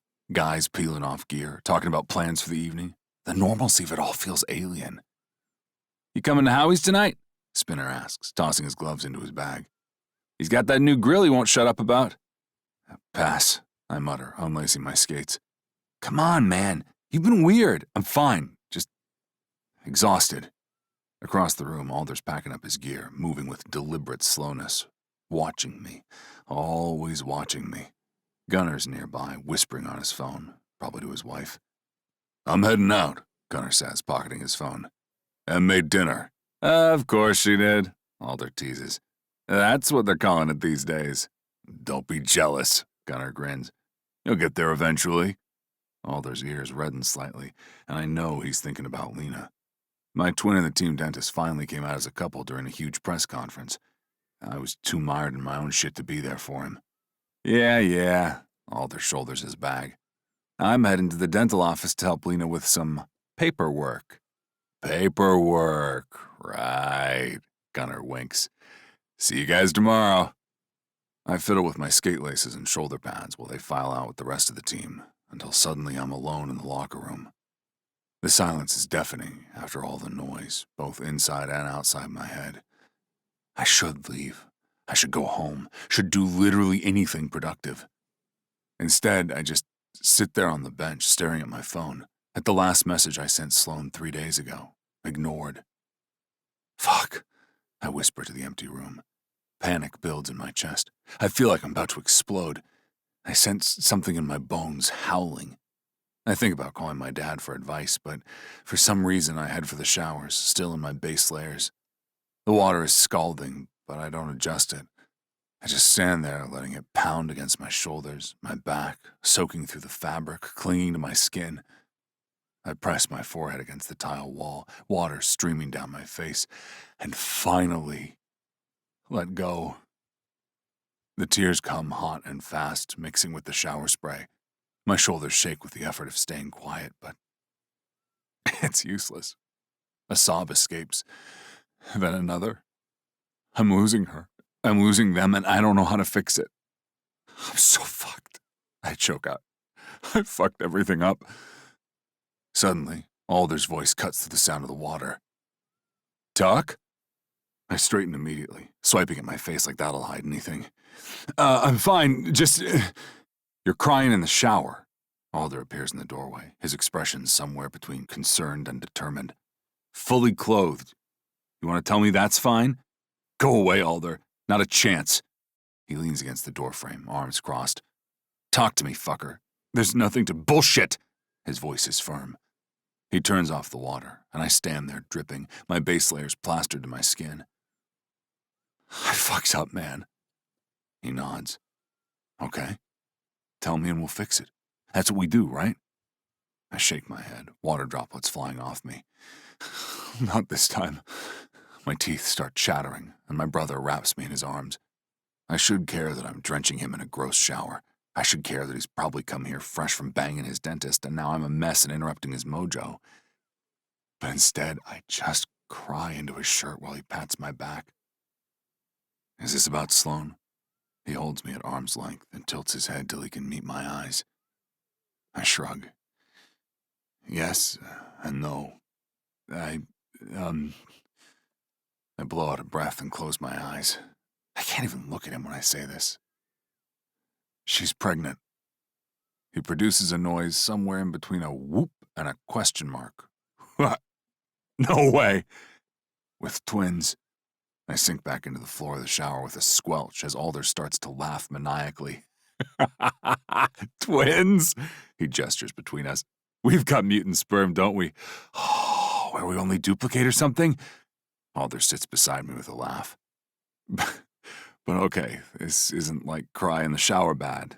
Babies are kind of awesome. I shake my head. And tell him everything. About the dinner with our parents, about how they overwhelmed her with schedules and plans, about how she said she can't lose herself again like she did in her marriage. Fuck. Yeah. Alder's quiet for a long moment, and I brace for judgment or lecture or I told you so. Instead, he stands and pulls me up with him, both of us embracing in the shower stall, me still soaking wet. He rests his forehead against mine and laughs quietly. You're a dad. I nod. I'm going to be a dad. Alder slaps the tile, the sound echoing through the locker room. You're gonna be okay, he says quietly. We'll figure this out. The comfort of my twin, my other half, is almost too much. I hug him back, feeling some of the tension in my chest loosen. I don't know how to be a dad, I admit. I don't know how to prove to Sloan that I'm not going to disappear or let her down. I don't know how to... Hey! Alder pulls back, hands on my shoulders. You're already doing it. Showing up, trying. That's what matters. But she won't let me. Then you keep trying. Keep showing up, even if she doesn't respond. He squeezes my shoulders. That's what stags do. We don't give up. When did you get so wise? I've always been the smarter twin. He grins, then sobers. But Tucker, you need to tell the team, or at least talk to Coach, before Grentley finds out another way. I know, I just... Too late for that. The voice comes from behind Alder, low and furious. We both turn to find Josh Grentley standing in the locker room doorway, his expression twisted with rage. Grentley's hands are clenched into fists at his sides. You fucked my wife, Stag? Josh, I start, but he's already moving. He grabs Alder, mistaking him for me like everyone else does when we're standing side by side, and yanks him backward. Alder stumbles, caught off guard. You son of a bitch, Grentley roars. You had to ruin everything, didn't you?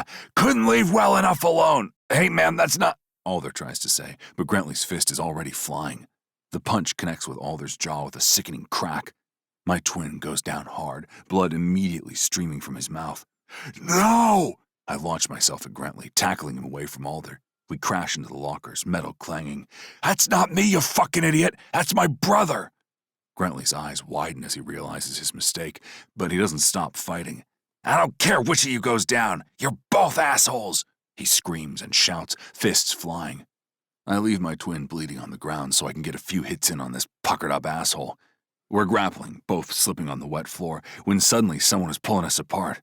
What the hell is going on? Gunner's voice booms through the locker room. He's got Grantley in a bear hug, dragging him backward. Josh, what are you doing?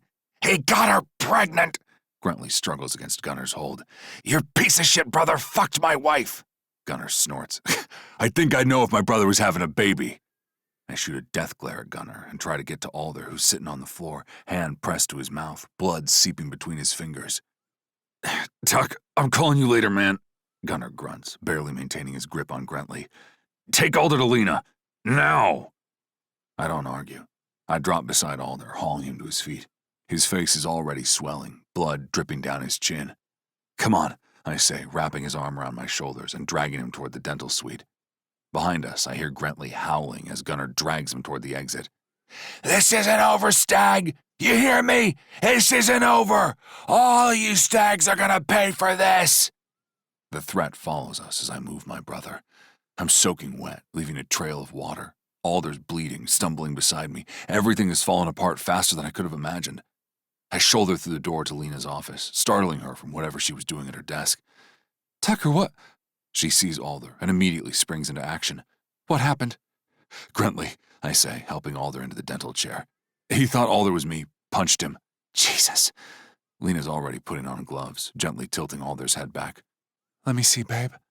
Alder removes his hand from his mouth, revealing a mess of blood and... Tooth's out, Lena says grimly, examining his mouth. Upper right lateral incisor. Damn it, Josh. We match now, Alder mumbles, trying for humor despite the pain. His words are slurred around the swelling. I sink into the chair, my head in my hands. Everything is ruined. The team knows. Grantley attacked my brother, and Sloan... Sloan is going to hear about this. Probably from Grantley himself. Tucker? Lena's voice is gentle. I need you to call Team Medical. Alder needs proper treatment and... She hesitates. You need to call your agent. This is going to get back to Coach Thompson. I pull out my phone, shaking, and dial my dad. Hey, kiddo, he answers cheerfully. What's up? Dad, my voice cracks. I need help. Everything just fell apart. The cheerfulness vanishes instantly. Where are you? We're at the practice facility, Ty, Lena shouts above Alder's groan of pain. Tooth stuff makes me queasy, and I try not to barf while explaining to my dad that I need him to call Brian for me. Hopefully our agent isn't on a flight somewhere. I'm on my way. Dad's voice is calm, like he's used to managing colossal fuck-ups like this. We'll figure this out. But as I watch my twin spit blood into a basin, as I hear Grantley's threat still echoing in my head, as I think about Sloan finding out about this disaster, I'm not sure anything is going to be okay ever again. I turn my head to the side and puke up bile all over the floor. My insides truly evacuate my body as I think about my career imploding, my brother's ruined face, and the mother of my children who will now most certainly never speak to me again. Alder reaches out with his non-bloody hand and squeezes my shoulder. Even injured, even caught in the middle of my mess, he's still trying to support me. For the first time, I'm really not sure I deserve it. Chapter 20. Sloan. Professor Khan's office smells like old books, and the dust is making my eyes water. Or is that the impending sense of doom from the red-marked exam on her desk? Either way, my eyes are leaking. Sloan.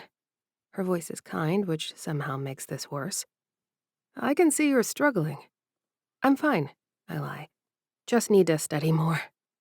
That's not what concerns me. She leans forward, hands folded.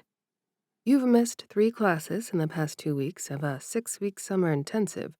Your assignments have been incomplete, and this exam, She taps the paper with its damning 47% circled at the top. This isn't someone who doesn't understand the material. This is someone who's overwhelmed. The tears come despite my best efforts. I swipe them away angrily. I'm sorry. I'll do better. I can retake the exam or... I'm not trying to punish you. Dr. Khan's expression softens. I'm trying to help you succeed. Talk to me. What's going on? I open my mouth to lie again, to say it's just stress, just adjusting to school. But the words that come out are, I'm pregnant with twins, and everything is falling apart. Dr. Khan doesn't look shocked. She nods slowly like this explains everything. Okay, so you have some options for a medical exemption. She sits back, studying me. Sloan, I've seen your work when you're focused. You're bright, capable, passionate about public health. But right now, you seem unable to give this your best effort. What about an incomplete? I can handle it. Can you? Her tone is gentle but firm. Because from where I'm sitting, you're drowning, and that's not good for you or your babies. The truth of her words settles heavily in my chest. I am drowning. Between the pregnancy exhaustion, the nausea, the stress with Tucker and Mel moving out, I can't keep all the plates spinning. Dr. Khan continues. You can withdraw from the class with a medical exemption, no penalty, or... She pauses. You can take an incomplete and finish the coursework the fall term. I spit out a laugh. In the fall, I'll have 12 credits and even more appointments. Sloan, I think you need to be realistic about your capacity right now. She slides a form across the desk. Think about it. You have until Monday to decide. But whatever you choose, please, take care of yourself first. The degree will still be here when you're ready. I nod, taking the form with shaking hands. How can she possibly know that I'm the first person in my family to go to college at all, and I already interrupted that process once? Thank you. And Sloan? Dr. Khan waits until I meet her eyes. Ask for help. Whatever support systems you have, use them. I don't know your situation, but if you need suggestions, I personally benefited from a support group for Pittsburgh parents of color. Let me know if I can make connections, okay? I'm walking out of the building, Dr. Khan's words echoing in my head, when my phone rings. Josh's name flashes on the screen. For a moment, I consider not answering. But whatever he has to say, I'd rather hear it now than wonder about it all night. Hello? You're pregnant. His voice is cold, clipped. By Tucker Stag. My stomach drops. How did you... How did I find out that my teammate knocked up my ex-wife? He laughs bitterly. He said something weird at his brother's wedding, and then I hired the same chatty decorator he uses. I confronted him while he was crying in the shower like a child. I stop walking, pressing my phone tighter to my ear.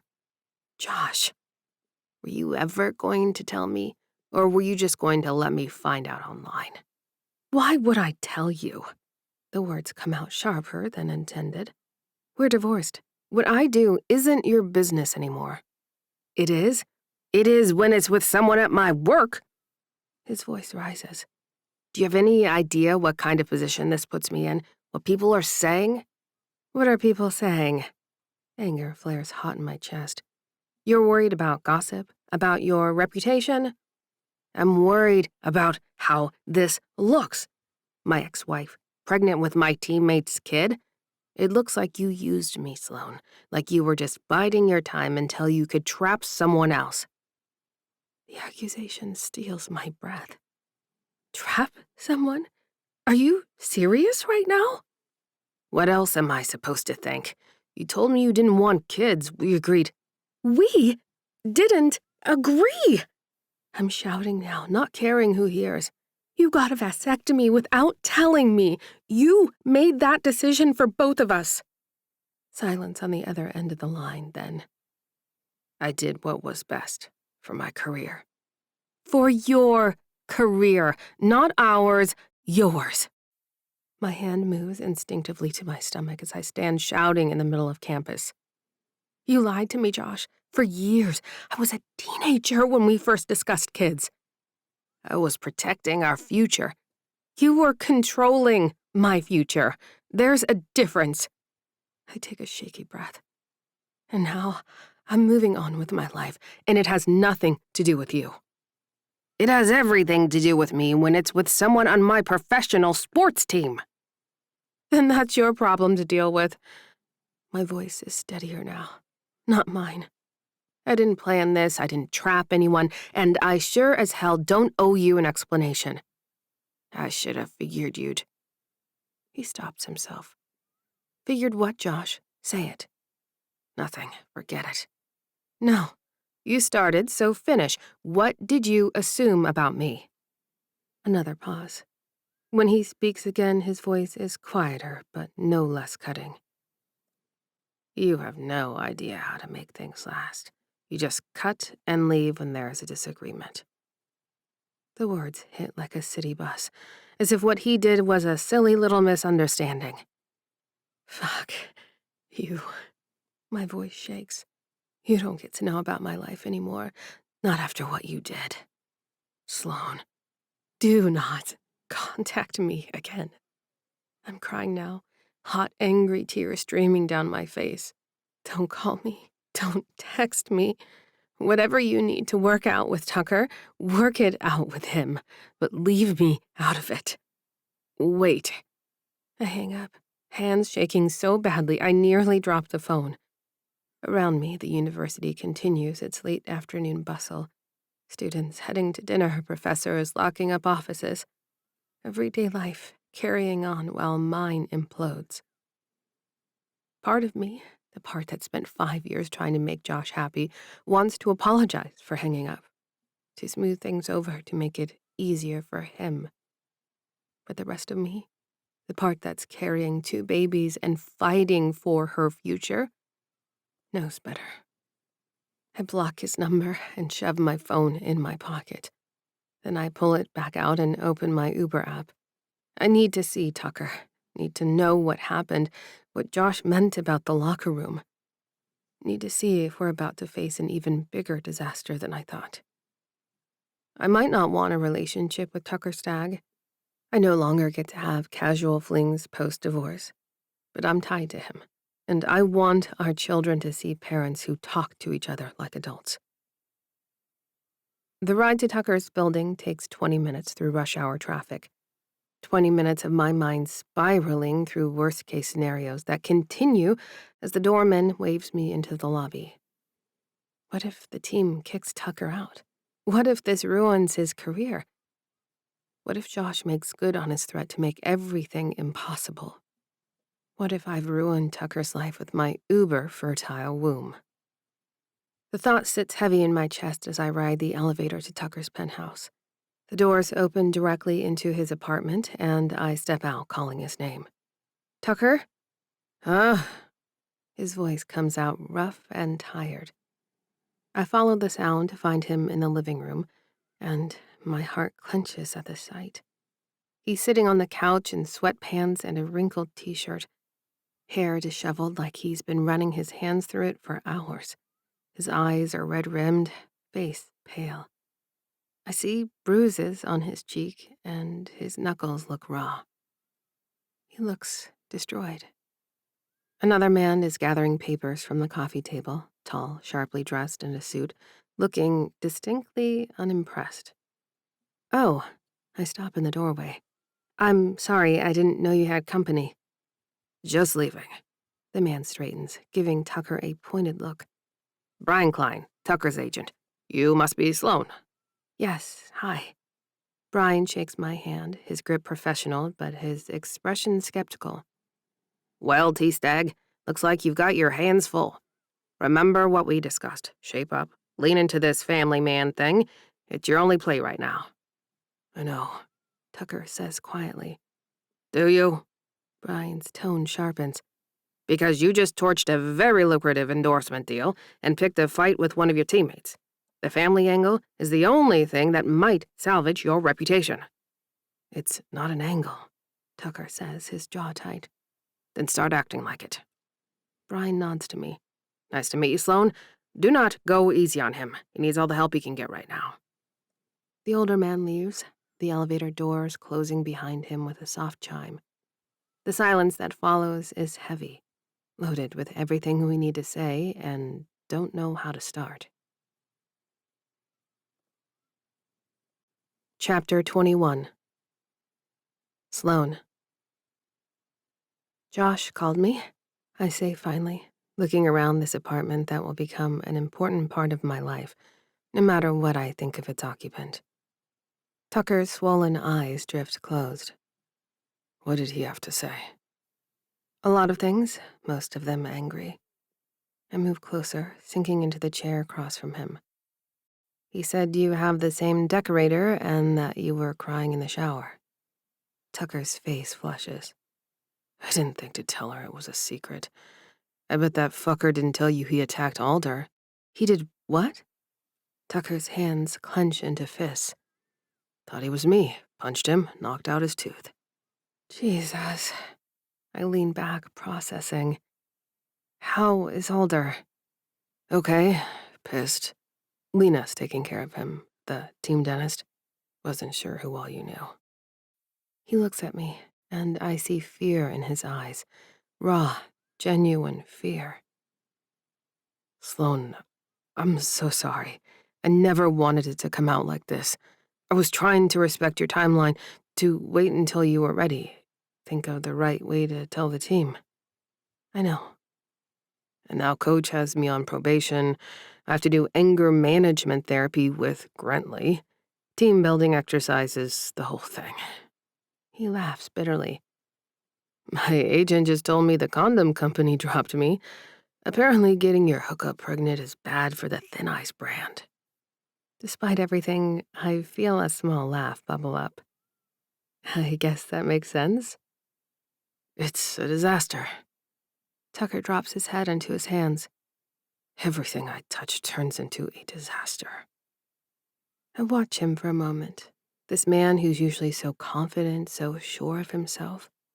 Seeing him like this, vulnerable, scared, beating himself up, does something to my heart. Josh never looked like this, never showed this kind of raw emotion, this kind of self-awareness about his mistakes. When things went wrong in our marriage, he'd retreat into cold silence and redirect blame. He'd act first and tell me later, presenting his decisions as the right and only way forward. Tucker acts impulsively too, but he tells everyone. Announces his intentions, asks for help, doesn't hide when things fall apart. It's a subtle difference, but maybe it's an important one. I stand and move to the couch sitting beside him, close enough that our shoulders touch. It's not all a disaster, I say quietly. He looks at me, hope and disbelief warring in his expression. How is any of this not a disaster? You have a job, you have a family who supports you, you have... I gesture around the apartment. All of this, and you have 2 babies on the way who are healthy and growing. I have the twins because you let me. His voice cracks. And I'm terrified you're going to take them away. I'm not taking anything away. Then why are you here? The question is desperate. Grentley called you. I'm sure he said terrible things. I'm sure he told you to stay away from me, so why are you here? I think about Dr. Khan's words and I think about Josh's accusation. And here on this couch sits Tucker, destroyed but owning it. I'm here because I'm drowning, I admit, and I need help. Tucker's eyes widen. What do you need? I'm failing statistics. My professor basically told me I need to either drop the class or take an incomplete. Mel's moving out in 2 weeks and the lease is ending, and I can't have babies in that building. I take a shaky breath. And I'm pregnant with twins, and I'm terrified, and I can't do this alone. You're not alone. Tucker's hand finds mine. Sloan, you're not alone. I know. Theoretically, I know that. But my voice breaks. I'm so scared of losing myself again, of disappearing into someone else's life, of staying cut off from community. I did that with Josh for 5 years, and I can't. You won't. Tucker shifts to face me fully, both hands holding mine now. I promise you won't. Whatever you need, whatever boundaries you want, I'll respect them. You want your own space? Done. You want to keep working on your degree? We'll figure it out. You want to make your own decisions about the babies? They're your decisions. But you'll have opinions. Of course I'll have opinions, but I'll tell you my opinions and then we'll decide together. His shoulders tense like he's anticipating a blow. I close my eyes and a single tear rolls down my cheek. He got a vasectomy, I whisper. I owe it to Tucker to come into whatever this with wide eyes. He never told me. Not until years later. That was the beginning of the end. Tucker squeezes my hand, and I let myself feel the comfort and warmth of his touch. We talked about kids when we first got together. I was 19 at the time. I said I wanted them someday. He said, I pause, remembering. He said, maybe. I thought that meant yes, eventually. But 3 years into our marriage, I found the paperwork. He'd done it without telling me. Tucker's jaw tightens. That's fucked up. The worst part? My voice cracks. When I confronted him, he didn't apologize. He just said, I told you I wasn't sure. Like, not sure meant absolutely never, and I should have known. I wiped my eyes. He wasn't cruel about it. He was just blank. Like he'd already decided I'd either accept it or leave, and either way he'd be fine. Josh was always distant with his emotions. He suffered his own trauma as a kid, something we bonded over initially. My mistake was believing our love would heal him. And me, I guess. Tucker growls. That's really fucked up, Sloan. He had no right. He thought he was protecting his future. He was controlling yours. Tucker's voice is firm. And that's not the same thing. The validation, someone seeing it, naming it, being angry on my behalf, breaks something open in my chest. He said I use people, I whisper. On the phone today. He said I take what I can get and move on. He's wrong. Tucker's voice is fierce now. You're nothing like that. You're strong and smart, and you're trying to build a life for yourself. That's not taking, that's creating. I want to believe him, want to believe I'm not repeating harmful patterns, not using people, not running from one disaster into another. About my living situation, I say slowly. You got room here for a few more people? Tucker goes very still, striking blue eyes dancing in the fading light. Yes. God, yes. But Sloan, I don't want you to feel pressured if you're not ready. I'm not ready, I interrupt. But I'm also out of options. Failing school, living alone, it's not safe. Okay. He nods quickly. Okay, we can make it work. Whatever you need. Boundaries, I say firmly. This is temporary, just until the babies come and I figure out something more permanent. We're roommates, co-parents, nothing more. Something flickers in his eyes, hurt, maybe, or disappointment, but he nods. Whatever you need.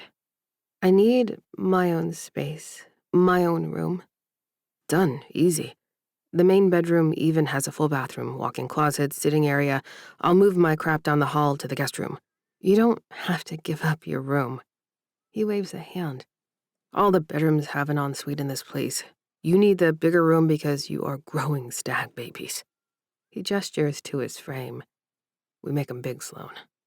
Then he winces, as if just realizing the implications of that declaration. I clutch my midsection and breathe through a twinge of panic, reminding myself that the babies will not start out as massive Vikings like their father. There are some things I won't bend about, I tell him, like vaccines. He holds up a hand. We are pro-science in the Stag family, no worries there. I purse my lips. We'll be raising black kids. He sits up, fully alert, and looks me in the eyes. Of course, Sloan. I want to learn all I can and make sure these nuggets feel whole. Tucker stops himself. You have my word. Your autonomy, your independence, that's non-negotiable. I study his face, looking for any sign that he's just telling me what I want to hear. But all I see is sincerity, determination, fear that I'll say no. Okay, I say. I'll move in. Tucker's whole body seems to sag with relief. Thank you. I promise you won't regret this. I already regret it a little, I admit. But I also don't have a better option right now. He laughs, the sound almost breaking with emotion. I'll take better than nothing. It's more than I thought I'd get after today. We sit there for a moment, hands still clasped, the weight of this decision settling over us. Chapter 22. Tucker. I'm sitting in an uncomfortable chair across from Josh Grentley, with my brother Odin perched on a stool in the corner, and a woman named Paulina Rodriguez settled in the chair between us like a referee at a boxing match. Given the physical altercation from the other day, everyone thought it was safest for Odin to observe as a bouncer. I guess this is therapy. Thank you both for coming, Paulina says, like the two of us are at a party and she's the host.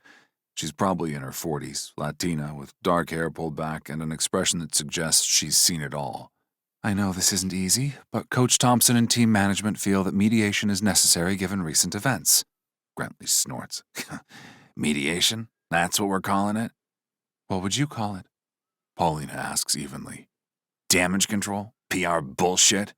He leans back in his chair, arms crossed. The Stags fuck up, and the rest of us have to sit through therapy. I bite the inside of my cheek to keep from responding. Odin shifts slightly in the corner. He's not allowed to participate since he's family. I can feel his tension as he slips out of the room. Josh, Paulina says, that's not a productive way to— Productive? Grentley laughs bitterly. You want productive? How about we talk about nepotism? About how there are 4 Stags on this team because Daddy played here 20 years ago. I snort before I can stop myself. We earned our spots. Did you? Grentley leans forward. Or did management just figure having the Stag name would sell jerseys? Gentlemen, Paulina tries to interject. I've led the team in penalty minutes and fighting majors for 2 seasons, I say, my voice tight. I do my job. Your job is to protect the team, not fuck your teammates' wives. The room goes silent. Paulina's eyes dart between us, assessing. Josh, she says carefully, I'm not sure you're in the right headspace for this session today. I'm fine. You're clearly not fine. I can't help myself now. You're pissed that Sloan ditched you when you're the one who got your balls snipped without telling her. Grentley's face goes red. The fuck did you just say? You heard me. You made that decision. Grentley lunges across the space between us. I'm on my feet instantly, chairs clattering backward. Odin bursts back into the room and grabs Grentley from behind, while Paulina shouts something about stopping, but I'm ready to fight, adrenaline pumping. A whistle pierces the air, directly in my ear, sharp, shrill, and probably causing permanent hearing loss. We all freeze.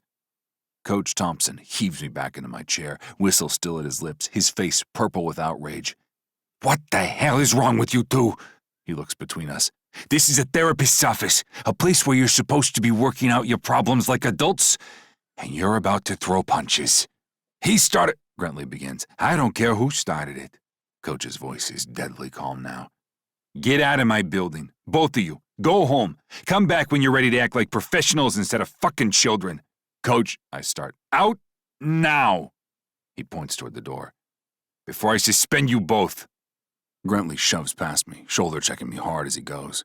Every instinct screams to retaliate, but I force myself to stay still. Coach watches him leave, then turns to me. I expected better from you, Stag. I know. I'm sorry. Sorry doesn't fix this. Your family name means something in this organization. Live up to it. He shakes his head. I grab my jacket and leave, Odin following me into the hallway. That was bad, he says quietly once we're out of earshot. You think? I flick my brother in the nipple, and he smacks my shoulder. Tuck, you can't let him bait you like that. He's looking for a reason to make you the villain. I'm aware. I run a hand through my hair.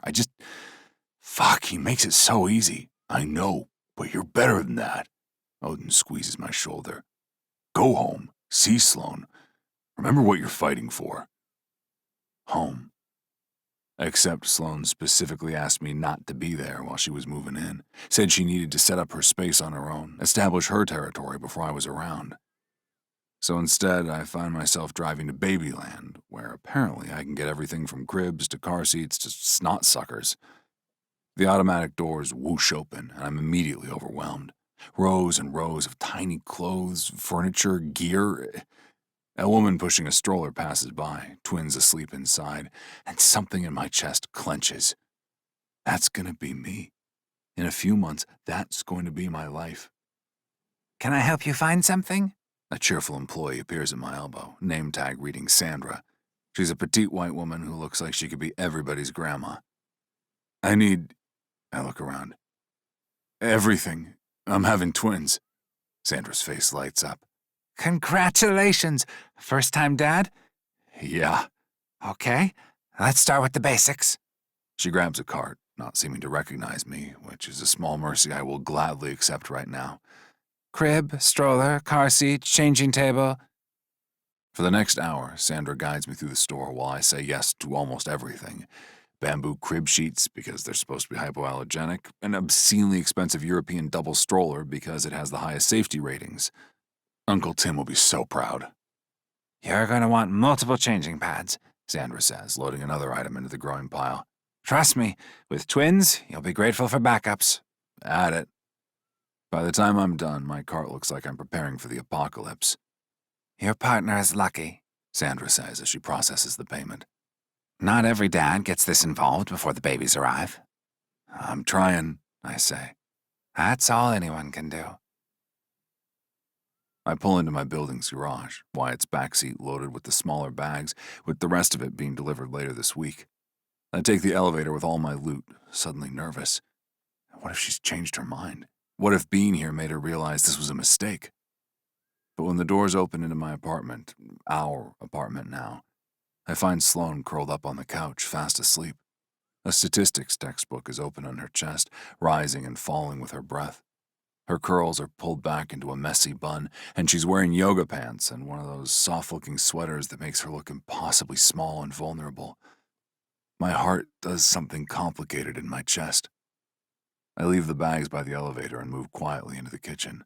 The sink is full of dishes. I really should have cleaned up before I left for work. I roll up my sleeves and start washing, careful to keep the water running softly so I don't wake her. Dish by dish, I work through the pile. Plates, glasses, silverware. It's meditative somehow, calming after the disaster of the therapy session. Tucker? I turn to find Sloane sitting up, rubbing her eyes. The textbook has fallen to the floor. Hey there, gorgeous. The words slip out before I can stop them. She groans, but there's no heat in it. What time is it? Almost 5. You hungry? Starving, and my feet are killing me. She looks down at them with betrayal. Since when is unpacking so exhausting? Since you're growing 2 stags? I dry my hands and move to the couch. Here, let me. Before she can protest, I lift her feet into my lap and start rubbing. Her eyes close immediately, a slight sound of relief escaping. I will my crotch not to respond to that sound, and that's probably the most challenging task of my day. And that's saying something. Oh my God, that's amazing, she practically purrs. My dad said he used to do this for my mom when she was pregnant. I work my thumbs along her arch. Your dad's a smart man. We sit like that for a while, me rubbing her feet while she relaxes into the couch cushions. The late afternoon sun streams through the windows, painting everything gold. This feels right. More right than anything has felt in a long time. I bought some stuff, I say eventually. Baby stuff. It's by the elevator. I can put it in your room or wherever you want. What kind of stuff? She talks with her eyes closed, and it's familiar, comfortable. I like it. Crib sheets, a stroller, some other things Sandra said we'd need. Who's Sandra? Lady at Babyland. She was very helpful. Sloane opens one eye. How much stuff? Some stuff. Tucker? A reasonable amount of stuff for someone having twins. She tries to sit up to look, but I press gently on her ankle. Stay. You're comfortable. I'll show you later.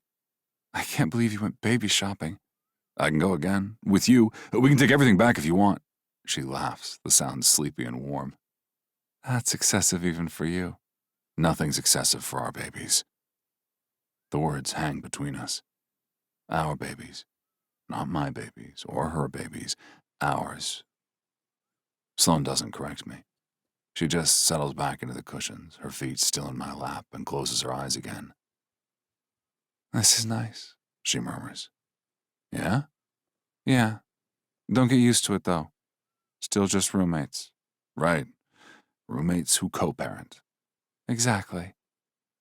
She falls back asleep within minutes, her breathing evening out. I sit there, one hand resting on her ankle, watching her. I should probably get up, start putting the baby things away, make dinner, and do something productive, but I don't want to move. I don't want to disturb this moment. My eyes drift to the framed photo on the wall. Me, Alder, and Gunnar in our Fury gear after our first pro game. We're all grinning, arms around each other, on top of the world. Hockey has been my life since before I was conceived. The ice, the team, the game, it's shaped everything I am. But sitting here with Sloane, her feet in my lap, thinking about the twins growing inside her, this feels important in a different way, essential in a way hockey never quite has been. I think about my dad leaving the pros when Mom had Odin. I never really understood it before. How do you walk away from something you love, something you've worked your whole life for? But now, looking at Sloane, I'm starting to get it. My family isn't just hockey. My family is here, asleep on this couch, trusting me enough to let her guard down. My family is two tiny heartbeats I can't stop thinking about. My family is this life I'm trying to build, this future I'm trying to be worthy of. Except, hockey is family too. Alder, Gunnar, Odin, the team, the ice that's thick in my veins. How do I choose between those things? How do I balance them when they both matter so much? The thin ice I'm skating on right now feels weaker by the day. One wrong move and everything will crack, sending me plunging into the water I'm not sure I can swim out of. Coach's words echo in my head. Your family name means something in this organization. Live up to it. But which family? The one I was born into? Or the one I'm trying to create? Chapter 23. Sloane. I wake up feeling well rested for once, until I realize Tucker must have carried me to bed last night. I check the time on my phone and see that it's nearly 8. Tucker Stag really does have magic fingers if he can massage me into deep slumber and transfer me without waking me. I bite my lip and listen to see if he's up or moving around, but all I hear is silence. He must have already gone to hockey practice. I sit up slowly, my hand moving to my stomach, still flat, but not for much longer, according to Dr. Patel. I try not to think about Tucker's assertion that stag babies grow big. Better to focus on the physical space. The bedroom is gorgeous in the morning light. Enormous with that sitting area Tucker mentioned, the walk-in closet, the ensuite bathroom with a tub big enough to swim in. The bed is absurdly comfortable, some fancy mattress that manages to be the exact perfect firmness I like. But what gets me are the small details I missed last night when I was too exhausted to notice. As I wander around, I notice a basket on the dresser brims with snacks, crackers, dried fruit, those lavender candies from the doctor's office. He thought of everything. I make my way to the bathroom.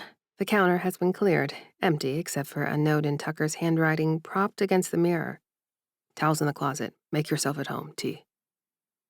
I open the drawers to find them lined with that fancy shelf paper, completely empty and waiting. The medicine cabinet's the same, cleared out, ready for my things. He gave me his bedroom and moved himself into the guest room without complaint. I brush my teeth and head back out to explore. The living room looks different in daylight, less intimidating, more lived in. My boxes are stacked neatly by the wall, labeled in my own handwriting. But what catches my eye are the shopping bags piled by the door. So many bags. I move closer, peeking inside the first one. Bamboo crib sheets in soft neutrals, gray, cream, sage green. I pull out another package. More sheets. A third bag has receiving blankets, also bamboo, also expensive. Jesus, Tucker, I mutter, moving to the next bag. A sound machine, swaddles, a baby bathtub, hooded towels with little animal ears. Everything is high quality, thoughtfully chosen, ridiculously expensive. And then I see the box. It's huge, leaning against the wall, and the picture on the side shows a sleek double stroller. I recognize the brand. European, featured in all the best of lists I've been secretly reading at 2 a.m. when I can't sleep. A 4-figure gadget. I sink onto the couch staring at the pile of supplies. He went shopping by himself and bought everything we might need and then some. My phone buzzes. Tucker. Morning, how'd you sleep? I stare at the message, then at the shopping bags, then back at the message. Good, you bought a lot of stuff. Tucker. Too much? I can return things. A $2,400 stroller might be a little extra. Tucker. It has the highest safety ratings, and it converts from infant car seats to toddler seats. We'll use it for years. We could use it to drive the babies to college. Tucker. Exactly. Practical. Despite everything, I smile. Thank you. For all of it, it's really thoughtful. Tucker. You're welcome. Appointment at 2, right? Yes. Tucker. I'll be home by 1:30 to pick you up. I set the phone down and look around the apartment again.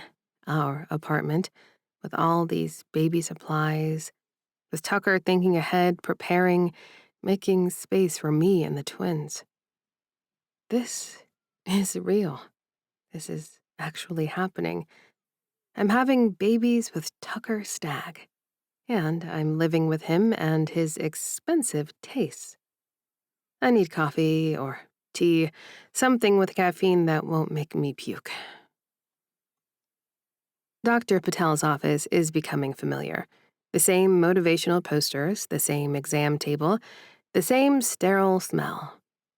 Same Tucker Stag sitting beside me, note app open on his phone, recording everything from my vitals to my comments on the temperature of the room. Blood pressure's good, the nurse says, making a note on her own tablet. Weight is up 3 pounds since last visit, which is perfect. Any concerns? She's exhausted all the time, Tucker says before I can answer. Like, falling asleep, sitting up, is that normal? The nurse looks at me for confirmation. I nod reluctantly. Very normal, especially in the first trimester going into the second.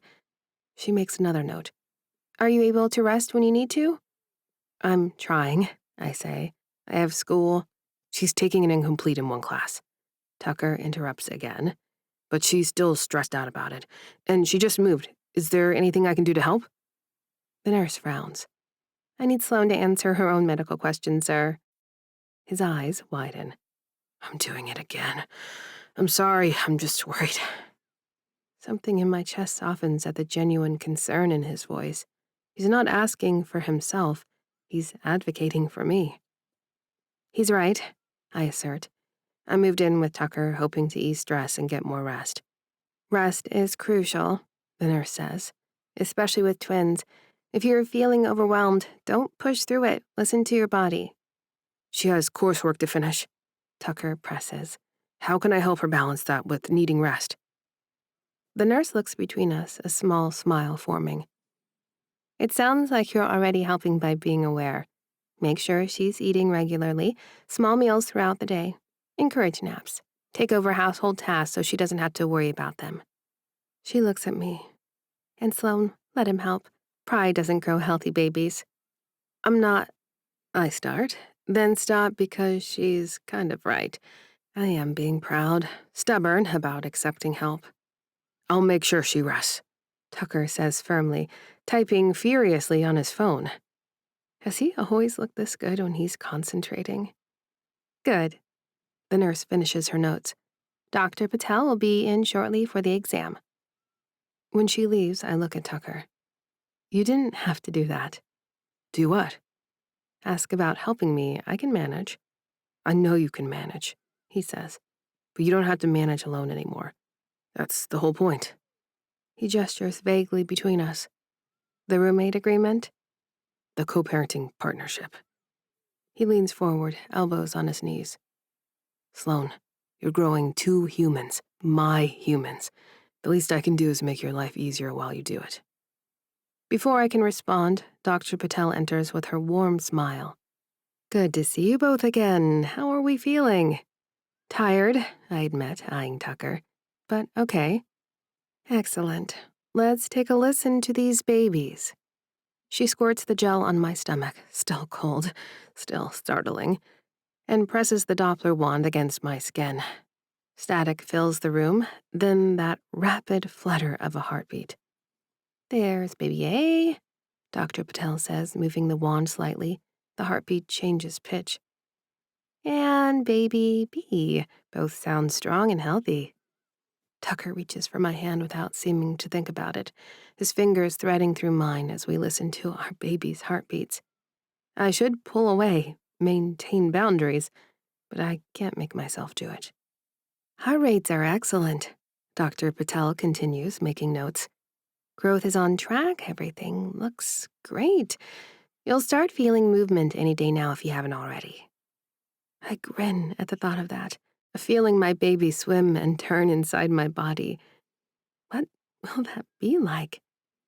And then I'm hit with a wave of sadness, wondering if my own mother was even aware enough to appreciate my internal gymnastics. What about the exhaustion? Tucker asks, his voice cutting through my melancholy. The nurse said it's normal, but it seems extreme. Dr. Patel gives him an appraising look. Twin pregnancies are demanding. Her body is working overtime. The exhaustion should improve in the second trimester, which she's entering now. But with twins, it might persist longer. So rest, small meals, and what else? Hydration is crucial, prenatal vitamins. And Sloan, she looks at me seriously. Don't try to maintain your pre-pregnancy schedule. Your body has different priorities now. I have school, I repeat weakly. It's all I have right now. A few classes and shacking up in a fancy palace full of designer baby gear. I need to recalibrate, remember my mission.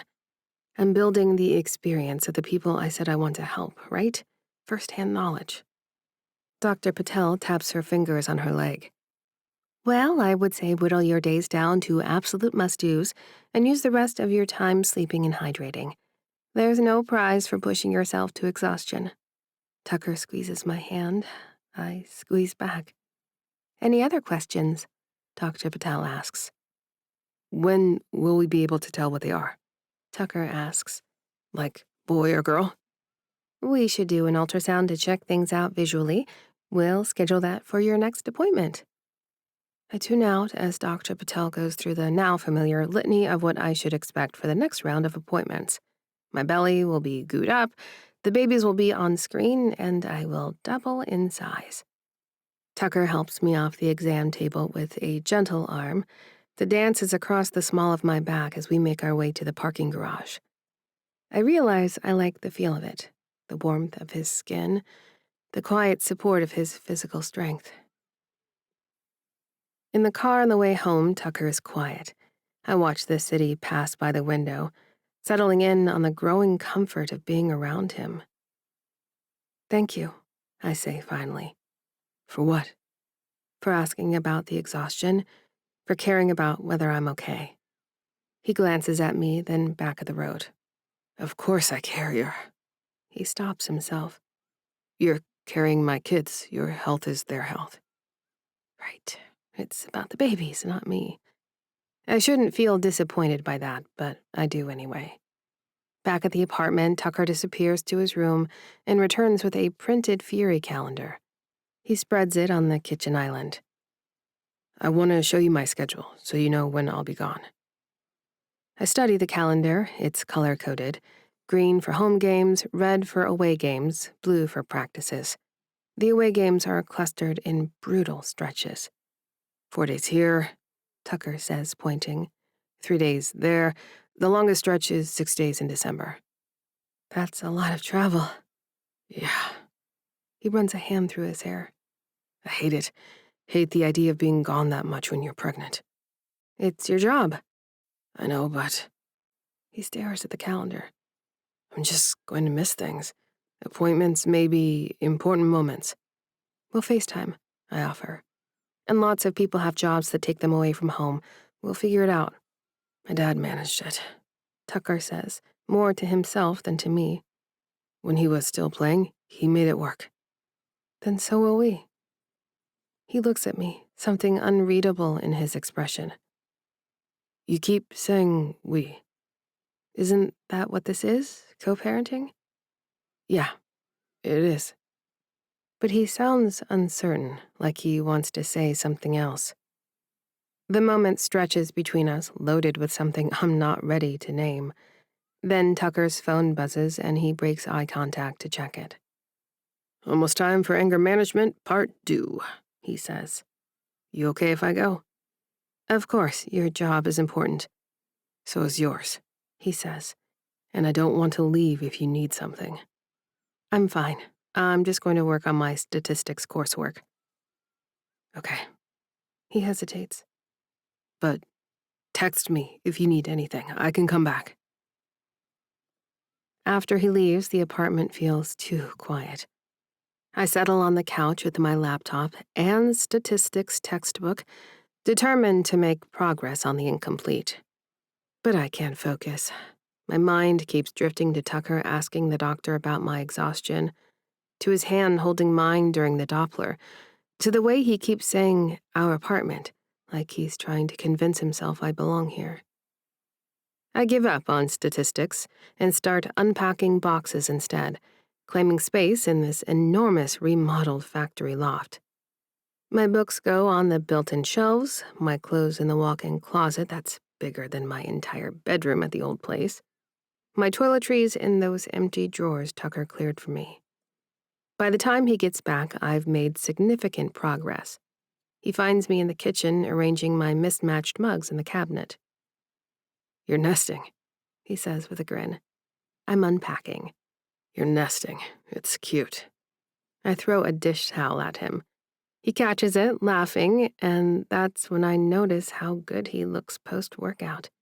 Gray t-shirt clinging to his chest, hair damp, face flushed. I look away quickly, focusing on the mugs. Mel's coming over tomorrow, I say. To see the place, that okay? Of course, she's welcome anytime. He moves to the fridge, pulling out a protein shake. You eat lunch? I had crackers. Sloan, that's not lunch. I wasn't hungry. He gives me a look. The doctor said small meals throughout the day. Crackers don't count. I'll eat later. Let's eat now. He opens the fridge again, surveying the contents. I've got stuff for sandwiches, or I can make pasta. Or we could order something. You don't have to feed me. Someone has to. He's already pulling out bread, turkey, cheese. You like mustard or mayo? Both. Weirdo. But he makes the sandwich exactly how I like it. Both condiments, extra pickles, chips on the side. He sets it in front of me at the island and leans against the counter drinking his shake while I eat. This is good, I admit. Thank you. He grins, taking huge bites of his own food, which I suspect is more of a pre-meal snack for him, given his size and my experiences with Josh. How was anger management? I take a swig of water and am pleased that everything seems to be staying put in my stomach. Tucker grunts and keeps eating. He wipes his mouth with a napkin eventually and says, "Maybe we can table talking about that. I'm beat, and you seem like you have a lot of work." I nod, ceding his point. We fall into comfortable silence, me eating, him watching once he finishes. It should be weird having him watch me eat, but it's not. It's nice. Domestic. Dangerous. The next afternoon, Mel wheels into the apartment and immediately starts exploring. Holy shit, Sloan, this place is huge. I know. And fully accessible. She rolls a big circle around the living room into the kitchen toward my room. The hallways are wide enough. The bathroom has a roll-in shower. Did Tucker do this on purpose? I think the building is just fancy. No, look. She points to the kitchen. The counters have different heights. The cabinets have pull-down shelves. This was designed for accessibility. Tucker always talks about his designer being a genius. I guess I just felt so comfortable that I never noticed the kitchen's unique features, but she's right. I trail off, not sure how to finish the sentence. Hot, Mel supplies. That's hot, Sloan. It's considerate. Same thing. She wheels further down the hall, peeking into the guest room where Tucker has moved his stuff. This is his room now? Yeah, he gave me the primary. Also hot? Stop saying that. She grins and continues exploring, finding the door to what will be the nursery. Can I? Go ahead. She opens the door and I follow. The room is empty except for the shopping bags Tucker moved in here, all those supplies carefully stacked. Mel starts going through them, pulling out items. Bamboo sheets, nice. Oh, this stroller. Sloan, do you know how much this costs? Yes, in fact, I do. She whistles and runs her hands over the box. He's serious about this. I know. She turns to face me, expression thoughtful. Are you okay? Like, really okay with all this? I think so. It comes out as a question. It's a lot, living with him, seeing how much he's preparing, how invested he is. It's not what I expected. What did you expect? I don't know, that he'd offer money and show up for big moments, but otherwise stay distant. That I'd be doing this mostly alone like my grandmother did. But Tucker's not distant. No, I gesture helplessly. He's here. He's present. He asks the doctor questions, makes me sandwiches, and buys ridiculously expensive strollers. And you thought he was just a party hookup. The observation lands heavily. This was going to be the year of me going back to school, finally stepping out of the cycle of having babies too young with too little support. Tucker was a little treat on the way to bigger things. He was supposed to be... Mel snorts and pulls out another item, a book. Parenting twins the first year. She sets it aside and grabs another. What to expect the first year. Another. The baby book. She pauses, pulling out a pamphlet tucked between the books. Black hair and skin care, a guide for new parents. We both stare at it. I'm immediately transported back to elementary school when one of the black neighbors took Grandma aside and offered to show her how to comb my hair. It was the beginning of a daily ritual of moisturizing and wrapping. He got a pamphlet, Mel says slowly, about black hair care. He's binge reading. He's doing the work, Sloan. She hands me the pamphlet, which has notes in the margins like I've seen him take on his phone during doctor appointments. This isn't performative. This is him actually trying to understand what your kids will need. I flip through the pamphlet, It's detailed.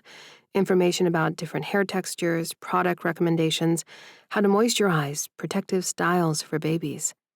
Someone has highlighted sections in yellow. Tucker highlighted sections about caring for our baby's hair. Okay, I admit. That's kind of hot. Mel laughs. Finally, she admits it. Don't. You have the hots for your baby daddy. I do not. You absolutely do. Look at your face right now. She wheels closer. Sloan, it's okay to be attracted to him. He's hot. We're supposed to be roommates, co-parents. I set boundaries. Boundaries can adjust, Mel points out, if both people want them to. I don't know what I want. Don't you? I look at the pamphlet again, at the highlighted sections, at the stack of parenting books, at the expensive stroller, and all the evidence of Tucker's preparation. I think about his hand holding mine during the ultrasound, about him asking the doctor how to help me, about him giving me his bedroom, clearing out his drawers, and making sure the apartment is accessible for Mel. I think about how he looks post-workout, about his hands on my feet, working out the soreness, about the way he called me gorgeous, like he couldn't help himself. I admit quietly, want the boundaries to adjust. Then tell him. I can't just. Why not? You're adults. You're attracted to each other. You're having babies together. What's stopping you? Fear, I think. Fear that I'm repeating patterns. Fear that I'll lose myself again. Fear that this is just pregnancy hormones and proximity and not something real. This is all happening very fast.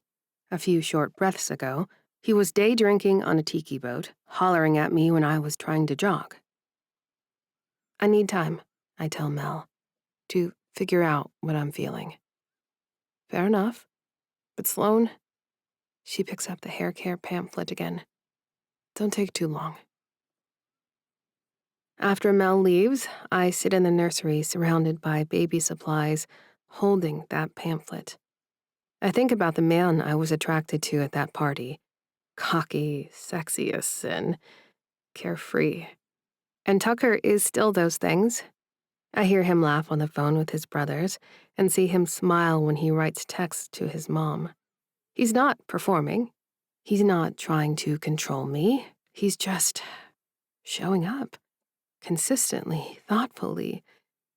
And I'm attracted to him, not just physically, though God knows that's there too, but attracted to who he is, how he's trying, the man he's becoming. Despite my vow to take space and time to make up for what I lost during my marriage, I'm attracted to my baby daddy, and I have no idea what to do about it. Chapter 24. Tucker. Stag, Grentley, you sitting together on the flight? Coach Thompson's voice cuts through the locker room chatter. Everyone goes quiet. I look up from buffing my dress shoes. Grentley's across the room already shaking his head.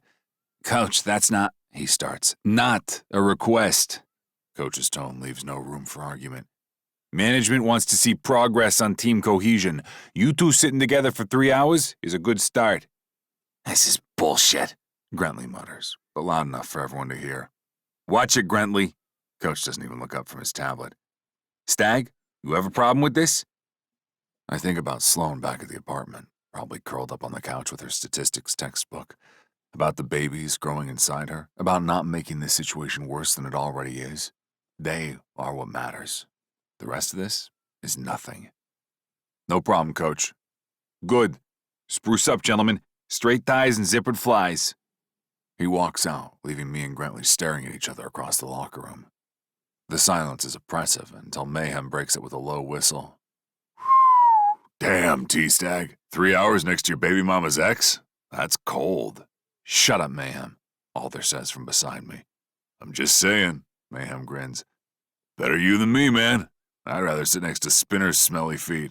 My feet don't smell, Spinner protests. They absolutely do, several guys chorus. The tension breaks slightly as everyone returns to packing their gear and checking out their suits. But I can feel Grentley's eyes on me, and when I glance his way, his expression is pure hostility. This is gonna be a long flight. The bus ride to the airport is mercifully short. I sit with Alder, both of us quiet. My twin knows me well enough not to push conversation when I'm in my head. But as we board the plane, there's no avoiding it. Grentley is already in our assigned row, window side, arms crossed, jaw tight. I stow my bag in the overhead compartment and slide into the aisle seat. The armrest between us might as well be the Fort Pitt Bridge. For the first 20 minutes, neither of us speaks. I pull out my phone and check messages. Nothing from Sloan yet, but it's still early. So, Grentley says finally, his voice slow enough that only I can hear. How's domestic life treating you? I don't take the bait. Fine. Must be nice, playing house with my wife. She's not your wife anymore. I keep my voice even. And we're not playing anything. Right. You just knocked her up and moved her into your place. That's totally different. It is different. I turn to look at him. Because I'm not lying to her. I'm not making decisions for her. And I'm sure as hell not going to— What? Say it. His eyes flash. You're not going to what? Fuck up like I did? I didn't say that. You didn't have to. He turns back to the window. Everyone thinks it. Poor Sloan married to that mopey asshole. Thank God Tucker Stag swooped in to save her. That's not what happened, isn't it? He looks at me again. You saw an opportunity and you took it. Got her drunk at a party, got her pregnant. Now you're the hero. She wasn't drunk. My hands clench into fists. And I didn't plan any of this. Sure you didn't. I take a deep breath, forcing myself to stay calm. This is what he wants. To provoke me, to make me the bad guy again. Look, I say carefully. I get that this sucks for you, I do. But taking shots at me isn't going to change anything. What's going to change is you realizing that Sloan isn't going to stick around. His voice is bitter. She'll get what she needs from you, and then she'll move on. That's what she does. You don't know her. I know her better than you ever will. He turns away again. But go ahead. Play happy family.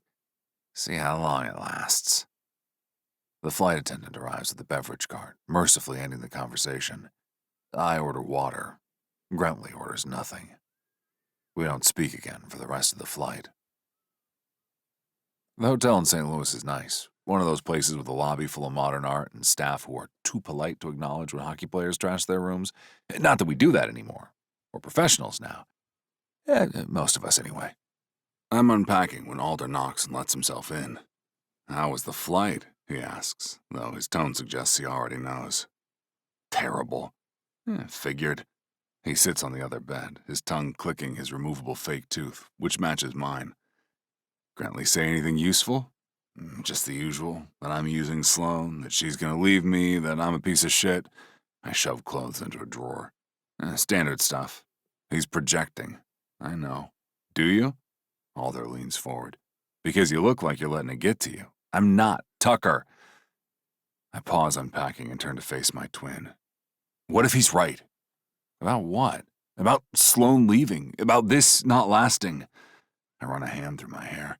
What if once they're born she realizes she doesn't actually want me around? Have you asked her? She keeps saying we're co-parents, but we don't have any paperwork or anything. And you're okay with that? I don't have a choice. You always have a choice. Alder stands, moving to the window. But you have to actually tell her what you want. Not just go along with whatever she says because you're scared. I'm not scared. He gives me a look. You're terrified. I can see it. You're afraid that if you push for more, she'll run.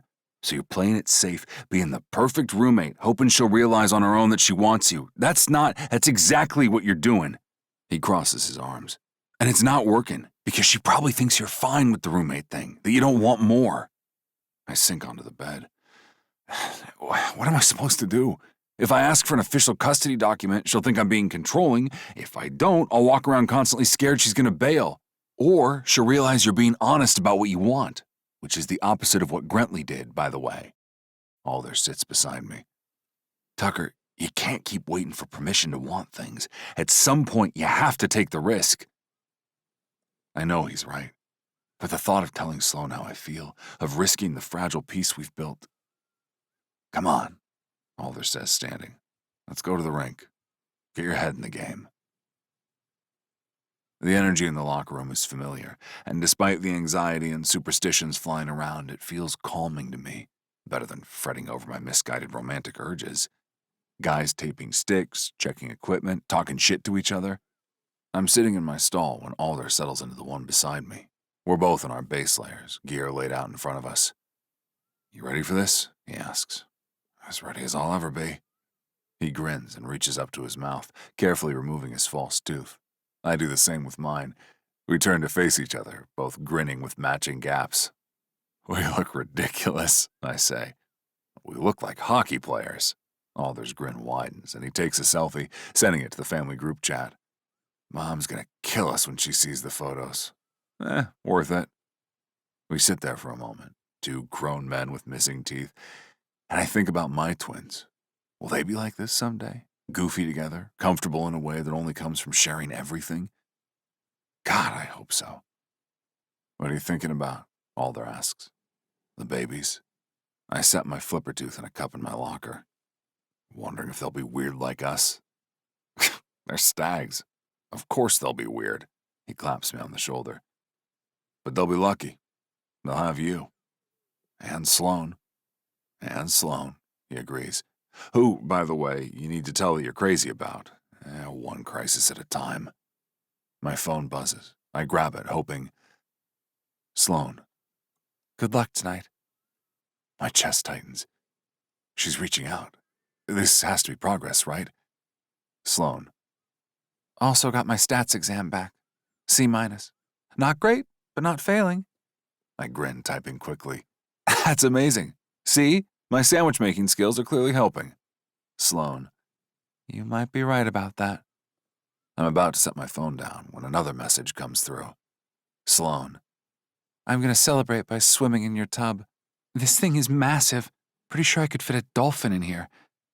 The image hits me like a punch to the gut. Sloan, in my tub, naked, water sliding over her skin, her curls piled on top of her head, her hand resting on her stomach where our babies are growing.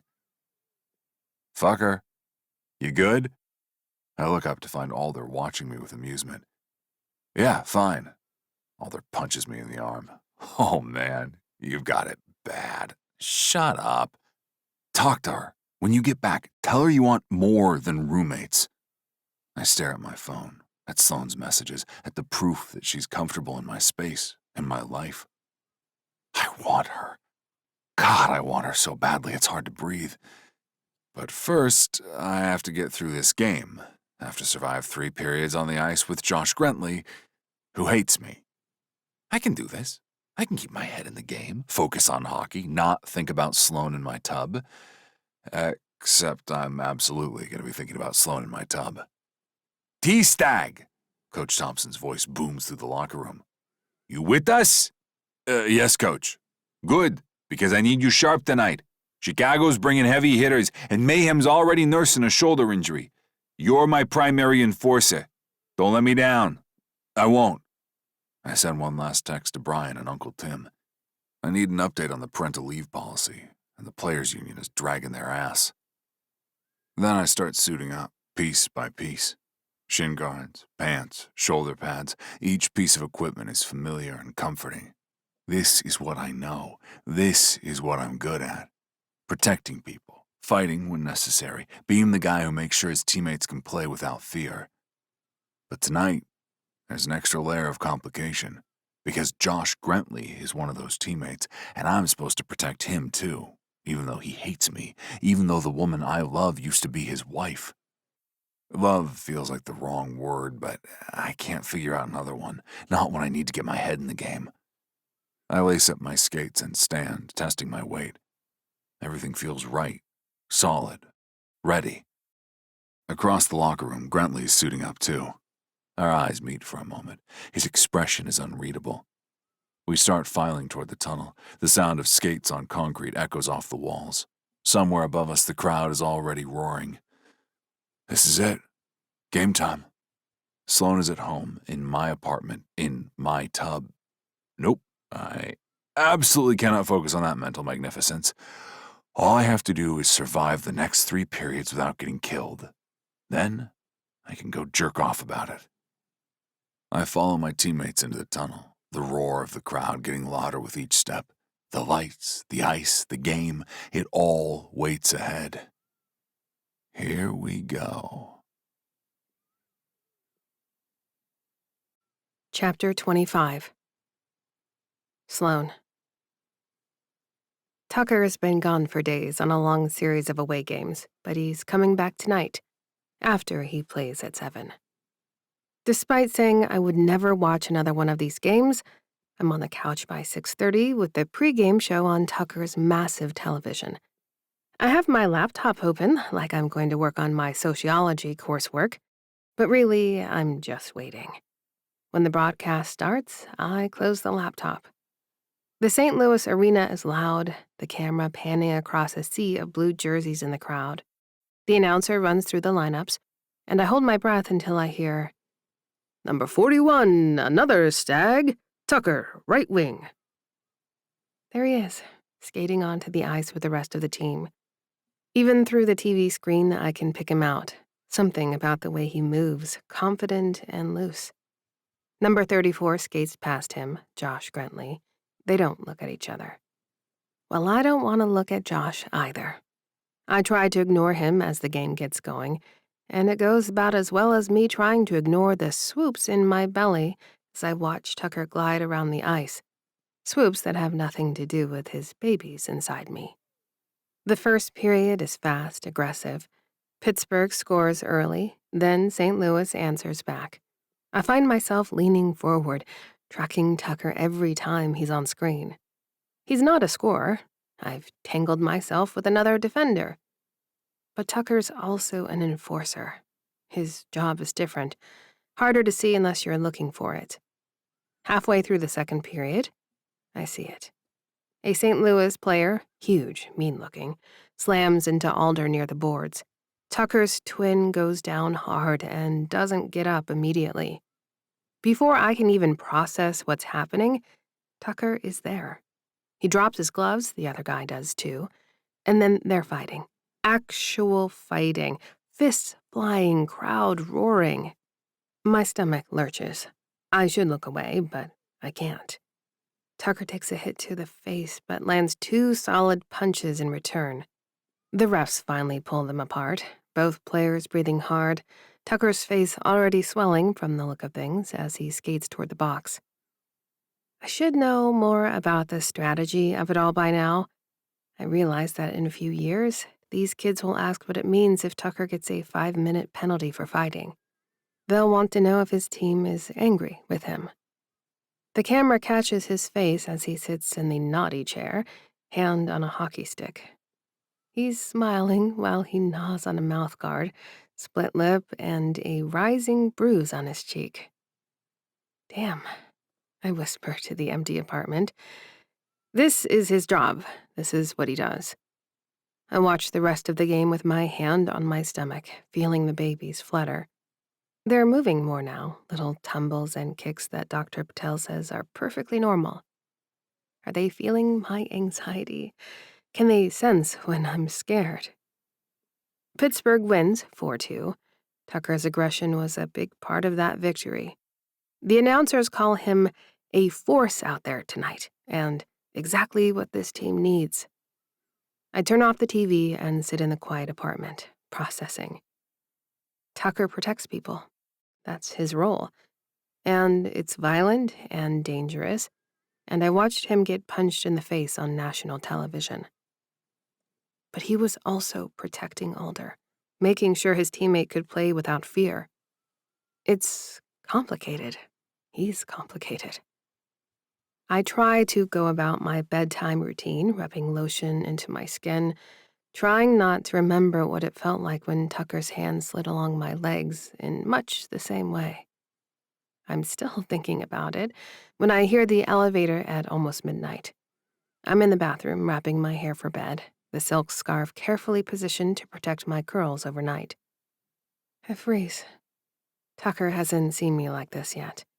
Other white guys I've dated haven't understood the ritual, the care required, and I brace myself to explain.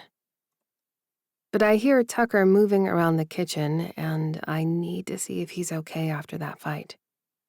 I step out of the bathroom, scarf tied securely, wearing one of his old t-shirts left behind in the dresser in what's now my bedroom. Tucker's at the sink, drinking water straight from the tap. He's still in his suit from the flight, tie loosened, jacket discarded somewhere. When he straightens and turns, I see the bruise on his face. His beautiful face now blooms purple, blue eyes swollen. Tucker. Hey. His voice is rough, tired. His eyes track from my head wrap to my shirt, and something in his expression softens. I wake you? No, I was up. I move closer, instinct overriding self-consciousness. Your face. It's fine, just a bruise. He sets down the glass. Fighting is part of the job. I reach up without thinking, my fingers hovering near the bruise but not quite touching. Does it hurt? Not really, I've had worse. He's studying my face like he's looking for something. You okay? You look upset. I am worried. I watched you get punched. It's part of the job. I know, but I drop my hand. It's different seeing it, understanding what you do out there. Tucker's quiet for a moment, then. You want me to stop fighting? I don't know. It's the honest answer. I don't know what I want. We stand there in the dim kitchen, both of us showing parts of ourselves we usually keep hidden. Your hair, Tucker says quietly.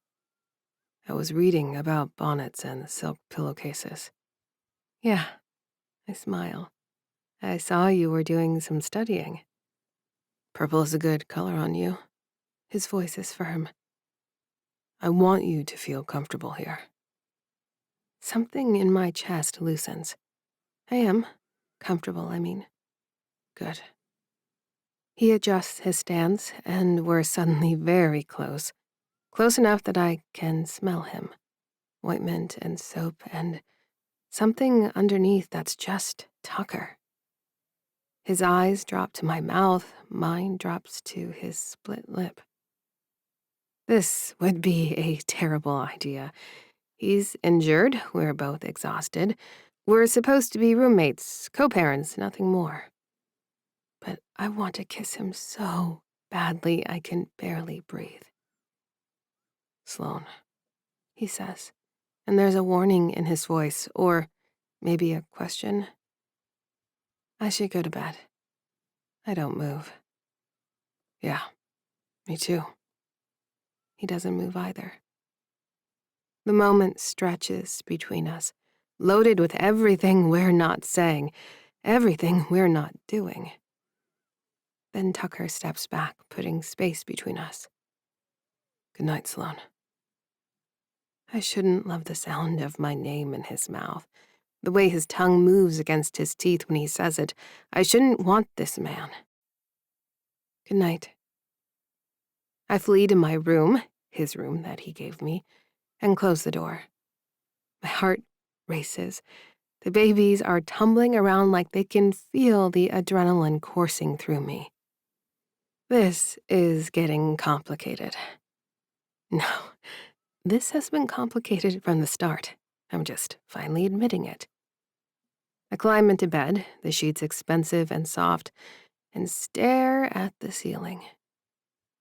Down the hall, I hear Tucker's door close, hear the shower start up. I imagine him in there, washing off the flight, the violence, taking care of his bruised face, being alone when maybe he doesn't want to be. Is he touching himself in there, the way I touched myself in his tub, just thinking about the lightning that struck when we slept together? I could go to him, could knock on his door, could tell him I don't want to be just roommates anymore. But fear keeps me frozen. Fear of losing myself again. Fear of making the same mistakes. Fear that this is just proximity and pregnancy hormones and not something real. So I stay in bed, hand on my stomach, feeling his babies move and wondering how much longer I can resist their father. Chapter 26. Tucker. She's staring at me again. I pretend not to notice, keeping my eyes on the TV where my cousin Wyatt and West Ham are getting demolished by Liverpool. But I can feel Sloane's gaze tracking across my shoulders, down my bare chest, lingering on my stomach. It's been happening for weeks now. Ever since that night I came home from St. Louis with a bruised face and she looked at me like she wanted to jump my bones. At first, I thought she thought I looked weird, especially as the bruise shifted to a weird yellow-green. But something shifted. I see it in the way she watches me move around the apartment, the way her eyes drop to my mouth when I'm talking, the way she bites her lip when I walk past her in the hallway. I've had my nose to the ice, totally focused on working out, keeping my cool around Grentley, and calling the players' union every fucking afternoon to talk about actual time off for when these babies show up. And all the while, Sloane's been looking at me like she's starving and I'm a bowl of ice cream. It's driving me insane. How was class? I asked, not taking my eyes off the game, adjusting myself before I spring a chub in my sweats. Fine. Her voice sounds strained. Lots of reading. You need help with anything? A pause. Then, no, I'm good. I glance at her. She's standing by the kitchen island in leggings and an oversized sweater, her backpack still on one shoulder. Her curls are loose today, framing her face. Her cheeks are flushed. She's staring at my sweatpants, the ones I threw on after my workout this morning because I didn't think she'd be home until later. Her tongue darts out, wetting her bottom lip. Oh, Christ! I turn back to the TV, willing my cock to cooperate and stay soft. Game's almost over if you want to watch something else. No, it's fine, I'll just... She doesn't finish the sentence. I hear her walk toward her room, then stop. The apartment goes quiet, except for the announcers commenting on Liverpool's third goal. Tucker? Yeah? Another pause. Never mind. Her bedroom door closes. I drop my head back against the couch and stare at the ceiling. More weeks pass in a haze of tension and restraint. Sloane's belly has bloomed, and it's so fucking sexy. But it's also my babies in there, and all I want to do is feel them and talk to them. I'm trying to keep my distance like a good co-parent, respectfully. Lord knows I'm trying. Sloane is full-time at school, determined to prove she can handle it. I watch her leave in the mornings with her backpack, watch her come home tired but animated, talking about her professors and assignments. Sometimes she has Mel with her, and they roll around the apartment talking about my uncle and uptight lawyers. My cousin Pete, Tim's oldest, is back in town after his fellowship, and he's been working with Mel. So sometimes he comes over to rag on me for becoming boring. Like Pete hasn't always been boring. He doesn't seem to think it's boring to get a law degree and for some law journal and move back to Pittsburgh to write boring contracts. I should be grateful that boring people like Pete and Mel exist, since they tell me they're making progress with the Hockey Players Association and getting me some parental leave in my contract. Pete keeps pointing out that Stag Law has a good record with this sort of thing for women's pro sports already. Meanwhile, Sloane seems less exhausted.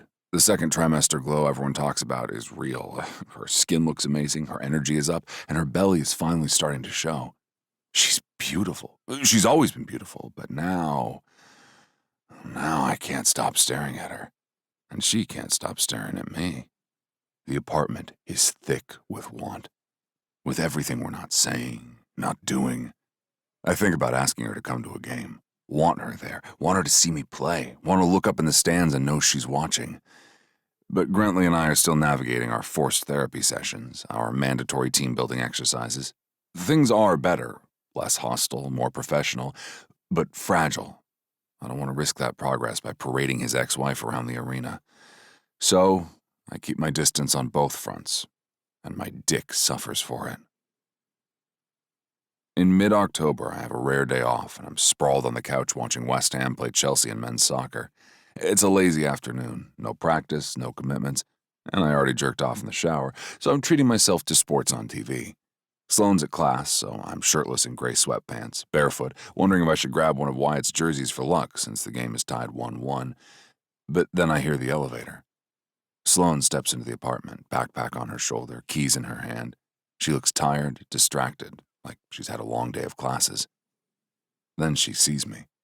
Her eyes go wide. Her keys clatter onto the side table. The backpack slides off her shoulder and hits the floor with a thud. She just stares.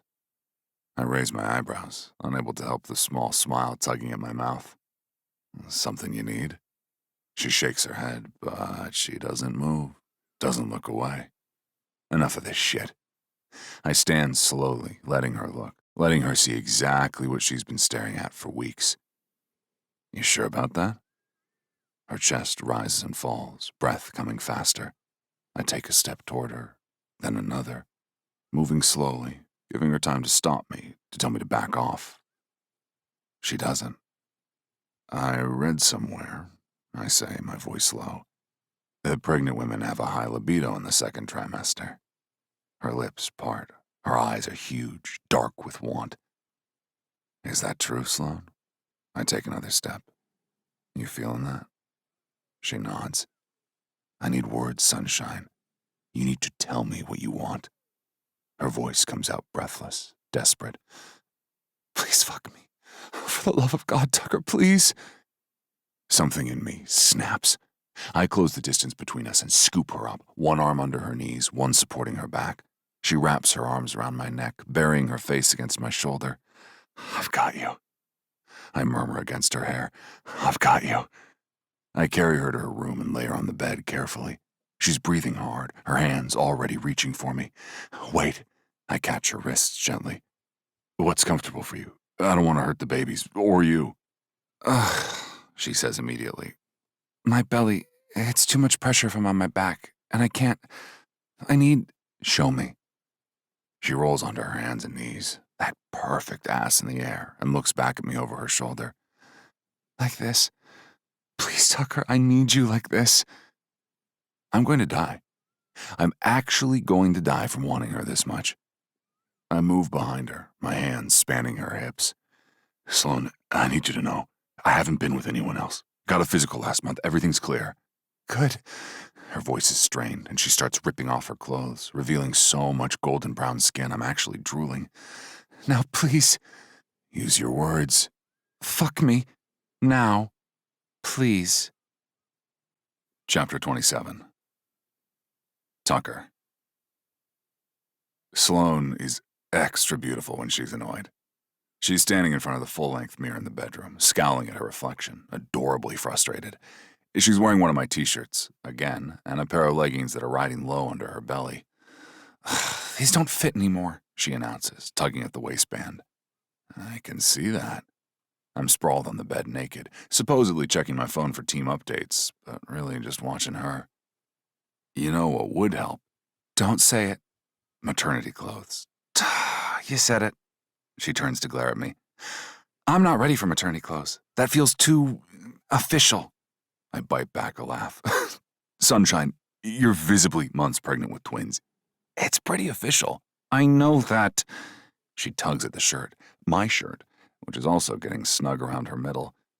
But maternity clothes are so frumpy. They make cute maternity clothes now. I've seen them online. Her eyes narrow. You've been browsing maternity clothes. Research.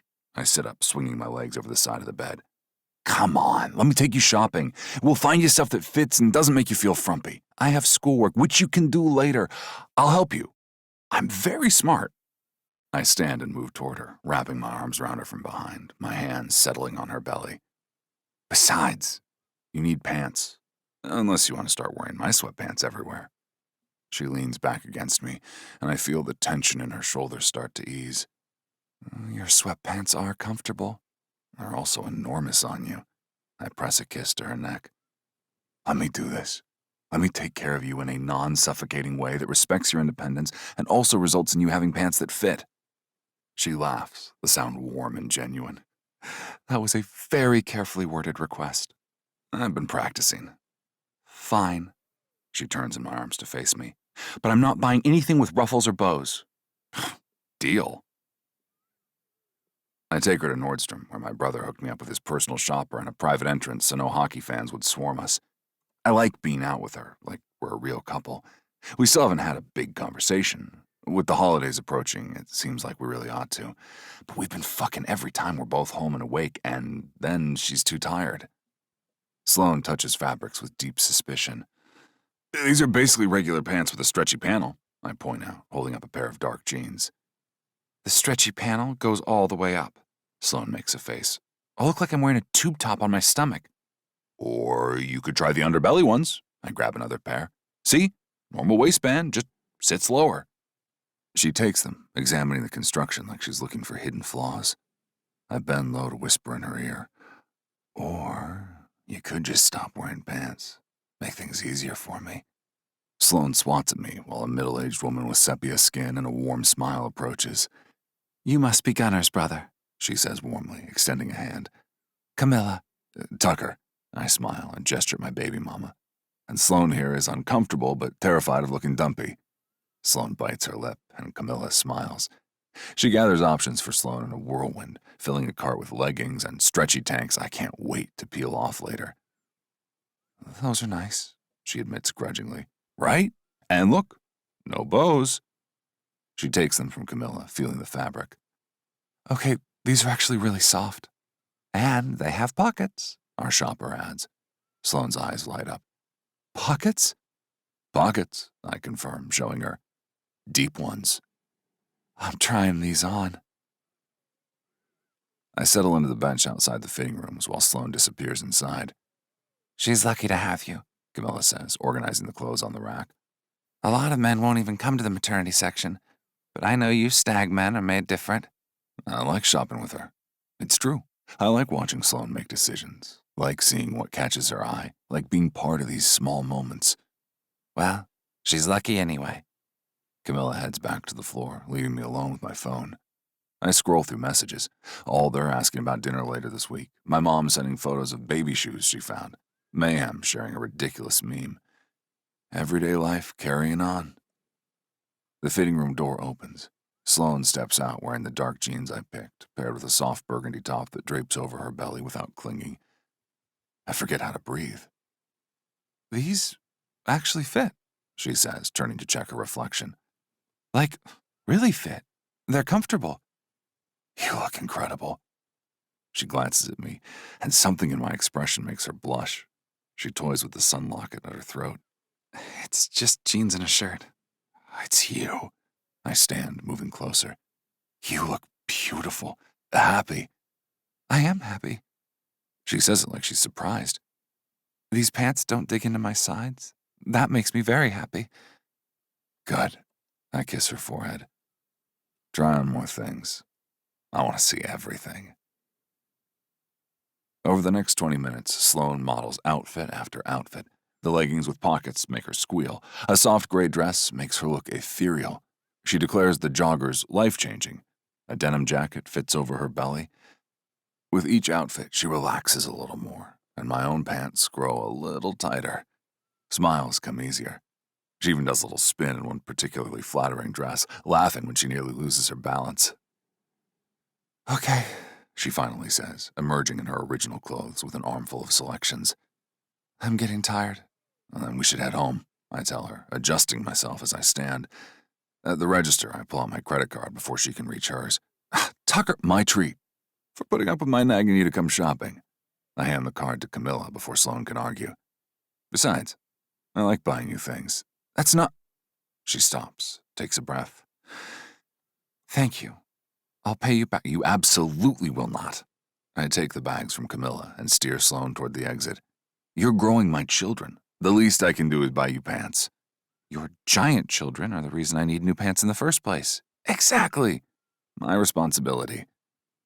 She's quiet on the walk to the car, but it's a comfortable silence. I load the bags in the back while she settles into the passenger seat. That was actually fun, she says as I start the engine. Yeah? Yeah. She's smiling, small and genuine.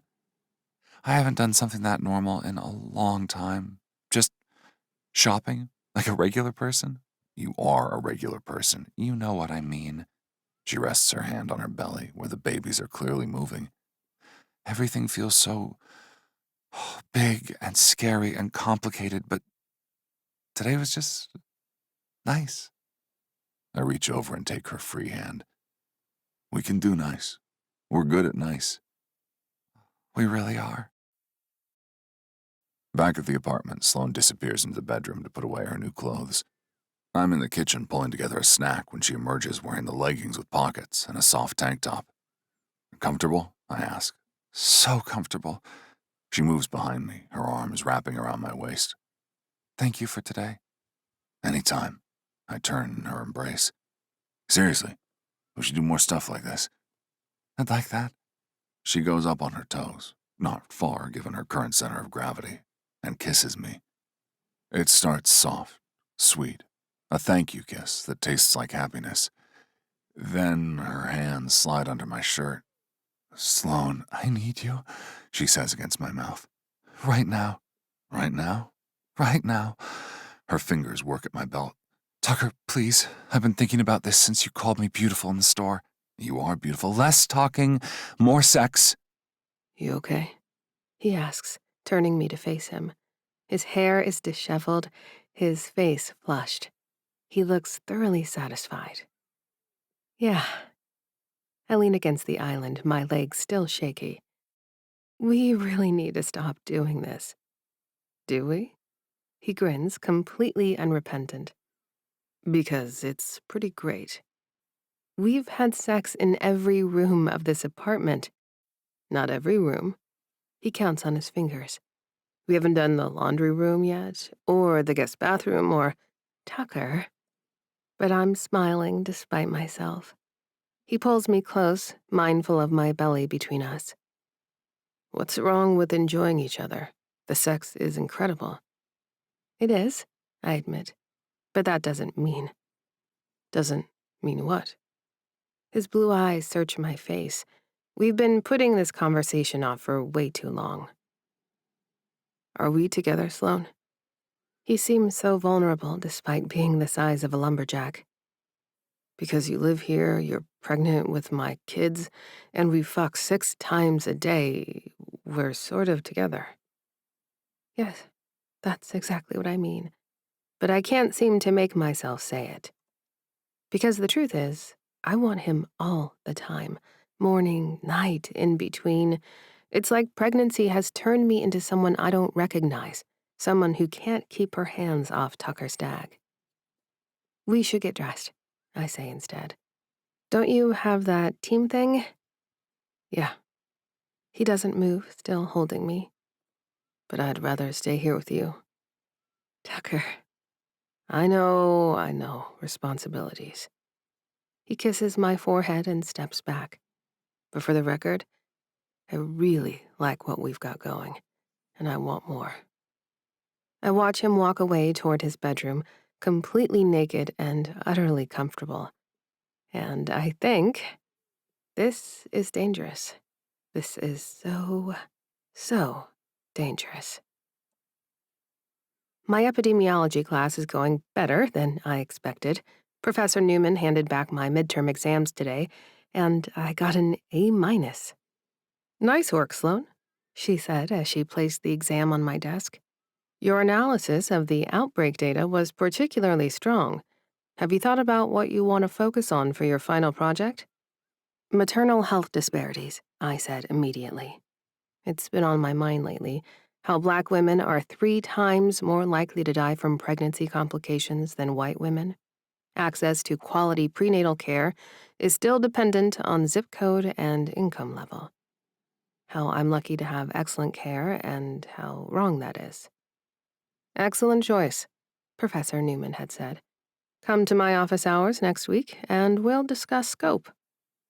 Now I'm in the library, reading articles about preeclampsia rates and making notes for my project proposal. My phone buzzes with a text from Mel. Dinner at my place tonight? Pete's bringing Thai food and we need a third to referee our legal arguments. I smile, typing back. Can't. Tucker has a thing. Rain check? Mel. You've said that the last 3 times I've invited you over. Beginning to think you're avoiding me. Not avoiding, just busy. Mel. Busy having sex with your baby daddy? I nearly dropped my phone. Look around the library to make sure no one saw. Mel! Mel. I'm right, though, aren't I? You mentioned you were busy when I called at 2 p.m. on Tuesday. Very suspicious. We're not talking about this. Mel. Fine, but come to dinner soon. I miss you. I promise her I will, even though I'm not sure when. Between school, doctor appointments, and Tucker. Tucker, who's always there, always wanting me as fiercely as I want him, always making me feel good. Too good. I push the thought away and go back to my reading. I'm not going to help other women when I spend all my waking energy fantasizing about blue eyes and hard abs. His mother calls Thursday evening while I'm curled up on the couch with my laptop, working on a response paper for my health policy class. Tucker is at practice. Sloan, I'm so glad I caught you. Judge's voice is warm, energetic. I asked Tucker for your number so I could apologize about dinner. I know we came on strong. Oh, I am totally caught off guard by this, not sure how to respond. Thank you. I am not used to people making a fuss over me. She laughs, a sound that echoes off the walls of wherever she's calling from. Look, I know Tucker said things are, well, that you two are still figuring things out, but I wanted to see if you would come to a baby shower. My stomach clenches. The what? Sorry, I wasn't expecting. The family is so excited, Sloan. You're having twins, and everyone is dying to meet you. She sounds genuinely excited. Now, I know Tucker's been buying things. Ty tells me he's been very enthusiastic about shopping. But there must be things you still need. Have you made a registry? I look around the apartment, at the nursery down the hall. It is already fully stocked with everything two babies could possibly need. The snot suckers and nail clippers, the mountains of tiny clothes Tucker keeps bringing home. We really have everything, I say. Tucker's been kind of relentless about it. That's my boy. Judge laughs. Well, what if we do a helping shower instead? The Stag family is very good at providing support. Meal prep, childcare commitments, that sort of thing. Would that work? A helping shower, where Tucker's enormous family descends with their schedules and plans and well-meaning suggestions about how I should raise my babies. But they're also Stag babies, aren't they? It's not like I can keep them from his family. That sounds great, I hear myself say.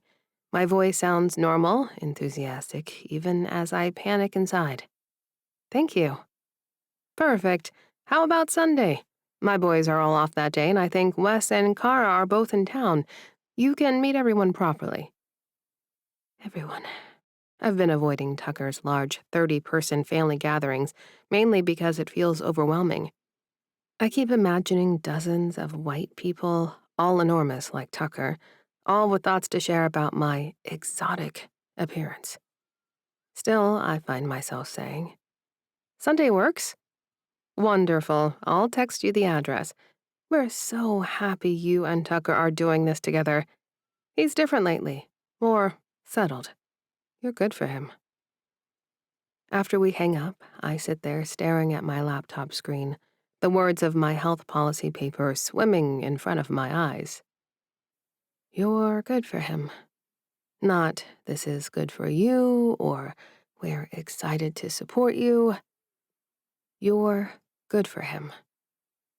I close my laptop and go to bed, even though it's only 8 o'clock. Chapter 29. Sloan. Sunday arrives too quickly. You're going to love everyone, Tucker says as he drives us to his parents' house. His hand rests on my thigh, warm and familiar. They're all excited to meet you officially as He pauses. As the mother of my kids. Not as his girlfriend, not as his partner, as the mother of his kids.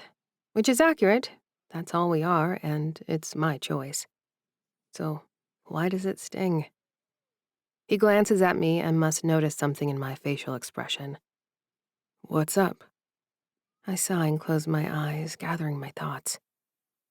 Am I going to be the only person of color? I just need to prepare myself if there are 36 white people. He scratches his chin as he waits for a light to turn. Well, he proceeds through the intersection. Car is Latina, but yes, everyone else is white. Did you tell anyone? The question comes out sharper than I intended. About me? They've seen pictures. He glances at me, confused. I didn't think I needed to make an announcement. You didn't. I look out the window, watching the pristine Squirrel Hill houses pass by. Of course he didn't think about it. Why would he? I'd just like to know what I'm walking into. My babies are going to be black, like me.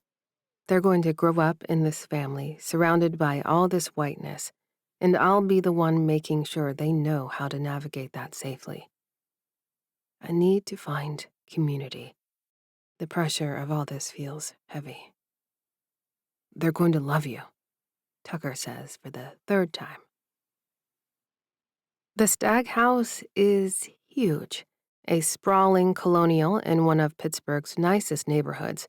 Expensive black sports cars are already parked along the driveway. Through the windows, I can see people moving around inside. Ready? Tucker asks, squeezing my hand. No. Yes. The house is chaos. That's the only word for it. People everywhere, dogs too, voices overlapping, laughter, someone singing Taylor Swift songs off-key in another room. Tucker's hand is on my lower back, guiding me through the crowd, making introductions. Sloan, this is my brother Odin, Odin Sloan. Nice to officially meet you, Odin says. He's a psychologist on the Fury's behavioral health staff, but has mostly been a referee for Tucker and Josh's interactions. How are you feeling? Good. Tired, but good. I'm pretty clueless about parenting stuff, but let me know if you need any resources for anxiety or... She's fine, Tucker interrupts. Not everyone needs therapy, oh. They bicker good-naturedly, and someone else is pulling me toward the kitchen. Judge Juniper smiling and warm, put a glass of sparkling cider in my hand. Sloan, come meet everyone. This is Tim's wife, Alice. A short woman with graying hair and kind eyes. Lovely to meet you, dear. Tucker's been gushing about you for months. And some of the gals, Kara and Thora. 2 women in their 20s, both athletic-looking. Kara grins. We've already volunteered to babysit. I'm going to take them jogging in one of those fancy running strollers. They'll be infants, I say weakly. Babies love jogging, Kara insists. Right, June? I recall that Judge is a rower. She shares stories about jogging through all of her pregnancies, while other women file into the kitchen for snacks. And I'll teach them to bake, Thora adds. Cookies, cakes, breads. They'll be babies, Aunt Alice interjects. Maybe start with purees. Details, Thora waves a hand. My head is spinning. More introductions, Tucker's brother Alder and his girlfriend Lena, the team dentist, his other brother Gunnar and his wife Emerson, who's glowing and can't stop touching her own barely there baby bump. We just found out, Emerson smiles. 12 weeks? I feel so great. The kitchen erupts in conversation. Mr. Stag makes his way into the kitchen and starts giving out bear hugs. Another grandkid, Mr. Stag booms. I'm totally winning this race, Timbo. 3-0. Uncle Tim and Tucker's Uncle Thatcher start arguing that this isn't the sort of thing they should compete over. I silently wonder if there's anything this family doesn't compete over. Congratulations, I say to Emerson, who beams at me. Thank you. I'm so excited. I think I'm going to take some time off when the baby comes. Really be present for those early months, you know? That's wonderful, Judge says warmly. There's nothing wrong with prioritizing family. Mr. Stag nods enthusiastically. Best decision your mother and I ever made, me staying home with you boys. You can't get that time back. My chest tightens. I smile and nod like this is fine, like I'm not drowning in the implication that good parents stay home. Neither Tucker nor I have any plans to leave the workforce. More people. Tucker's cousin Stellan mentions that he met someone. More cheers. Someone's brought another dog. The noise level is overwhelming. Sloan? It's Judge, touching my arm. Are you okay? You look pale. I'm fine, it's a lot of people. Let's sit down. She guides me to the living room to a comfortable chair. People gather round, well-meaning, loving, overwhelming. So about childcare, Mr. Stag says, pulling out his phone with a calendar app. I'm thinking Tuesdays and Thursdays I can take the babies. Juniper has court those days, but I'm free. And I can do Mondays, Aunt Alice offers. Kara, you're off Mondays, right? In the off-season, yes. We should set up a rotation, Judge says. Make sure Sloan and Tucker have consistent support.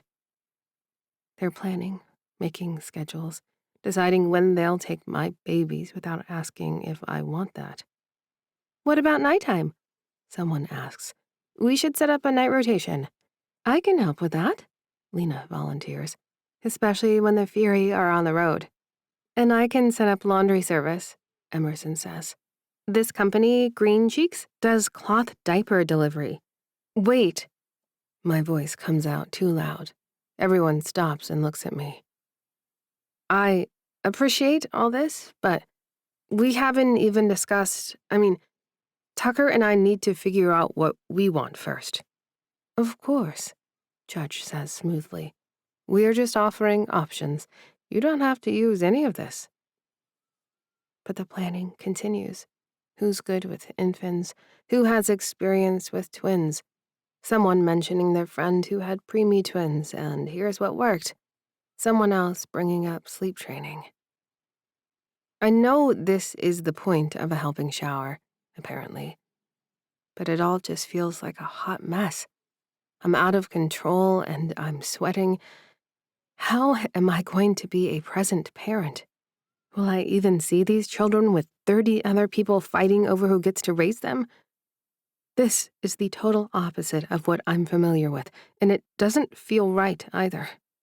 I'm a damn Goldilocks with no idea what just right would even look like. Tucker is across the room talking to his brothers. He's laughing at something Alder said, entirely at ease in this chaos. He doesn't notice I'm drowning.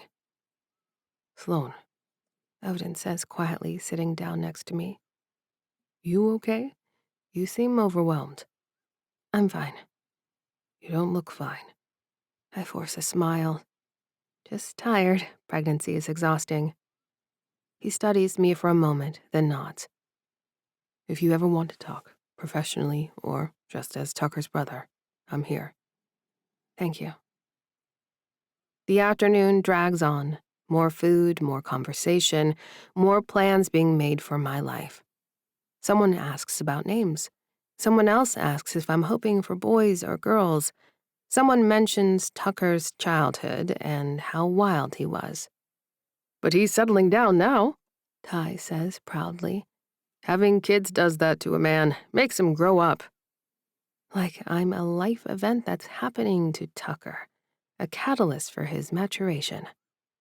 Not a person with my own dreams, my own goals, my own life. By the time we leave, I have a headache, and the babies are kicking like they can feel my stress. That was so great, Tucker says in the car. Everyone loves you. You okay? You're quiet. Just tired. He squeezes my hand. Let's get you home. I can give you your afternoon, charge your batteries. Home. His apartment, that I live in, that he pays for. Actually, I hear myself say, I have a lot of reading to do for tonight, for class. Oh, okay. He sounds disappointed. Want me to pick up dinner anyway? You need to eat. I'll grab something later. We drive in silence. Tucker's hand stays on my thigh, but it feels heavy now, possessive rather than comforting. Back at the apartment, Tucker heads to his room to change. I go to my room, his room that he gave me, and close the door. Then I sink onto the bed and try to breathe. The walls are closing in. This beautiful apartment, this comfortable life, this family that wants to absorb me, it's all closing in. I pull out my laptop and open my epidemiology reading, try to focus on mortality rates and statistical analysis, try to remember who I'm supposed to be. Sloan Campbell, future public health professional, someone who helps others, who makes a difference, who doesn't need to be rescued. But when I look around this room, at the expensive furniture, the closet full of maternity clothes Tucker bought when he noticed I was crammed into his shirts, the drawer full of prenatal vitamins and snacks he keeps stocked, all I see is dependence. I haven't paid for anything in months, haven't bought my own groceries, haven't made a major decision without Tucker's input. The babies kick. I put my hand on my stomach, feeling them move. They're getting so big. In a few months, they'll be here. Real, actual humans that I'll be responsible for. How am I going to take care of 2 babies when I can barely take care of myself? I close my laptop, lie back on the bed, and stare at the ceiling. There's a soft knock on the door. Sloan? I ordered Italian anyway. It's here if you want some. Thanks. Maybe later. A pause. You sure you're okay? Just tired. Okay. I'll be in the living room if you need anything. His footsteps retreat. The apartment goes quiet. I should get up. Should eat dinner with him. Should have sex with him because that's what we do now. That's what we've been doing every day for weeks. But I can't move. I'm pinned here by the weight of everything. School, pregnancy, Tucker's family, Tucker himself. By the slow, creeping realization that I've done it again. I've disappeared. Not into Josh's controlling demands this time, into Tucker's overwhelming generosity instead. But the result is the same. I'm not Sloan Campbell anymore. I'm Tucker's baby mama, the mother of his children, the woman living in his apartment, eating his food. I'm becoming one of those women, the ones my grandmother warned me about, the ones who need a man to survive. The thought makes me feel sick. I roll onto my side, curling around my belly. The babies kick against my hand. I'm supposed to be different. Supposed to finish school, get a job, help people. Supposed to prove that I'm not my mother, that I can take care of myself and my children without needing a man to rescue me. I walked into this with my eyes open. I chose this, which somehow makes it worse. I cry until I'm exhausted, until the babies stop kicking, until I finally fall asleep fully dressed on top of the covers. And I dream about running away. The next morning, Tucker is gone before I wake up. There's a note on the kitchen counter. Morning skate, then team meeting. There's breakfast in the fridge. Text me if you need anything. T. I throw the note away and make my own breakfast. Eggs and toast that I force myself to eat, even though my stomach is churning. I have class at 10, Professor Newman's office hours at 2, then a study group at 4. My life, my schedule, my goals. I cling to that thought all day. During Professor Newman's office hours, we discuss my final project, Maternal health disparities are a huge topic, she says. You'll need to narrow it down. What specifically interests you? Access to quality prenatal care, I say immediately. How income and race affect outcomes. How could we improve the system? Excellent. Very timely, given your personal experience. She smiles at my belly. I had meetings with my professors at the beginning of the semester to talk about my health and any accommodations I might need. Everyone wants to support me, but their support feels like another word for dependence. I leave her office feeling worse than when I arrived. I go home, to Tucker's apartment, and find him in the kitchen cooking dinner. Hey, he turns, smiling. How was your day? Fine. I'm making chicken and vegetables, thought you might want something light. He moves toward me, clearly intending to kiss me. Missed you today. I step back before he can reach me. I need to work on my project proposal. His smile falters. Oh, okay. I'll save you a plate. I retreat to my room and close the door. A few hours later, Tucker knocks on the door. Sloan? You haven't eaten. I'm worried. I'm fine. You're not fine. Talk to me. I'm just stressed about school. A long pause. Can I come in? No. Okay. The door opens. He stands in the doorway looking uncertain. It's strange seeing him like this. He's usually so confident. Did I do something wrong? He asks. You've been distant. You didn't do anything wrong. Then what's going on? Everything, nothing.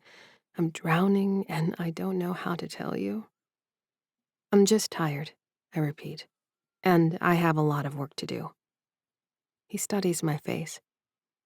Is this about my family? Were they too much? Yes. They were fine. Sloan. Tucker, I really need to work on this proposal. Can we talk later? He looks like he wants to argue, but then he nods. Okay. I'll be in the living room if you need me. The door closes. I'm alone again. And I realize this is how it's going to be. Me pushing him away because I don't know how to need him without losing myself. Him giving me space because he doesn't understand what's wrong. We're going to keep circling each other, getting closer and pulling apart until the babies come and force us to figure out what we are to each other. But by then, it might be too late. Chapter 30. Tucker. Sloan hasn't let me touch her in 8 days. She pulls away when I reach for her, doesn't smile when I make jokes about dicking her down. Instead of eager smiles, I get closed doors and shouted, "I'm tired," responses. I feel like I'm losing something, but not understanding what. I thought maybe she just needed space after the family shower. My family can be a lot, I get that. But it's been over a week and she's still distant, still locked behind walls I can't break through. You going to bed? I ask, standing in her doorway. She's at the desk, laptop open, surrounded by textbooks. I have a lot of reading to do. It's almost midnight. I know what time it is. Her voice is sharp, then softens. Sorry, I'm just stressed about this project. I lean against the doorframe, studying her. She's wearing one of my old t-shirts, her hair in a wrap, her shoulders tight with tension. Sloan, talk to me. What's going on? Nothing's going on. You've barely spoken to me in over a week. You won't... I stop myself. You won't let me near you. She closes her laptop, turns to face me. Her eyes are tired, with shadows underneath. I'm just overwhelmed right now. School, the pregnancy, everything. I need space. Space. She needs space. From me. Okay, I say, even though nothing about this feels okay. I'm here if you need anything. It feels so inadequate, but what else can I say? I know. I retreat to my room and lie in bed staring at the ceiling. Down the hall, I can hear her moving around, the bathroom door closing, water running. I want to go to her, want to hold her and make her tell me what's wrong, rub her shoulders at least. But she asked for space, and I'm trying to respect that, even though it's killing me. Morning practice is brutal. T-Stag, where's your head? Coach Thompson yells as I miss an easy pass. You're playing like you're asleep. Sorry, coach. Sorry doesn't win games. He blows his whistle. Line drills. Everyone. Again. I catch Alder's eye. He gives me a concerned look, but doesn't say anything, just licks at the gap in his upper teeth. We run the drills until my legs are screaming, until I'm too tired to think about Sloan pulling away from me.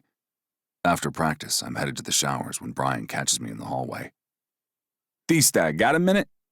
Sure. We step into an empty office. Brian looks serious, which is never a good sign. The parental leave advocacy, he says. It's getting pushed back. I texted him about this weeks ago at my father's advice. I should have been following through on this, been a thorn in their side. What kind of pushback? Management's concerned about your commitment. There's talk that you're becoming a distraction. My stomach drops. Seriously?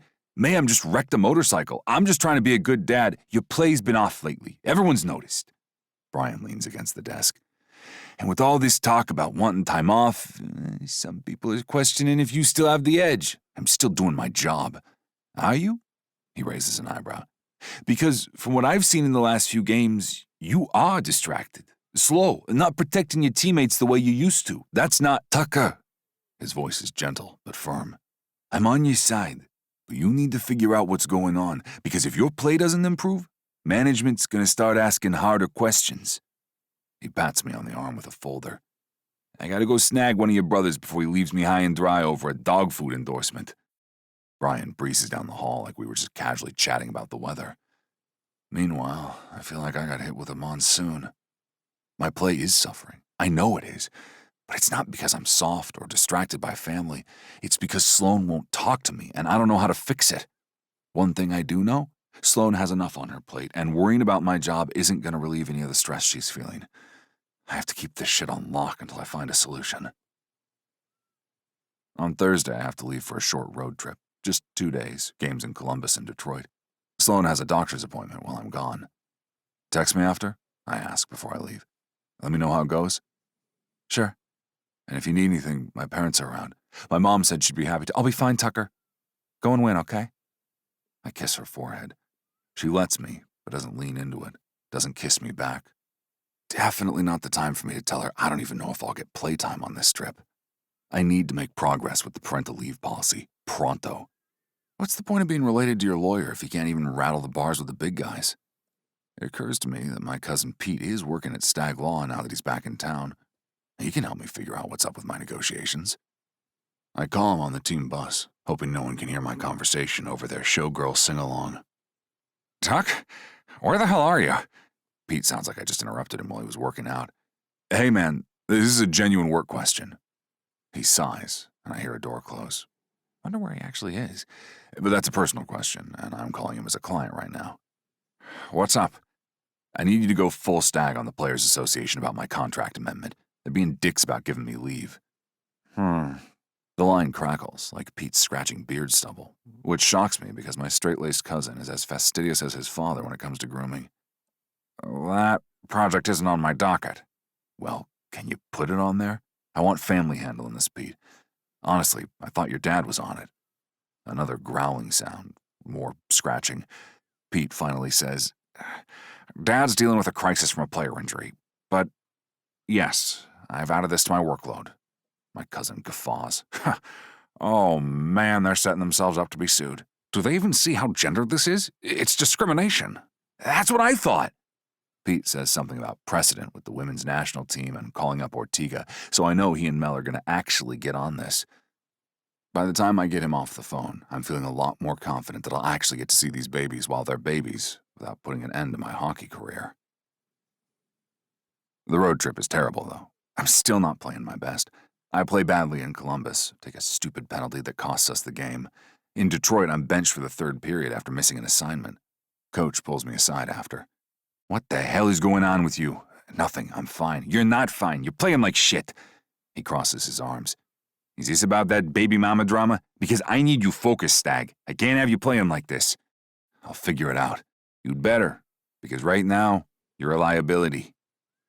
On the bus back to the hotel, Sloan texts. Appointment went fine. Babies are good. That's it. No details, no wish you were there or miss you. That's great. What did Dr. Patel say? Any updates? Sloan. Just the usual stuff. I stare at my phone, that uneasy feeling growing stronger. I might be keeping my worries from Sloan, but she's clearly holding something back from me, too.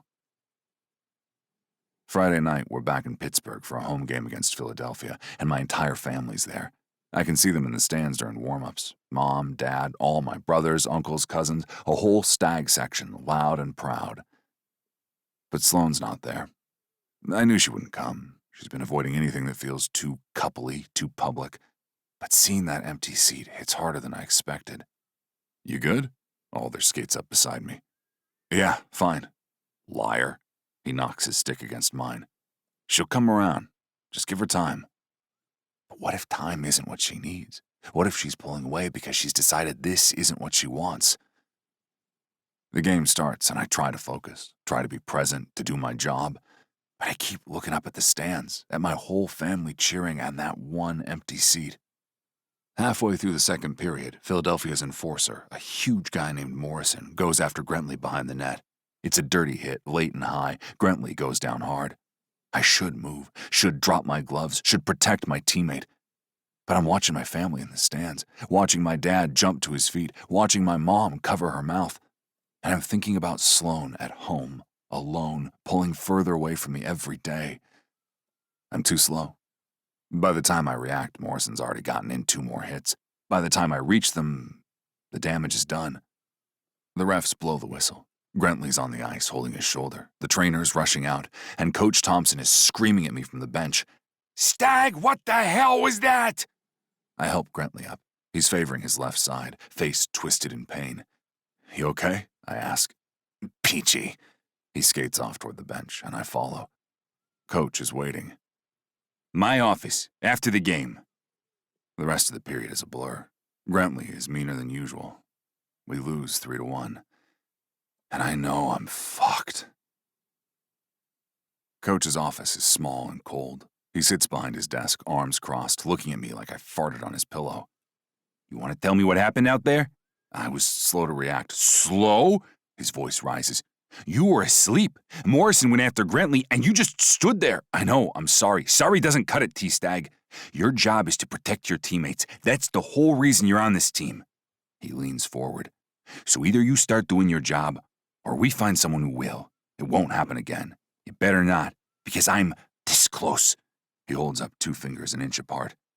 To benching you permanently.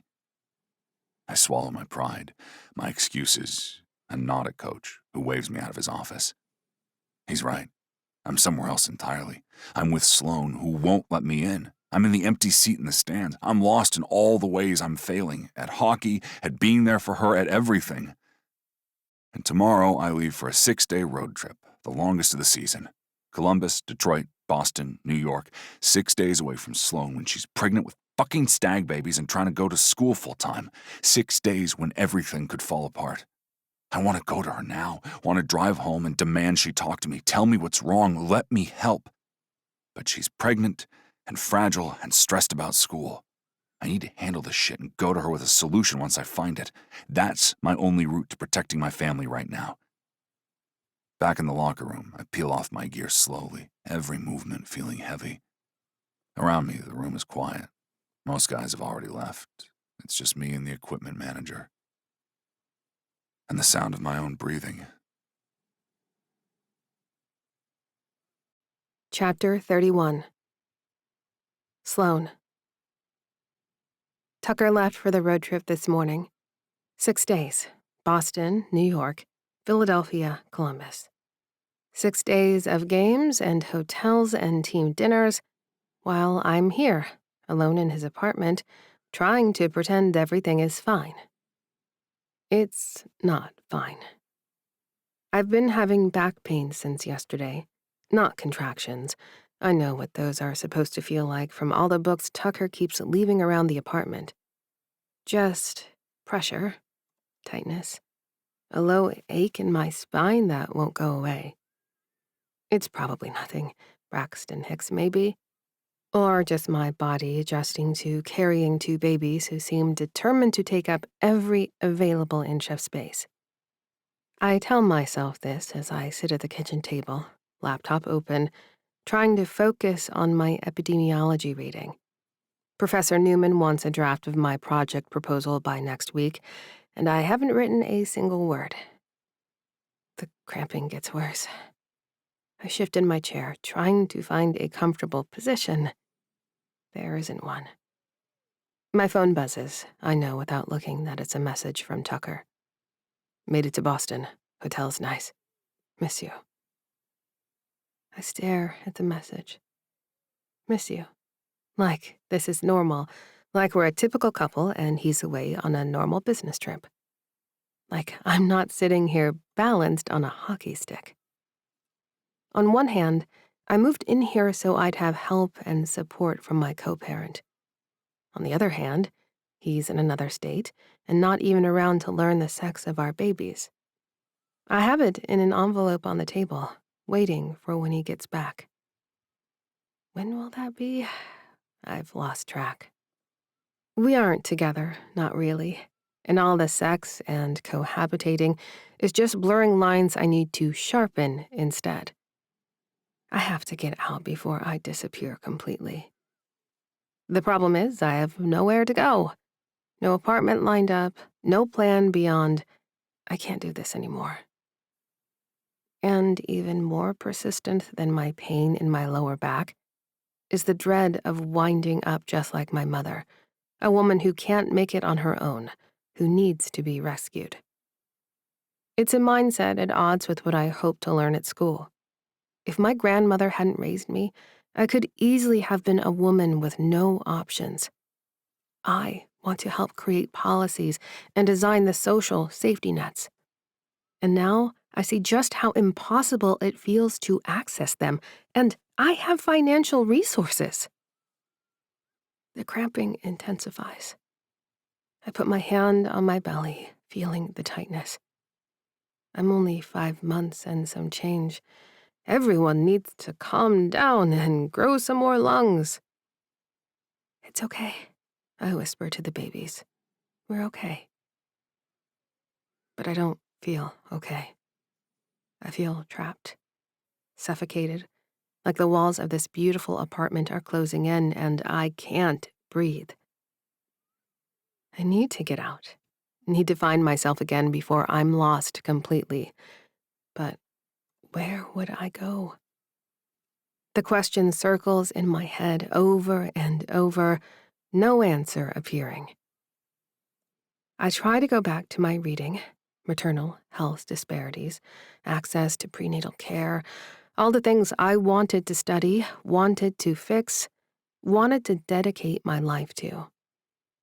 Before I became someone's baby mama, before I moved into someone's apartment and started living off someone's resources, before I lost track of who Sloane Campbell was supposed to be. Another cramp, stronger this time. I gasp, gripping the edge of the table. Okay, that one hurt. I stand up slowly, one hand on my belly.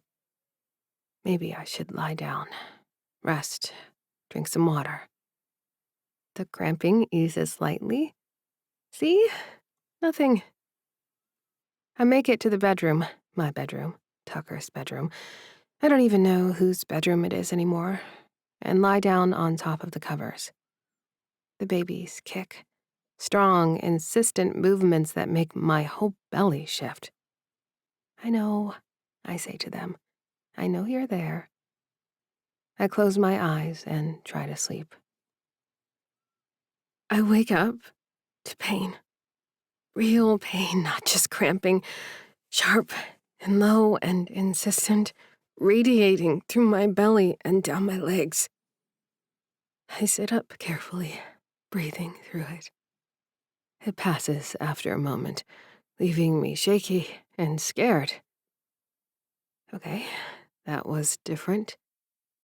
I checked the time. It's been 2 hours. I slept through the afternoon. Another cramp hits harder than before. I curl onto my side, waiting for it to pass. It doesn't pass. I need to use the bathroom. Maybe that will help. I make it there slowly, one hand on the wall for support. Everything aches. Everything feels wrong. I pull down my underwear and freeze. Blood. Not a lot, but enough. Red against white cotton, unmistakable and terrifying. No, I whisper. No, no, no. The babies. Something's wrong with the babies. I should call Tucker. He should know. He should be here. But he's not here. He's hours away. My hands shake as I pull out my phone and scroll to a different name. Mel answers on the second ring. Hey, what's up? I need help. My voice cracks. I'm bleeding. I'm scared, Mel. Bleeding? Sloan, where are you? Home. Tucker's apartment. He's in Boston, and I'm bleeding, and I'm calling an ambulance. No, I don't need... Sloan? Mel's voice is firm. I can't drive. I can't get you to a car. You need an ambulance. I'm calling now, and then I'm coming over. Which hospital? McGee Women's, I guess, where Dr. Patel is. Stay on the phone with me. Don't move. I'm calling 911. I sink to the bathroom floor, phone pressed to my ear, and start to cry. The paramedics arrive with the doorman, and despite their professionalism, I feel embarrassed. They find me still on the bathroom floor, phone in hand, trying to explain that I'm fine, that it's probably nothing, and that I'm so sorry to bother them. Ma'am, you're pregnant with twins and you're bleeding, the taller one says. He looks biracial like me, like how my babies might look when they're grown. I feel so dizzy. This is a nothing. They help me up, check my vitals, ask me 100 questions. How far along, any pain, when did the bleeding start? I answer automatically, my brain floating somewhere outside my body. The ambulance ride is a blur of beeping monitors and reassuring voices and pain that comes and goes in waves. I keep my hand on my belly, feeling the babies move. They're okay. They have to be okay. Mel is waiting when we arrive at the ER. She wheels alongside the gurney, her hand finding mine. I'm here, she says. You're okay, all three of you. Everything is beeps and shouts until I'm hooked up to monitors and wires, and finally, mercifully, I hear the melody of heartbeats. 2 steady rhythms that make me cry with relief. They're alive. Mel sits in the chair beside my bed, her hand holding mine, and I sob. I didn't realize how afraid I was until I saw that all was well. Although I do hear Dr. Patel muttering something about Tess. Have you called Tucker? Mel asks carefully. Her question confuses me. No. Sloan. He's on the ice, I tell her, gripping the bed rail, staring at the jagged lines tracking each baby's vitals. Mel recoils. Sloan, come on. I shake my head. He's in the middle of a professional hockey game, Mel. He can't get here if he wanted to. I need to get used to this, being the dependable parent, being present. Mel opens her mouth, then closes it, then says, Sloan, he's not playing anyway. He's benched. I whip my head toward her. What do you mean, benched? The worry fades away for a moment, replaced by icy dread. He didn't tell you? Her eyes dance in the bright lights, and I try to focus on her face, on what she's saying.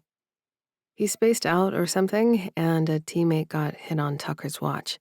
I'm working on his case with the Players Association to get more emergency family leave.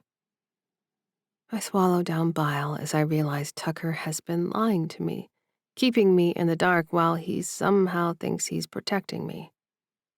A doctor comes in and snaps me back to the crisis at hand. Not Dr. Patel, someone younger. She introduces herself as Dr. Kim, checks the monitors, examines me with careful hands. "Your blood pressure is elevated," she says. "Combined with the bleeding and cramping, we're concerned about preeclampsia. We need to keep you here for observation." "For how long?" "At least overnight, possibly longer depending on how things progress." She makes notes on her tablet. "Is there someone we should call, the father?" "No."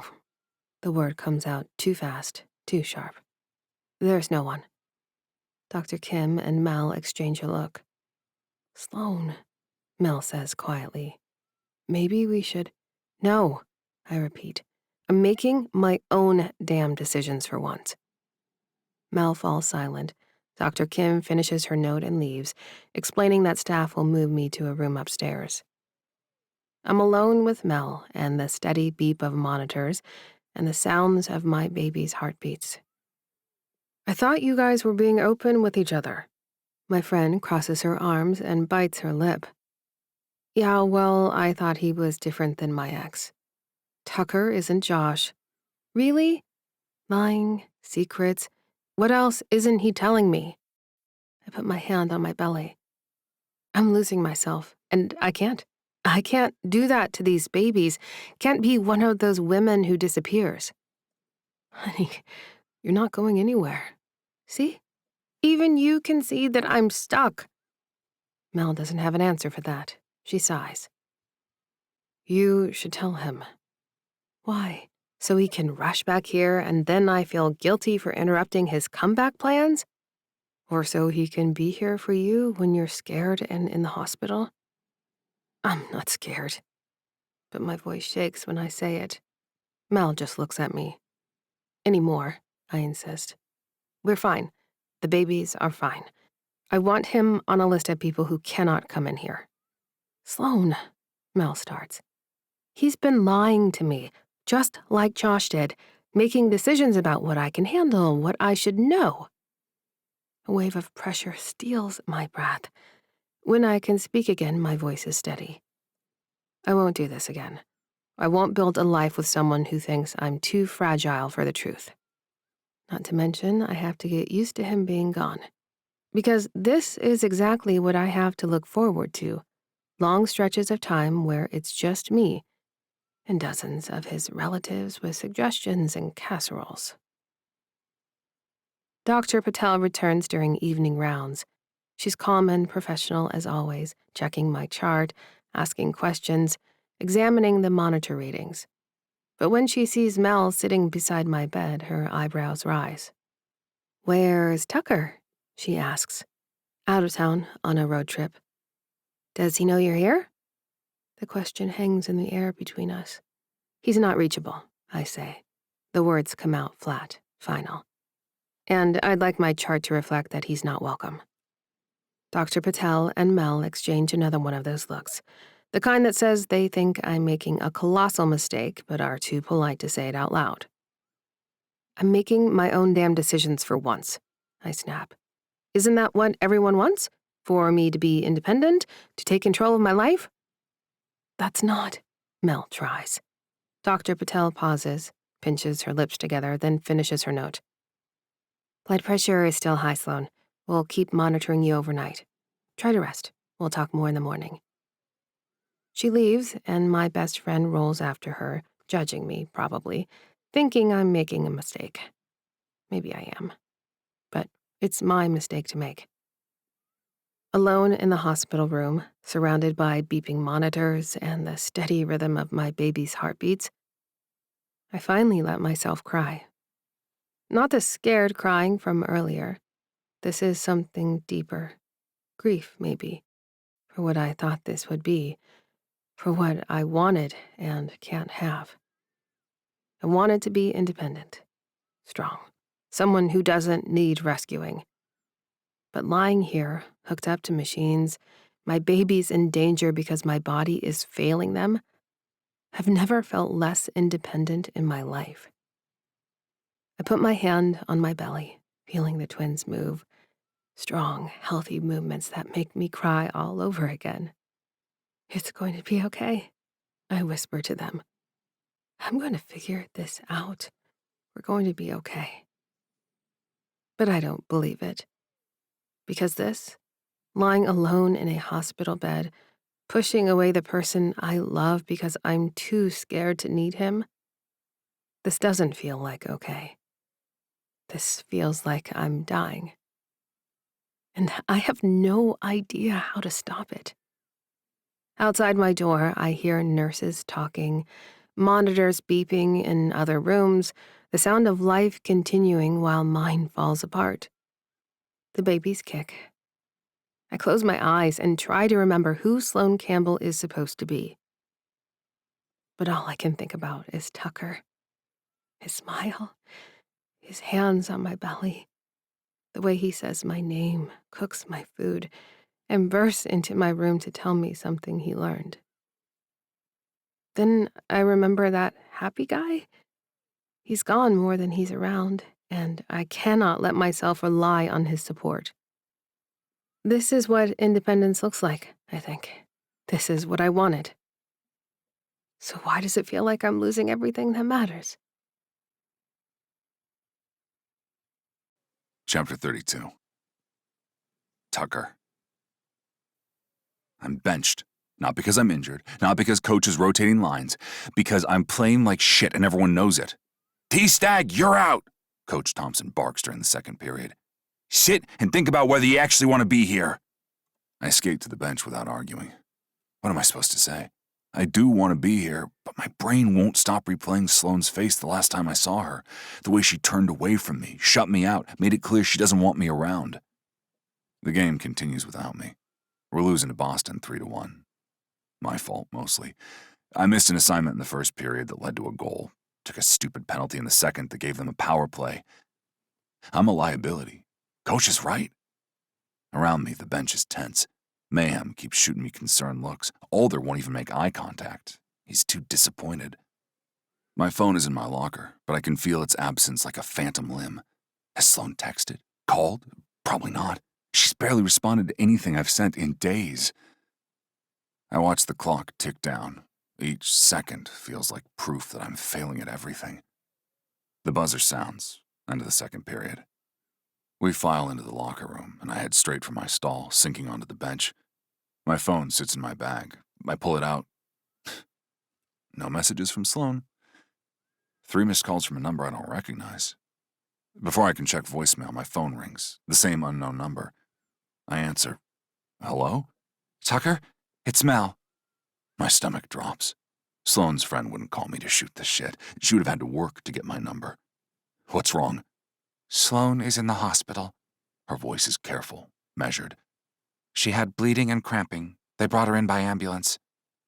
The locker room disappears. The noise of my teammates fades to nothing. What hospital? McGee Women's. Tucker, Mel hesitates. She knows you haven't been playing, and she's really hurt. She wouldn't let me call you. I waited as long as I could, but you need to know. Hospital. Hurt. Sloane. Are the babies okay? So far, yes. They're monitoring her. Preeclampsia, they think. I'm coming. I'm leaving right now. Tucker. I hang up. Stand. My hands are shaking. Coach is across the locker room, talking to the assistant coaches. I walk over, my gear still on, skates still laced. Coach, I'm leaving. He turns. What? Sloane's in the hospital. The mother of my children. I have to go. His face hardens. We're in the middle of a game. I know. I'm sorry, but I have to leave. Now. She's getting help at the hospital. Tucker, if you walk out of this arena, there will be consequences. I don't care. My voice is too loud. Other players are watching now. My family's in the hospital, and I'm going to them. Fire me if you want. Coach's jaw works. He looks like he wants to argue, to threaten, to make me stay. Then, a voice behind me. Let him go. I turn. Grentley is standing there, his expression unreadable. Grentley, Coach starts. Mayhem can step up. Turner can take his spot. Grentley looks at me. And for the first time since this whole mess started, there's no hostility in his eyes. Just understanding. Go. I stare at him. Josh Grentley, who has every reason to want me to fail, just vouched for me. Thanks, I manage. He nods once. Don't fuck it up. I'm already moving, stripping off my gear as I go. Jersey, pads, skates. I'm down to my base layer in seconds, grabbing my phone and wallet. Tucker! Alder catches my arm. What do you need? I way back to Pittsburgh, fast. I'll call Brian. He'll get you a plane. I'm pulling on jeans, a sweatshirt, shoes. Everything is happening in fast motion while my brain feels like it's moving through mud. Sloane's in the hospital. The babies might be in danger, and she told the doctors I'm not allowed in. My phone rings. My agent. I'm leaving the game, I say before he can speak. I don't give a fuck about fines or consequences or— Tucker, breathe. His voice is calm. I heard. Where do you need to be? Pittsburgh, McGee Women's Hospital. Give me 10 minutes. I'm dressed now, bag in hand. Alder's on his phone, speaking quickly to someone. Other teammates are gathering around. Mayhem, Spinner, even guys I barely talk to. Go, Mayhem says. We got this. I nod, not trusting my voice. Alder hangs up. Dad's gonna meet you at the hospital. Odin's already on his way to the airport to pick you up. My family. Mobilizing in seconds, no questions asked. Thank you. Go. Alder pulls me into a quick hug. Brian has me taking a helicopter to Logan Airport, and on any other day I'd be freaking out about how fucking cool this is. A private jet waits to take my vibrating, anxious carcass the rest of the way to Pittsburgh, and we're in the air before I can fully process what's happening. Sloane's in the hospital. My babies might be in danger. I'm 30,000 feet up and completely helpless. I try calling her. It goes to voicemail. I try texting. I'm on my way. Please be okay. No response. I call my mom. Tucker, we heard, baby, she says. Your father and I are heading to the hospital now. Is she okay? Are the babies okay? We don't know yet. Mom's voice is gentle. She's going to be okay, honey. She won't let me see her. Silence on the other end. Then, what? Mel said Sloane told the doctors I'd be out of the picture. She didn't want me to know she was hospitalized. Tucker, I fucked it up, Mom. I fucked everything up, and now she won't even let me near her. You didn't fuck anything up. You're in a plane right now, leaving a game, risking your career to be with her. That's not fucking up. She doesn't want me there. But you'll be there anyway. Mom's voice is firm. You'll sit outside her room if you have to. You'll wait as long as it takes. That's what love is, Tucker. Showing up even when it's hard. After we hang up, I sit in the dark cabin, watching clouds pass below. The flight attendant stops to relay a message from my Uncle Tim, who says the Players Association is still not budging on their emergency family leave protocols. I should have been paying more attention to that struggle. Should have had Brian on the horn, following up, getting public. I shouldn't have to be threatened with getting fired in front of the whole fucking team when there's a life-threatening baby emergency. The league thinks it's me being soft. Right now, I don't care.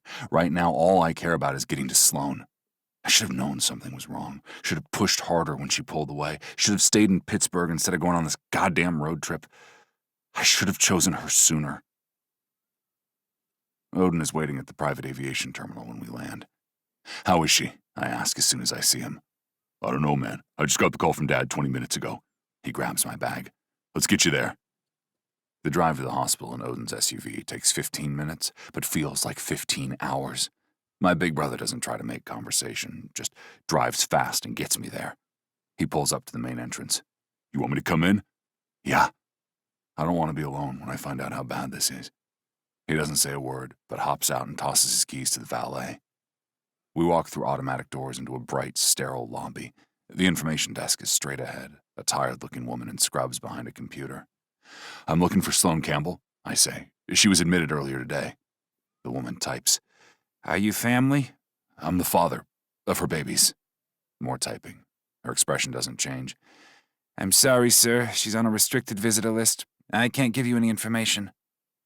The words don't make sense at first. What? The patient has restricted her visitor list. You're not on it. Those are my babies. I understand, but without the patient's permission, can you just tell me if she's okay? If the babies are okay? I'm sorry, I can't release any information. Beside me, Odin puts a hand on my shoulder. Tucker. I step back from the desk before I say something I'll regret. Hospital security is already watching us. She's in this hospital, possibly losing our babies, and she made sure I couldn't get to her. My legs give out.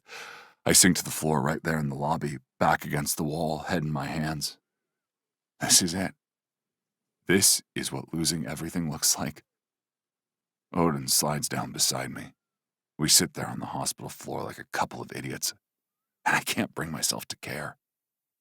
She's scared, Odin says quietly. That's different from not wanting you. She literally put me on a list of people who can't see her. She's probably terrified. Fear makes people do stupid things. What am I supposed to do? I can't force my way in. No, but you can wait. For how long? As long as it takes. I lean my head back against the wall. Around us, the hospital moves on. People checking in, people leaving, life and death happening while I sit on the floor. You're really okay with potentially losing your job over this? Odin asks. I close my eyes. What kind of question is that? I'm okay with it because what's the point of having a career if I lose my family? He puts his arm around me, and I rest my head on his shoulder, wondering where everything went so wrong. We sit in silence. Minutes pass. Then more minutes.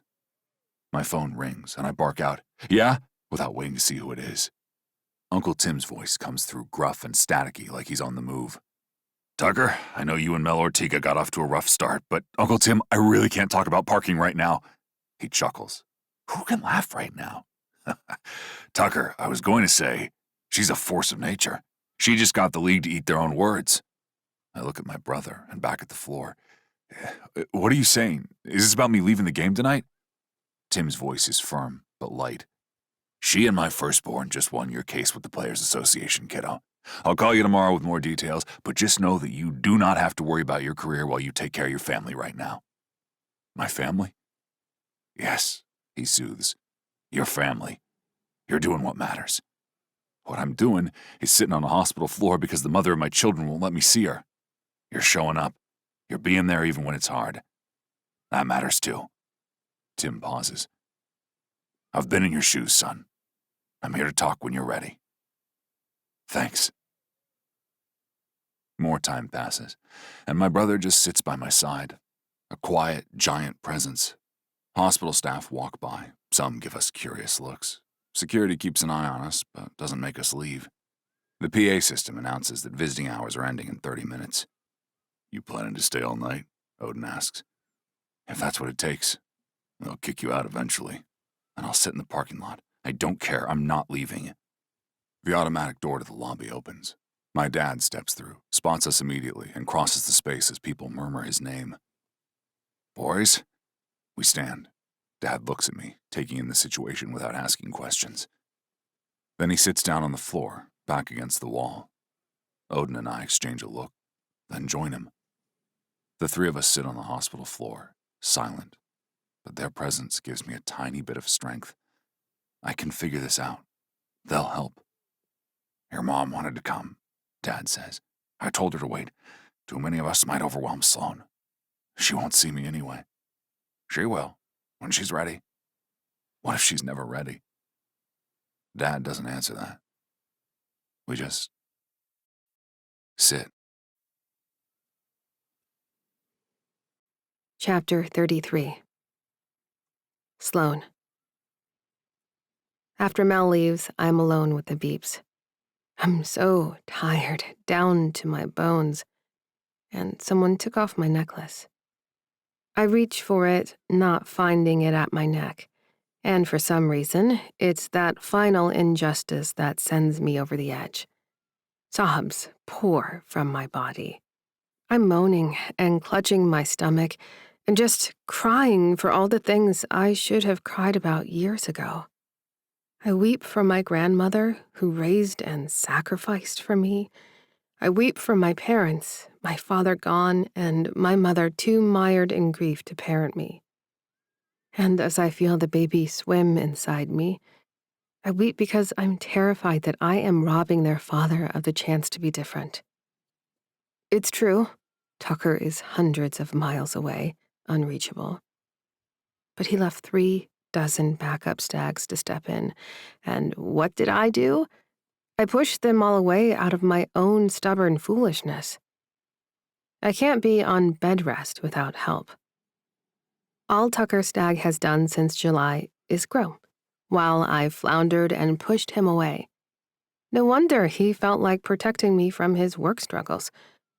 We need to be honest with each other, or this whole thing goes up in flames. The baby's heartbeats swirl and tick on the monitors, and it becomes a chorus chanting, "Call him, call him." I don't have my phone, and I don't think anyone at this hospital will know how to reach him, but I need to do something. I need to make a change. I reach for the red button on my bed rail and press for the nurse.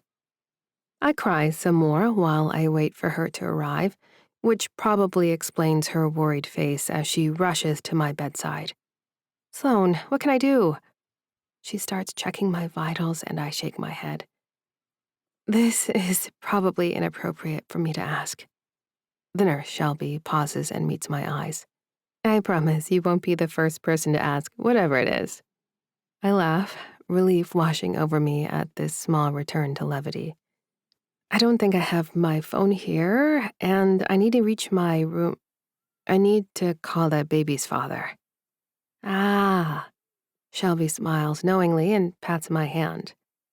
"Actually, I think this one's an easy win for me. Hang on." 2 minutes later, my door opens again, and Tucker steps inside. He looks terrified. His hair is a mess, like he's been running his hands through it. There are dark circles under his eyes. He looks like he's been through hell. Because of me. "Hi," I whisper. He closes the door behind him and just stands there, staring at me, at the monitors, at my belly under the thin hospital blanket, at the IV in my arm. "Sloan." My name comes out broken. "Oh, God, Sloan." I want to apologize, want to explain, want to tell him I'm sorry for shutting him out, for not calling him, for putting him through this. But all that comes out is, "I'm okay. The babies are okay." He moves then, crossing the room in 3 long strides, stops beside the bed, his hand hovering like he wants to touch me, but doesn't know if he's allowed. "Can I?" His voice breaks. "Can I touch you?" I nod, not trusting my voice. His hand finds mine, large, warm, familiar. He sinks into the chair beside my bed, still holding my hand, and drops his head against our joined fingers. "I thought I lost you," he says into my skin. "I thought." "I'm sorry." The words rush out. "Tucker, I'm so sorry. I shouldn't have. I was scared and I wasn't thinking clearly and—" "Stop." He lifts his head, his blue eyes meeting mine. "Don't apologize for being scared." "But I shut you out. I told them you were out of the picture and I know. Mel told me." He wipes his free hand over his face. "I've been treating you like you're this thing that's happening to me. Like you're pregnant with my babies and that's all that matters. I haven't been seeing you, Sloan. The woman who's trying to start fresh, figure out her life, and maintain her independence." My throat tightens.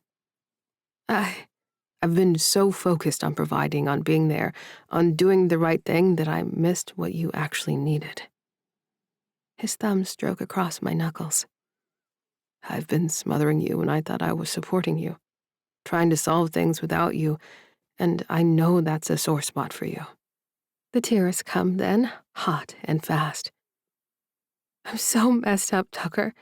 I don't know how to let someone take care of me without losing myself.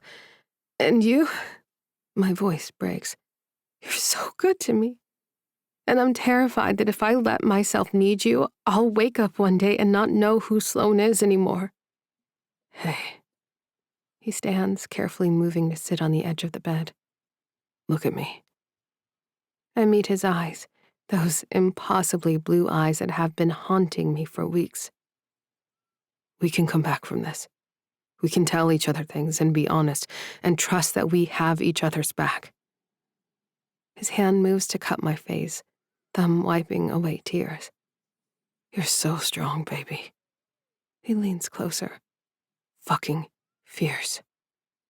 I let out a wet laugh. Fierce? Yeah. He's smiling now, that crooked smile that makes my heart stutter. You're fierce. His expression softens. I love that about you. The words hang in the air between us. What? I whisper. I love you. He says it simply, like it's the easiest thing in the world. I love your resilience. I love your fire. I love how hard you work to be independent, even when accepting help would be simpler. I love watching you fight for your degree, for your future, for yourself.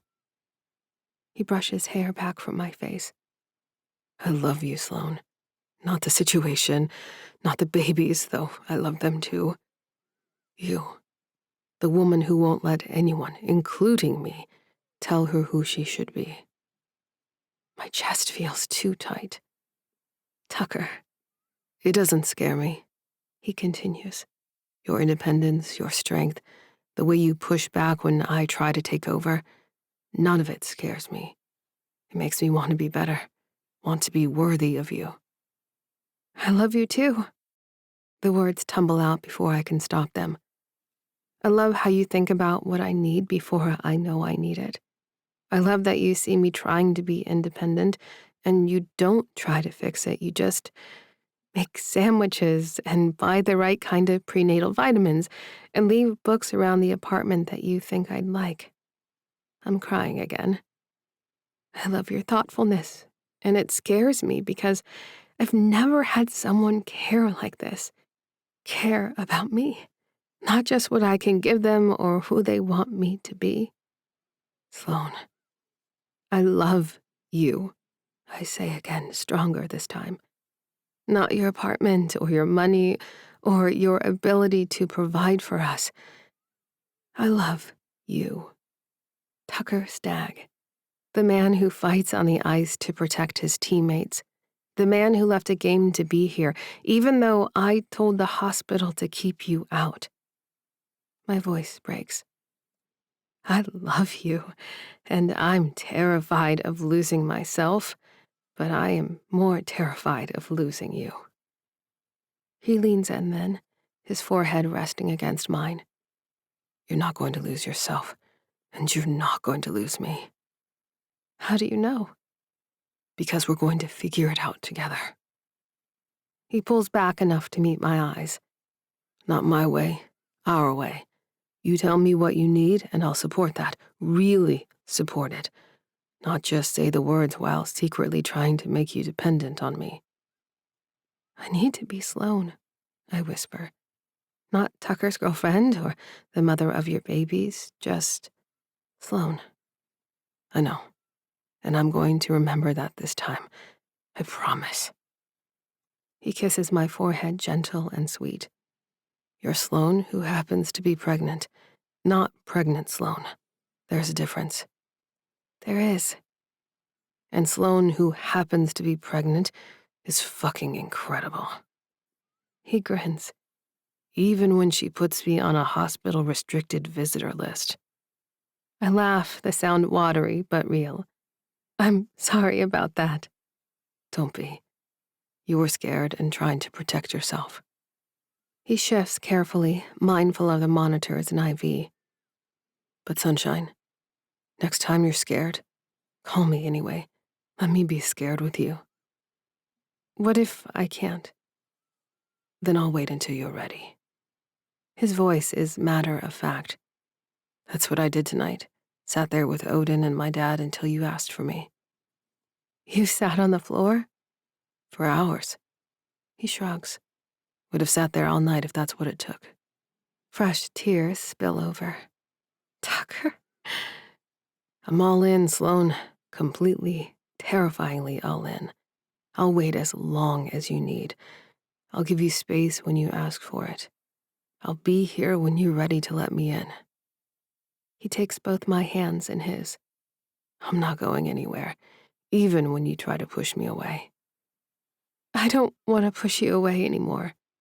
Good, because I'm pretty stubborn about staying where I'm wanted. Even when I'm a mess, especially when you're a mess. He kisses my knuckles. That's when you need me most, even if you won't admit it. I stare at him, this man who left a game, risked his career, sat on a hospital floor for 2 hours. All for me. For us. I need you, I say quietly. I don't know how to do this without disappearing, but I need you. Is that okay? It's more than okay. He stands, toeing off his sneakers. Scoot over. Tucker, there's not enough room. There's plenty of room. He's already moving, carefully climbing onto the narrow hospital bed beside me. The monitors protest slightly as I shift, but he's gentle, mindful of the wires and IV. He wedges between the bed rail and my belly, facing me. This okay? I laugh and shake my head. You're ridiculous and massive. He grins and wraps his arms around me, my head on his chest. I can hear his heartbeat, steady and strong under my ear. We're going to figure this out, he murmurs into my hair. You're going to finish your degree. You're going to have your own career, your own life. Maybe get ourselves some therapy. I put my hand on my belly, feeling the twins move. They're really okay? We will make sure of it. His hand covers mine on my stomach. They're fighters, like their mom. We lie there in silence, just breathing together. The monitors beep steadily. Hospital sounds filter through the door, nurses talking, other monitors, the occasional announcement over the PA system. I left the game, Tucker says after a while. Coach said there would be consequences. I told him I didn't care. Tucker, I meant it. I don't care if they fire me. I don't care if this ruins my career. You and these babies matter more than hockey. Hockey is your life. You're my life. He says it simply, certainly. Hockey's just what I do. You're who I am now. I tilt my head to look up at him. That's too much pressure. I can't be your whole life. You're not my whole life. My family is my whole life, and you're part of that family now. He kisses my forehead. You, these babies, my parents and brothers, my ridiculous extended family. That's what matters. Hockey is just hockey. You love hockey. I love you more. He shifts slightly, getting more comfortable. And honestly, if loving you means I have to find a different career, I'm okay with that. You shouldn't have to choose. I'm not choosing, I'm prioritizing. There's a difference. His hand strokes my arm, soothing. Besides, apparently your buddy Mel has cracked the code and convinced the bigwigs that hockey players are human beings. She did what? I draw my head back, not sure what he's talking about. He emits a rumbling sound deep from his chest. Uncle Tim says I can take emergency leave and not lose my job. He pauses, but that's later. Right now, I'm just focused on you. I close my eyes, letting myself relax against him. Finally, mercifully, the anxiety loosens its grip. The fear is still there. I'm terrified of losing myself, still worried about dependence, still scared of becoming someone I'm not. But Tucker's arms are around me. His heartbeat is steady under my ear. Tucker? Yeah. Thank you for coming. Always. He kisses the top of my head. I'll always come when you need me, even when you don't know you need me yet. I smile against his chest. That's what scares me. I know, but we'll work on it. His voice is getting drowsy. We'll figure out boundaries, figure out what works, We'll probably screw it up a bunch of times. Probably. But we'll fix it. Together. Together, I repeat. The word settles over us like a blanket. Together. Not him taking care of me, not me doing it alone. Together. My eyes are getting heavy. The exhaustion of the day, the fear, the pain, the emotional roller coaster is catching up with me. Sleep. Tucker murmurs. I've got you. You can't stay in this bed all night. We'll all lose circulation in our limbs. A few more minutes. The nurses will kick you out. I try to wriggle, but there is no space. Let them try. I can hear the smile in his voice. I'm pretty good at fighting. I want to argue, want to tell him to go home, get rest, take care of himself. But instead, I let myself drift, let myself be held, let myself need him without losing myself. And for the first time in a long time, I feel safe. Chapter 34. Tucker. Sloane's blood pressure's better, but Dr. Patel says she needs to stay on bed rest until the babies arrive. Like it or not, she's about to receive the full Stag Family Care Committee. I know we come on strong, and as soon as my parents convinced me to leave the hospital to get supplies, I gave them a stern talking to about their enthusiasm. Now I'm back to pick up my sunshine and our 2 internal daughters. Daughters? Who knew a stag even had X-chromosome sperm? I poked my head into Sloane's room to make sure the coast is clear. She's perched on the edge of the bed, staring down at her belly with a gorgeous smile on her face. Hey, fam. I step in and walk to sit beside her. You ready for this? She shakes her head. No, but I have to be, right? That's the word on the street. Mel and my cousin Pete have things arranged that I'm only doing games and practices in Pittsburgh until the babies arrive, which means I have about an hour and a half before I have to head back up to the hockey complex. I place a hand on her thigh, giving it a squeeze, hoping that's reassuring and not titillating, since Dr. Patel said sex is absolutely off the menu. Which stags do you find least annoying? She rolls her eyes. They're not annoying, Tucker. They're just... I laugh. We're a lot. It's okay. But I want to make sure you have people to wait on you.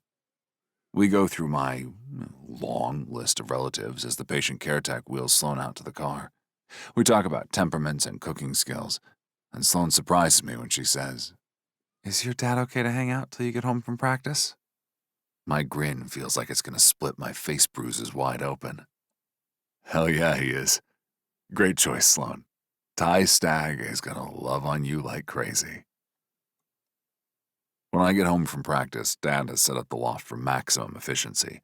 Sloane has a rolling cart with electronics, her school supplies, and very fancy Stanley cups full of electrolyte drinks. My fridge is bursting with ready-to-eat meals from Aunt Alice in tiny portions for pregnancy cravings. There's more lotion in my bedroom than in the skincare aisle at Sephora. Dad kisses me on the cheek with a salute and slips out through the elevator when I drop my bag, so I crawl into bed beside my... Well, I don't have a noun yet for Sloane. She looks at me with amusement. Good practice? I shrug. Coach is irritated that he has to tweak his lineup, and Grentley's being nice to me, which feels like a trap. She nods. I'm back to online lectures. It's like early lockdown days. But better, because there'll be babies, I offer, reaching out for the churning belly where I can see the baby's little limbs poking out. We lie in comfortable silence. I can feel the babies moving under my hand on her belly, strong, healthy movements that make my chest tight. Sloane moans appreciatively at my touch. You're always so warm. Yeah.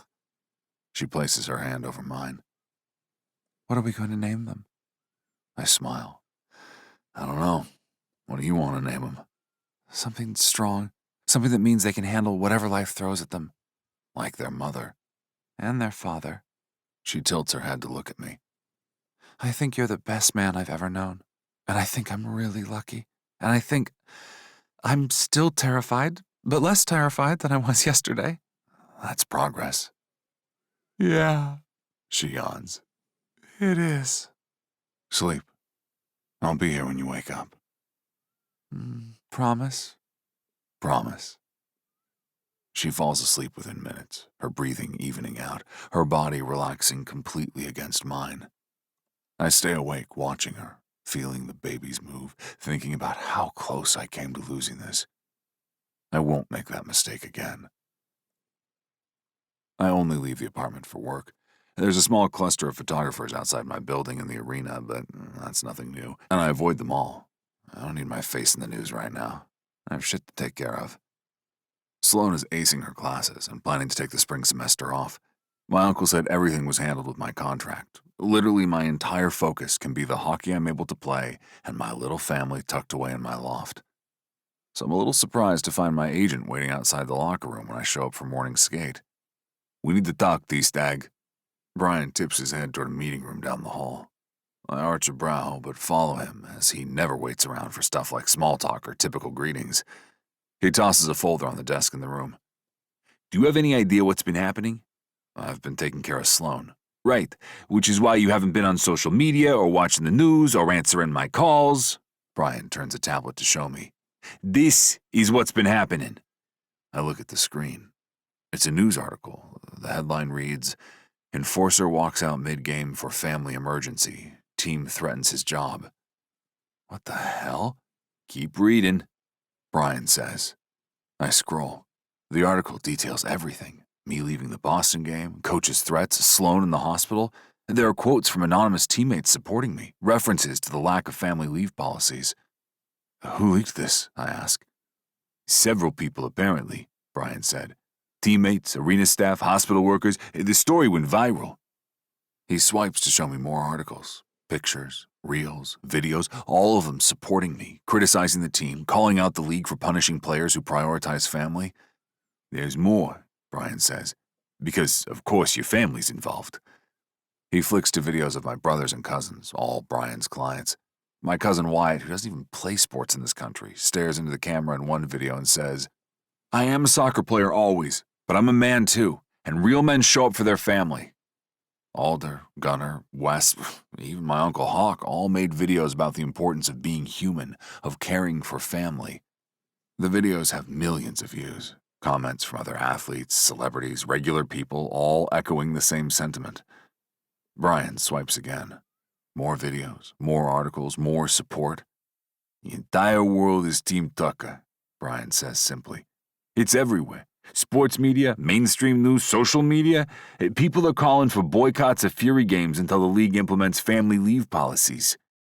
I stare at the tablet, not quite processing. "I didn't ask for this." "I know," Brian says, "but it happened anyway. And Tucker, it's working." "What do you mean?" Brian grins and shakes his head. "The guys are staying back with their sick partners and newborn babies. And I've got diaper companies calling me day and night wanting your smug face on their packages. You're a frickin' poster child and not for shitty condoms." My brain can't quite catch up. "What?" Brian smiles. "You're rich as hell, you're a trendsetter, and after the kids are born, you get 2 entire weeks of leave. That's really unprecedented, kid." 2 weeks? It's not much, but it's something. I haven't been home for 2 consecutive weeks in season since I was 4 years old.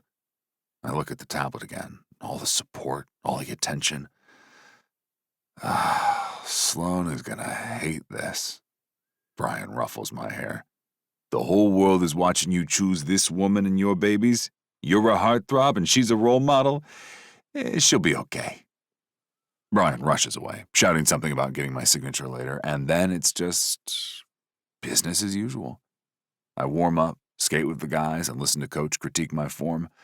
Grentley tips a nod at me, like an eagle passing by. I shower, and I go home. I find Sloan in bed, closing her laptop, looking tired but satisfied. "How was class?" I ask. "Good." She stretches carefully. "I think I can actually pull off finishing the semester." "Of course you can." I sit on the edge of the bed. "You're brilliant." "I don't know about brilliant, but I'm stubborn." She smiles. "It helps." I kiss her, and she lets me, and for a minute I forget about the rest of the world.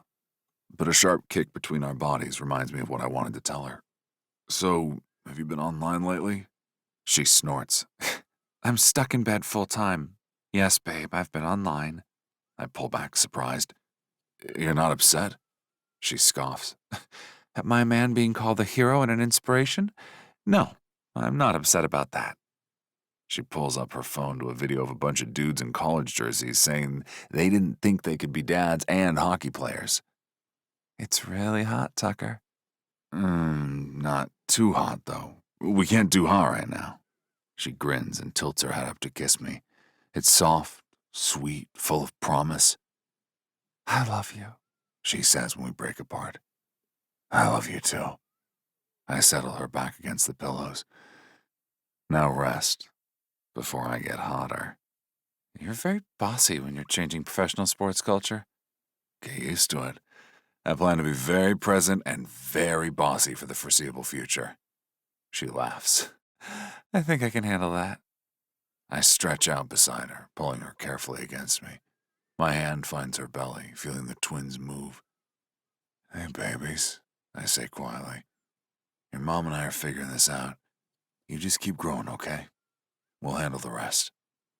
Sloane's hand covers mine. We should probably give them actual names at some point. Probably, I grin. But for now, we can call them Nuggets and Beans. You're ridiculous. You love me anyway. I really do. The reality of that, of Sloane safe in my arms, our babies growing strong, our future stretching out ahead of us, it feels so right. I never thought anything would top the experience of winning a championship, of standing with my brothers and hoisting a trophy over my head. Now, that seems irrelevant when all I want to do is cuddle my family. I've always had a huge family, but this little circle of people right here in this bed, with silk and curls and fierce determination, this lights my fire, and I don't ever want to look away. Chapter 35. Sloane. I feel like a beached whale, no matter how many times Tucker tells me I'm more like Noah's Ark. But the babies are healthy and almost grown enough to safely exit the womb. It took some patience getting used to Tucker's family underfoot. Virtual therapy has helped a lot. Tucker's cousin Odin hooked us up with a couples counselor who seems like an oracle. I've learned that when Mr. Stag showers me with gifts, or Aunt Alice brings an entire restaurant for us to taste, that this is them expressing their love for Tucker and for anyone Tucker loves. This family just really is that tight. I hear the elevator doors open and Judge's voice calls out, Sloane, it's me. Hey, I call back, adjusting the pillows behind me for the 1,000th time today. There is no comfortable position when your body is full of active watermelons. Tucker's mom appears in the doorway, smiling brightly and emanating a delightful aroma. Chicken pho coming up with lime and basil. My eyes actually water.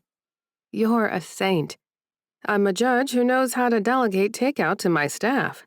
She sets up the food on the overbed table. How are you feeling today? Huge, uncomfortable, grateful. I accept the container of soup, breathing in the steam. Your son has been... He's been amazing. He's happy. She settles into the chair Tucker usually occupies, the one with the permanent imprint of his body. He's really coming into himself. We eat in comfortable silence for a few minutes, slurping our soup. Judge has this way of being present without being overwhelming, something I'm learning runs in the family, once you get past the initial tsunami of stag enthusiasm. I think about your work a lot, I say, rubbing my stomach. Family court, kids removed from their parents. She nods. Nearly 30 years on the bench now. It was once me on the other side, and I bring that experience with me to every case. Do you... I pause, finding the words. Do you ever feel like you're making a difference? Like the system actually works? Her expression grows serious. The system is broken in 1,000 ways. But yes, I think I make a difference. Not by fixing the system, that's beyond any one person, but by building support structures into my rulings, making sure kids have what they need, holding parents accountable while also giving them resources. That's what I want to do. The admission comes easily. Not the legal side, but the policy side. Building those support structures so families don't fall through the cracks. You will. Judge's certainty is absolute. Your research project, Tucker showed me the abstract. Sloan, that's exactly the kind of work that changes things. You're going to be incredible in this field. Something in my chest loosens. I spent so many years having adults tell me what I couldn't do. My mother, my ex-husband. They had opinions about my capacity, my choices, my future. I touched my grandmother's necklace, the sun pendant Tucker returned to me. My grandmother Essie believed I could do anything I wanted, even if she wasn't sure how to make it happen. And now? She asked gently. Now I feel like I'm on the roundabout road toward a goal. I laugh a little, watery. It's overwhelming and wonderful and terrifying. Judge Juniper grins. You're working so hard. I set down my soup container. I never had this before. People who just show up, no conditions, no judgments, just love. She reaches over and squeezes my hand. You're family now, Sloan. That means you're stuck with us. I'm starting to think that's not such a bad thing. As she gathers her things, I can tell she wants to say something but is holding back. What is it? I bite my lip, still uncertain about how to think of her, what to call her. Tucker's parents have been so wonderful, and I am working on relaxing into their informal way of being. Judge looks at me, eyes watery, smiling. I am just really glad you're here with us. Something warm and pleasant blooms in my chest. I'm glad too, Juniper. I grin, and she leans in for a hug, which I return to the best of my ability from my position lying down with an entire globe jutting from my middle. After Juniper leaves, I lie in bed staring at the ceiling, thinking about family and futures. The babies are doing their afternoon gymnastics routine, little feet and elbows poking out at odd angles. I rest my hand on my belly, feeling them move. We need to give you actual names, huh? I murmur. Can't keep calling you the girls forever. Tucker and I have been circling around names for weeks, but nothing felt right. He suggests options, asks my opinion, and tries to find something meaningful. And then we can never decide. More and more, I find myself wanting to do something special for him, to thank him for his patience with me, for the love he's teaching me to accept. As I digest the food his mother brought for lunch, I realize what I can do to stoke this fragile fire we've ignited together.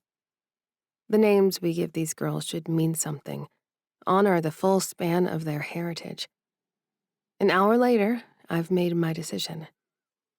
My heart pounds as I finally make a purchase with my own credit cards, a custom art project that should arrive this afternoon if I pay a steep enough rush fee, which I happily do. The afternoon drags after my shopping spree. I try to focus on reading for my last class, but my eyes keep drifting to the clock.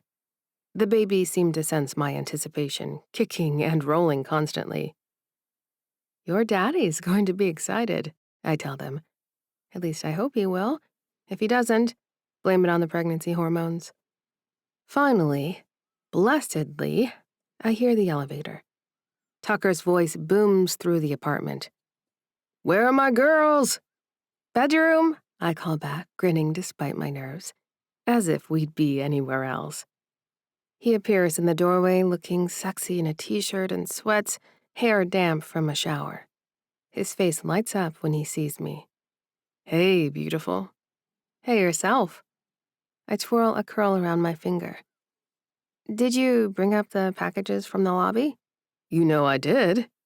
He holds up a finger, ducks out of the doorway, and returns holding a crate. What's all this? Open it. I pat the bed beside me. Sit down first. Tucker kicks off his shoes and settles next to me carefully, mindful of my massive belly. He examines the note on the crate. This is from a frame shop. Open it, I repeat, my heart hammering.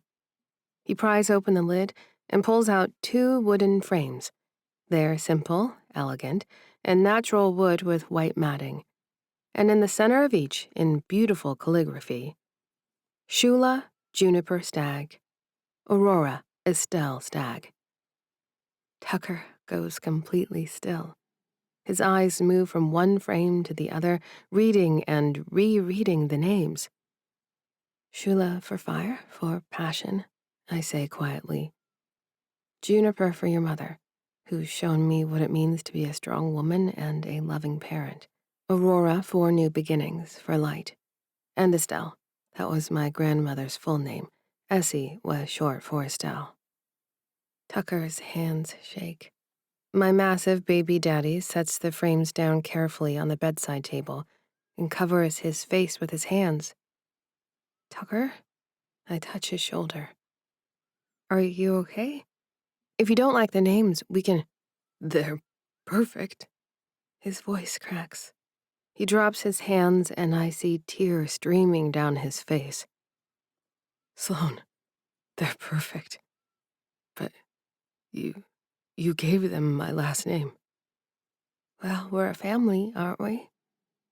That does it. Tucker completely breaks down, pulling me as close as he can with my belly between us, sobbing into my shoulder. His whole body shakes with it, this huge, tough enforcer reduced to tears by 2 picture frames. I love you, he chokes out. God, Sloan, I love you so much. I love you too. I stroke his hair, my own tears falling. I am all in, Tucker, with you, with your family, our family, with everything. I'm not going anywhere. You named our daughter after my mom. She's incredible. And Shula Juniper Stag sounds strong, like she'll be able to handle anything. I rest my hand on my belly. And Aurora Estelle Stag sounds wise, like she'll know who she is. Tucker pulls back to look at me, his face blotchy and wet. You really want them to be stags? I want us to be a family, however that looks.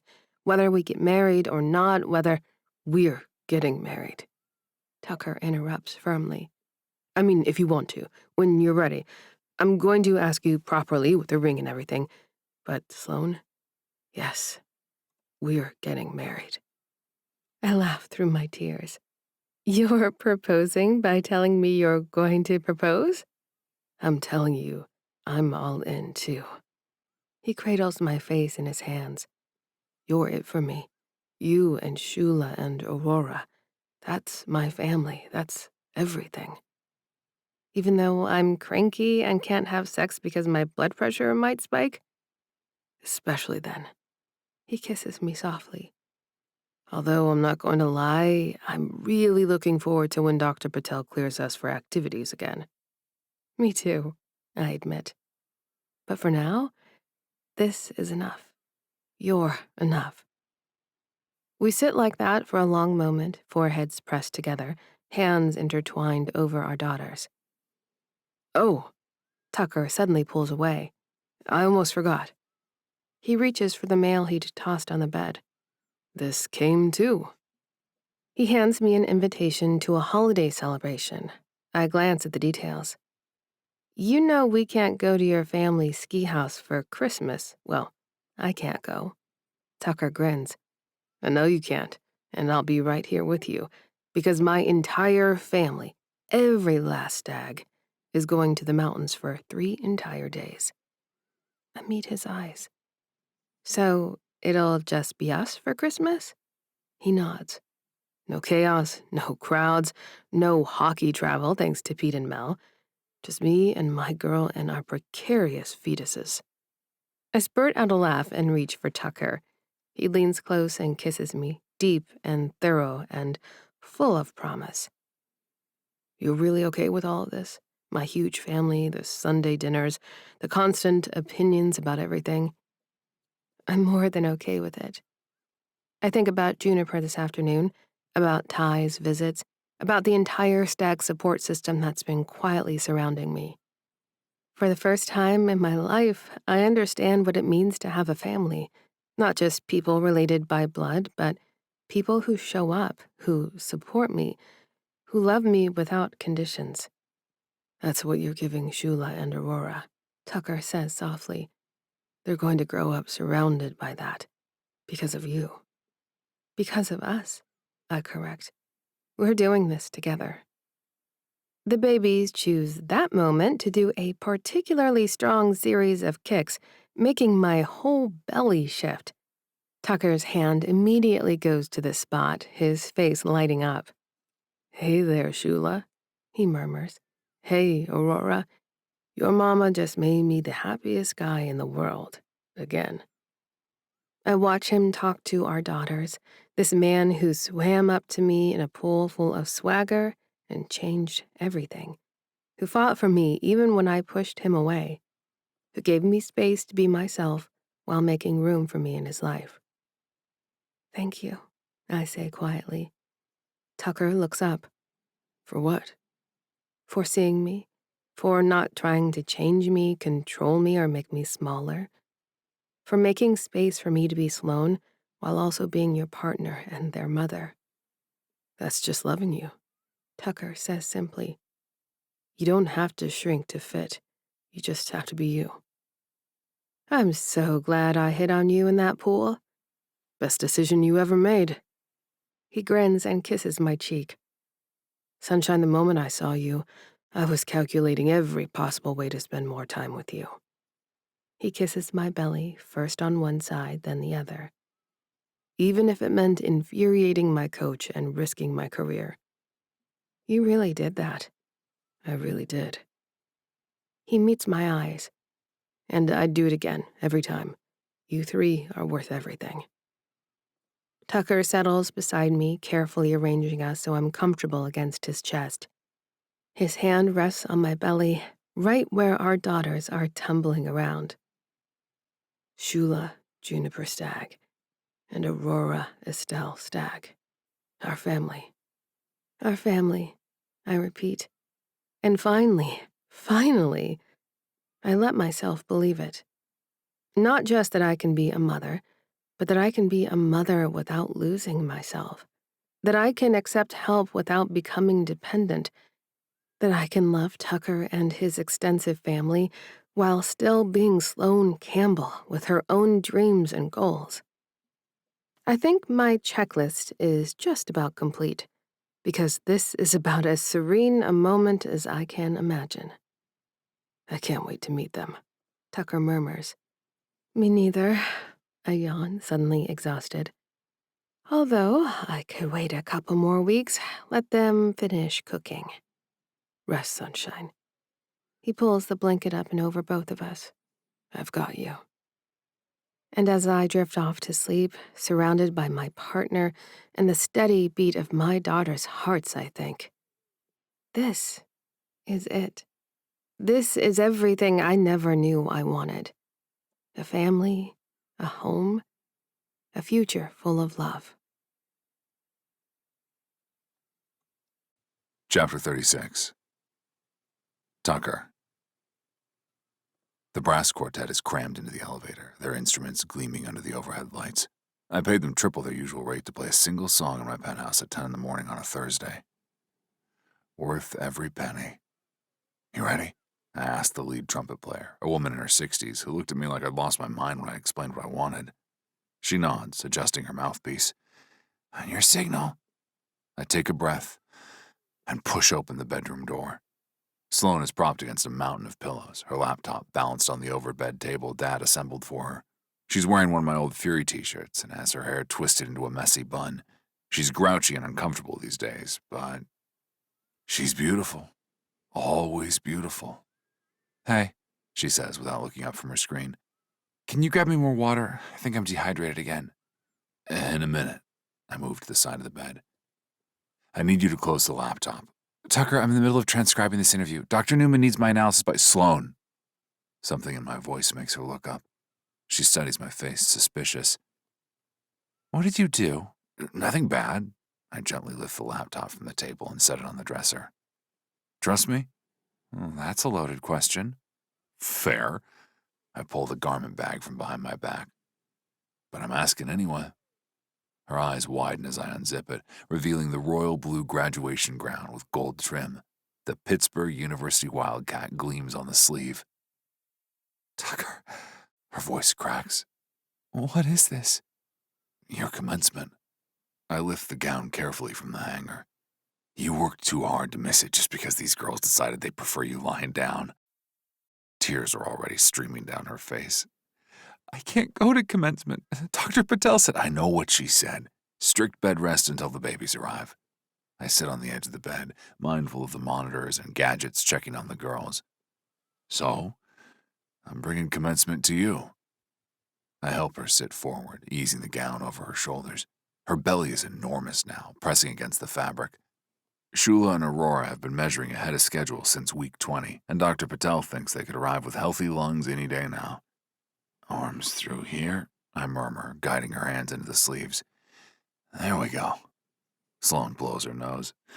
How are you making commencement happen? I fasten the front closure, working around her belly. You finished every requirement, turned in your final project last week, even though you were conducting phone interviews from bed while simultaneously gestating 2 humans. You earned this degree, Sloan. You deserve to celebrate it. But I press a finger gently to her lips. No buts. Just let me do this, okay? She nods, and I retrieve the mortarboard from the garment bag.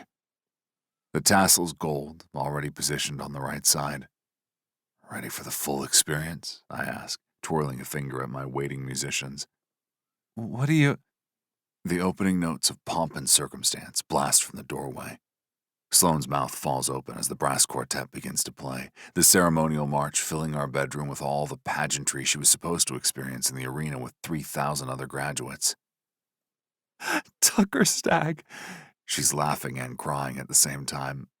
You are so extra. I had to make it official. I place the cap carefully on her head, mindful of her bun. I can't have a proper commencement without the music. The quartet continues playing the march, and our other guests file into the procession as Sloane's mouth drops. Mel wheels in first, dressed in business casual and grinning like she just won a case. Professors Newman and Kahn follow, both wearing their academic regalia. Pete was supposed to be here too, but called this morning with some vague excuse about an emergency he couldn't get out of. The band finishes their song and rests their instruments on the floor, standing politely to the side of our makeshift ceremony. Ms. Campbell? Dr. Newman's stern expression softens into something almost tender. I believe congratulations are in order. Sloane is openly sobbing now. You came. Of course we came. Dr. Kahn moves to the bedside, her own eyes suspiciously bright. You've been one of my best students, despite some rather extraordinary circumstances. Your service learning project was exceptional, Dr. Newman adds. The interviews with BIPOC prenatal care providers in the Pittsburgh region revealed systemic gaps that need to be addressed. Your analysis will inform policy recommendations for the health department. Really? Sloane wipes at her face. You're not just saying that? I don't just say things. Dr. Newman's tone is dry but kind. Your work matters, Ms. Campbell, which is why the dean approved your completion and conferred your degree. I pull out my phone and prop it against the lamp, angling it so the camera captures Sloane. Okay, everyone watching at home, you can unmute yourselves and applaud. My phone screen fills with faces. Mom and Dad in the kitchen at their place, Alder in his apartment, Lena visible over his shoulder, Gunnar at what looks like Stag Law's office, Odin and various other Stag cousins all crammed into one frame. Did we miss it? Mom asks urgently. It's all happening. I move behind Sloane's bed, one hand on her shoulder. We're about to flip the tassel. Dr. Kahn steps forward with a dignity that makes this bedroom feel like a grand auditorium. Sloane Campbell, having fulfilled all requirements for the degree, I am pleased to present you with a Bachelor of Science in Public Health from Pittsburgh University. She hands over the diploma, actual parchment embossed with a gold seal, completely official because I made about 17 phone calls to get it handled in January, even though the semester technically ended in December. Sloane takes it with shaking hands, staring at her name printed in formal script. "Now the tassel," Dr. Newman says, and there's actual warmth in her voice. "Go on and turn it, Miss Campbell. You've earned it." Sloane reaches up and moves the tassel from right to left. The simple gesture feels monumental. "Congratulations, graduate," I whisper, leaning down to kiss the top of her capped head. The phone erupts with cheers. My family's whooping and clapping, and I can hear Mom actually crying. Stellan is recording everything on his own phone, probably for some Stag family archive. Mel wheels closer and takes Sloane's hand. "I knew you could do it. I couldn't have done it without you," Sloane squeezes back. "Any of you." "Speech," Odin calls from the phone screen. "No speech," I say firmly, but Sloane shakes her head. "It's okay." She looks around the room, at Mel, at her professors, at Stellan, at the phone full of stags. Then her eyes meet mine. "I spent most of my life thinking I had to do everything alone, that asking for help was a weakness, that depending on people meant losing myself." Her voice steadies. "But this degree, these babies, this life I'm building, none of it would be possible without all of you. Without Tucker showing up every single day, even when I pushed him away. Without my professors extending deadlines and believing I could finish. Without Mel being the sister I never had." She pauses. "I'm graduating today because I finally learned that accepting help isn't giving up control. It's building a foundation strong enough to hold all of us." I'm not crying. I'm absolutely not crying in front of everyone. I want to say thank you while I still can. Thank you for showing me what family means. "Okay, now I'm crying," Mom announces from the phone. "Oh, me too," Lena admits. "Group hug," Odin yells, and several stags pile into the frame, all of them laughing. Dr. Newman clears her throat. "Well, this has been highly irregular, but also deeply moving." She adjusts her regalia. "Ms. Campbell, I expect great things from you in your career. You have a gift for seeing systemic problems others miss. And for asking questions that make people uncomfortable," Dr. Kahn adds with a smile. "The field of public health needs more of that." They say their goodbyes and slip out, and I start to usher everyone else toward the door. "Okay, graduate needs rest." "Tucker?" Sloane's voice is strange, tight. I turn back. She's gripping the edge of the overbed table, her face suddenly pale. "What's wrong?" I'm at her side instantly. "I think," she looks down, "I think my water just broke." For a second, nobody moves. Then everything happens at once. Mel's on her phone calling Dr. Patel and grabbing the hospital bag we've had packed for weeks. The French horn player's clearing a path to the door. My phone screen is chaos as my family starts yelling advice and congratulations at once. "Okay." I force myself to stay calm, even though my heart is trying to punch through my chest. "Okay, we've practiced this. We know what to do." "Tucker?" Sloane grabs my hand, and she's smiling through the fear. "We're having our babies." "We're having our babies," I repeat, and suddenly I'm grinning like an idiot. "Holy shit, Sloane. We're having our babies today." "Best graduation present ever," she manages before the first contraction hits. I help her out of the gown, carefully because she insists she wants it for photos later. After all, Sloane Campbell doesn't do anything halfway. Then I'm easing her into the elevator, grabbing the hospital bag, giving rapid-fire instructions to Mel about locking up. "We'll meet you there," Mel says, shooing people toward the door. I grab her shoulder. "You hear from Pete?" She shakes her head. "Not today. Your uncle said they're working on his legal paperwork." I grunt. My oldest cousin came through for me big time when I was drowning in my own family crisis. Now Pete needs us too, and I'm still facing my own responsibilities. Mel pats my arm. "Go get your girls." My phone is still on FaceTime, and the last thing I see before ending the call is my entire family cheering. "Go get 'em, Tucky!" Alder yells. "You've got this," Mom calls. Dad's voice cuts through the noise. "Be the father those girls deserve, son." "I will," I promise. and I mean it with everything I am. Then I'm driving Sloane toward the hospital, her hand gripping mine so tightly I'm losing circulation, and I've never been more terrified or more certain of anything in my life. I love you, I say as we wait for the gate to open to leave the building. I need you to know that. I love you and Shula and Aurora more than anything. Sloane looks up at me, her green eyes bright with tears and joy and fear and hope. I love you too. Even when you hire brass quartets and orchestrate elaborate bedroom ceremonies. Especially then, I correct. The light turns green, and I drive Wyatt's sedan slowly and carefully with precious cargo on board. Just the two of us for these last few moments before we become four. Ready?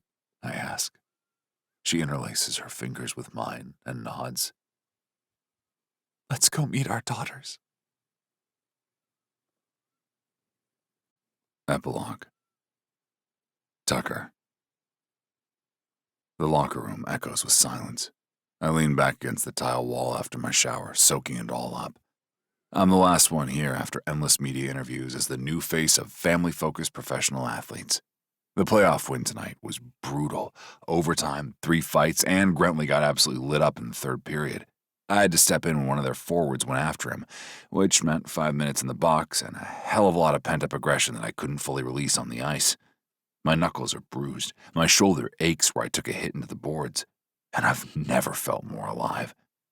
Last season, I would have gone out with the guys after a game like this, hit a bar, let some puck bunny buy me drinks, stumbled home at 3 a.m. smelling like regret and cheap perfume.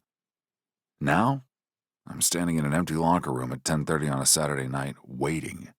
Because Sloane texted something cryptic during the second intermission about our 2-month-old babies going to an after-party with the Stag family daycare, and Sloane bringing me something special. I've been half-hard since I read it. The locker room door creaks open and my head snaps up. Sloane slips inside, wearing a long green coat and boots that click against the concrete floor. Her hair's in braids, since that's easier to care for with the babies, and she's got that look on her face, the one that says she's nervous and excited and trying to play it cool. Hey, she says, stopping a few feet away. Her cheeks are flushed, from the cold near the ice or from what she's thinking, I can't tell. Hey, yourself. I push off the wall, acutely aware that I'm wearing nothing but a towel. You know players' significant others aren't technically allowed in here, right? You gonna report me? She grins. Or, you want to see what I brought you? I close the distance between us in 2 strides. Just seeing you is amazing. Impressive. Her eyes drag down my chest, lingering on the droplets of water still clinging to my skin. My hands find her waist and I pull her against me, not caring that I'm getting her coat wet. Where are Shula and Aurora? Oh, with your mom and dad. She loops her arms around my neck, wearing their tiny noise-canceling headphones and being absolutely spoiled. I laugh, picturing it. And they're good? You're good leaving them? Tucker, she cups my face. I fed them before I left. They're asleep. I got cleared for all physical activity at my appointment today. We have maybe 90 minutes before I turn into a pumpkin and my breasts start leaking. Jesus Christ, Sloane. I groan, well beyond half-hard now. You can't just say shit like that. Why not? Her smile turns wicked. You're the one who kept telling me how much you loved my body while I was pregnant, how you couldn't wait to... I kiss her. Hard. Because if she keeps talking, I'm going to lose what little control I have left. She melts into me, making this small sound in the back of her throat that I've been dreaming about for months. Her hands slide into my wet hair, and she kisses me back like she's starving, like she's been waiting just as long as I have. Shower, I manage against her mouth. Now. Bossy. Sloane. I frame her face with both hands, forcing myself to slow down. Are you for real ready for this? Because once we start, I'm sure. Her green eyes are bright with desire and trust. Dr. Patel said everything healed perfectly. I'm ready, Tucker. I've been ready. That's all I need. I strip her coat off, then her sweater, my hands shaking slightly as I work the clasp of her bra. She's different now, fuller, softer in places, and absolutely fucking perfect. I traced the faint stretch marks on her hips with my thumbs. I earned these, she whispers. I know. I kiss one, then another. Oh, you're incredible. She tugs at my towel, and it drops. We're both naked in the middle of the Fury locker room, and I've never felt more exposed or more certain of anything in my life. I flick the shower back on, and steam billows out from behind the partition. I guide her under the spray, bracing one hand against the tile wall while the hot water cascades over both of us. This is insane, she laughs, tilting her head back. We're gonna get caught. Building's empty. I run my hands down her sides, relearning every curve. And even if someone walks in, I don't give a fuck. Spoken like a man who's been celibate for months. 179 days. I catch her earlobe between my teeth. I haven't touched you like this in so long. She shivers. I remember.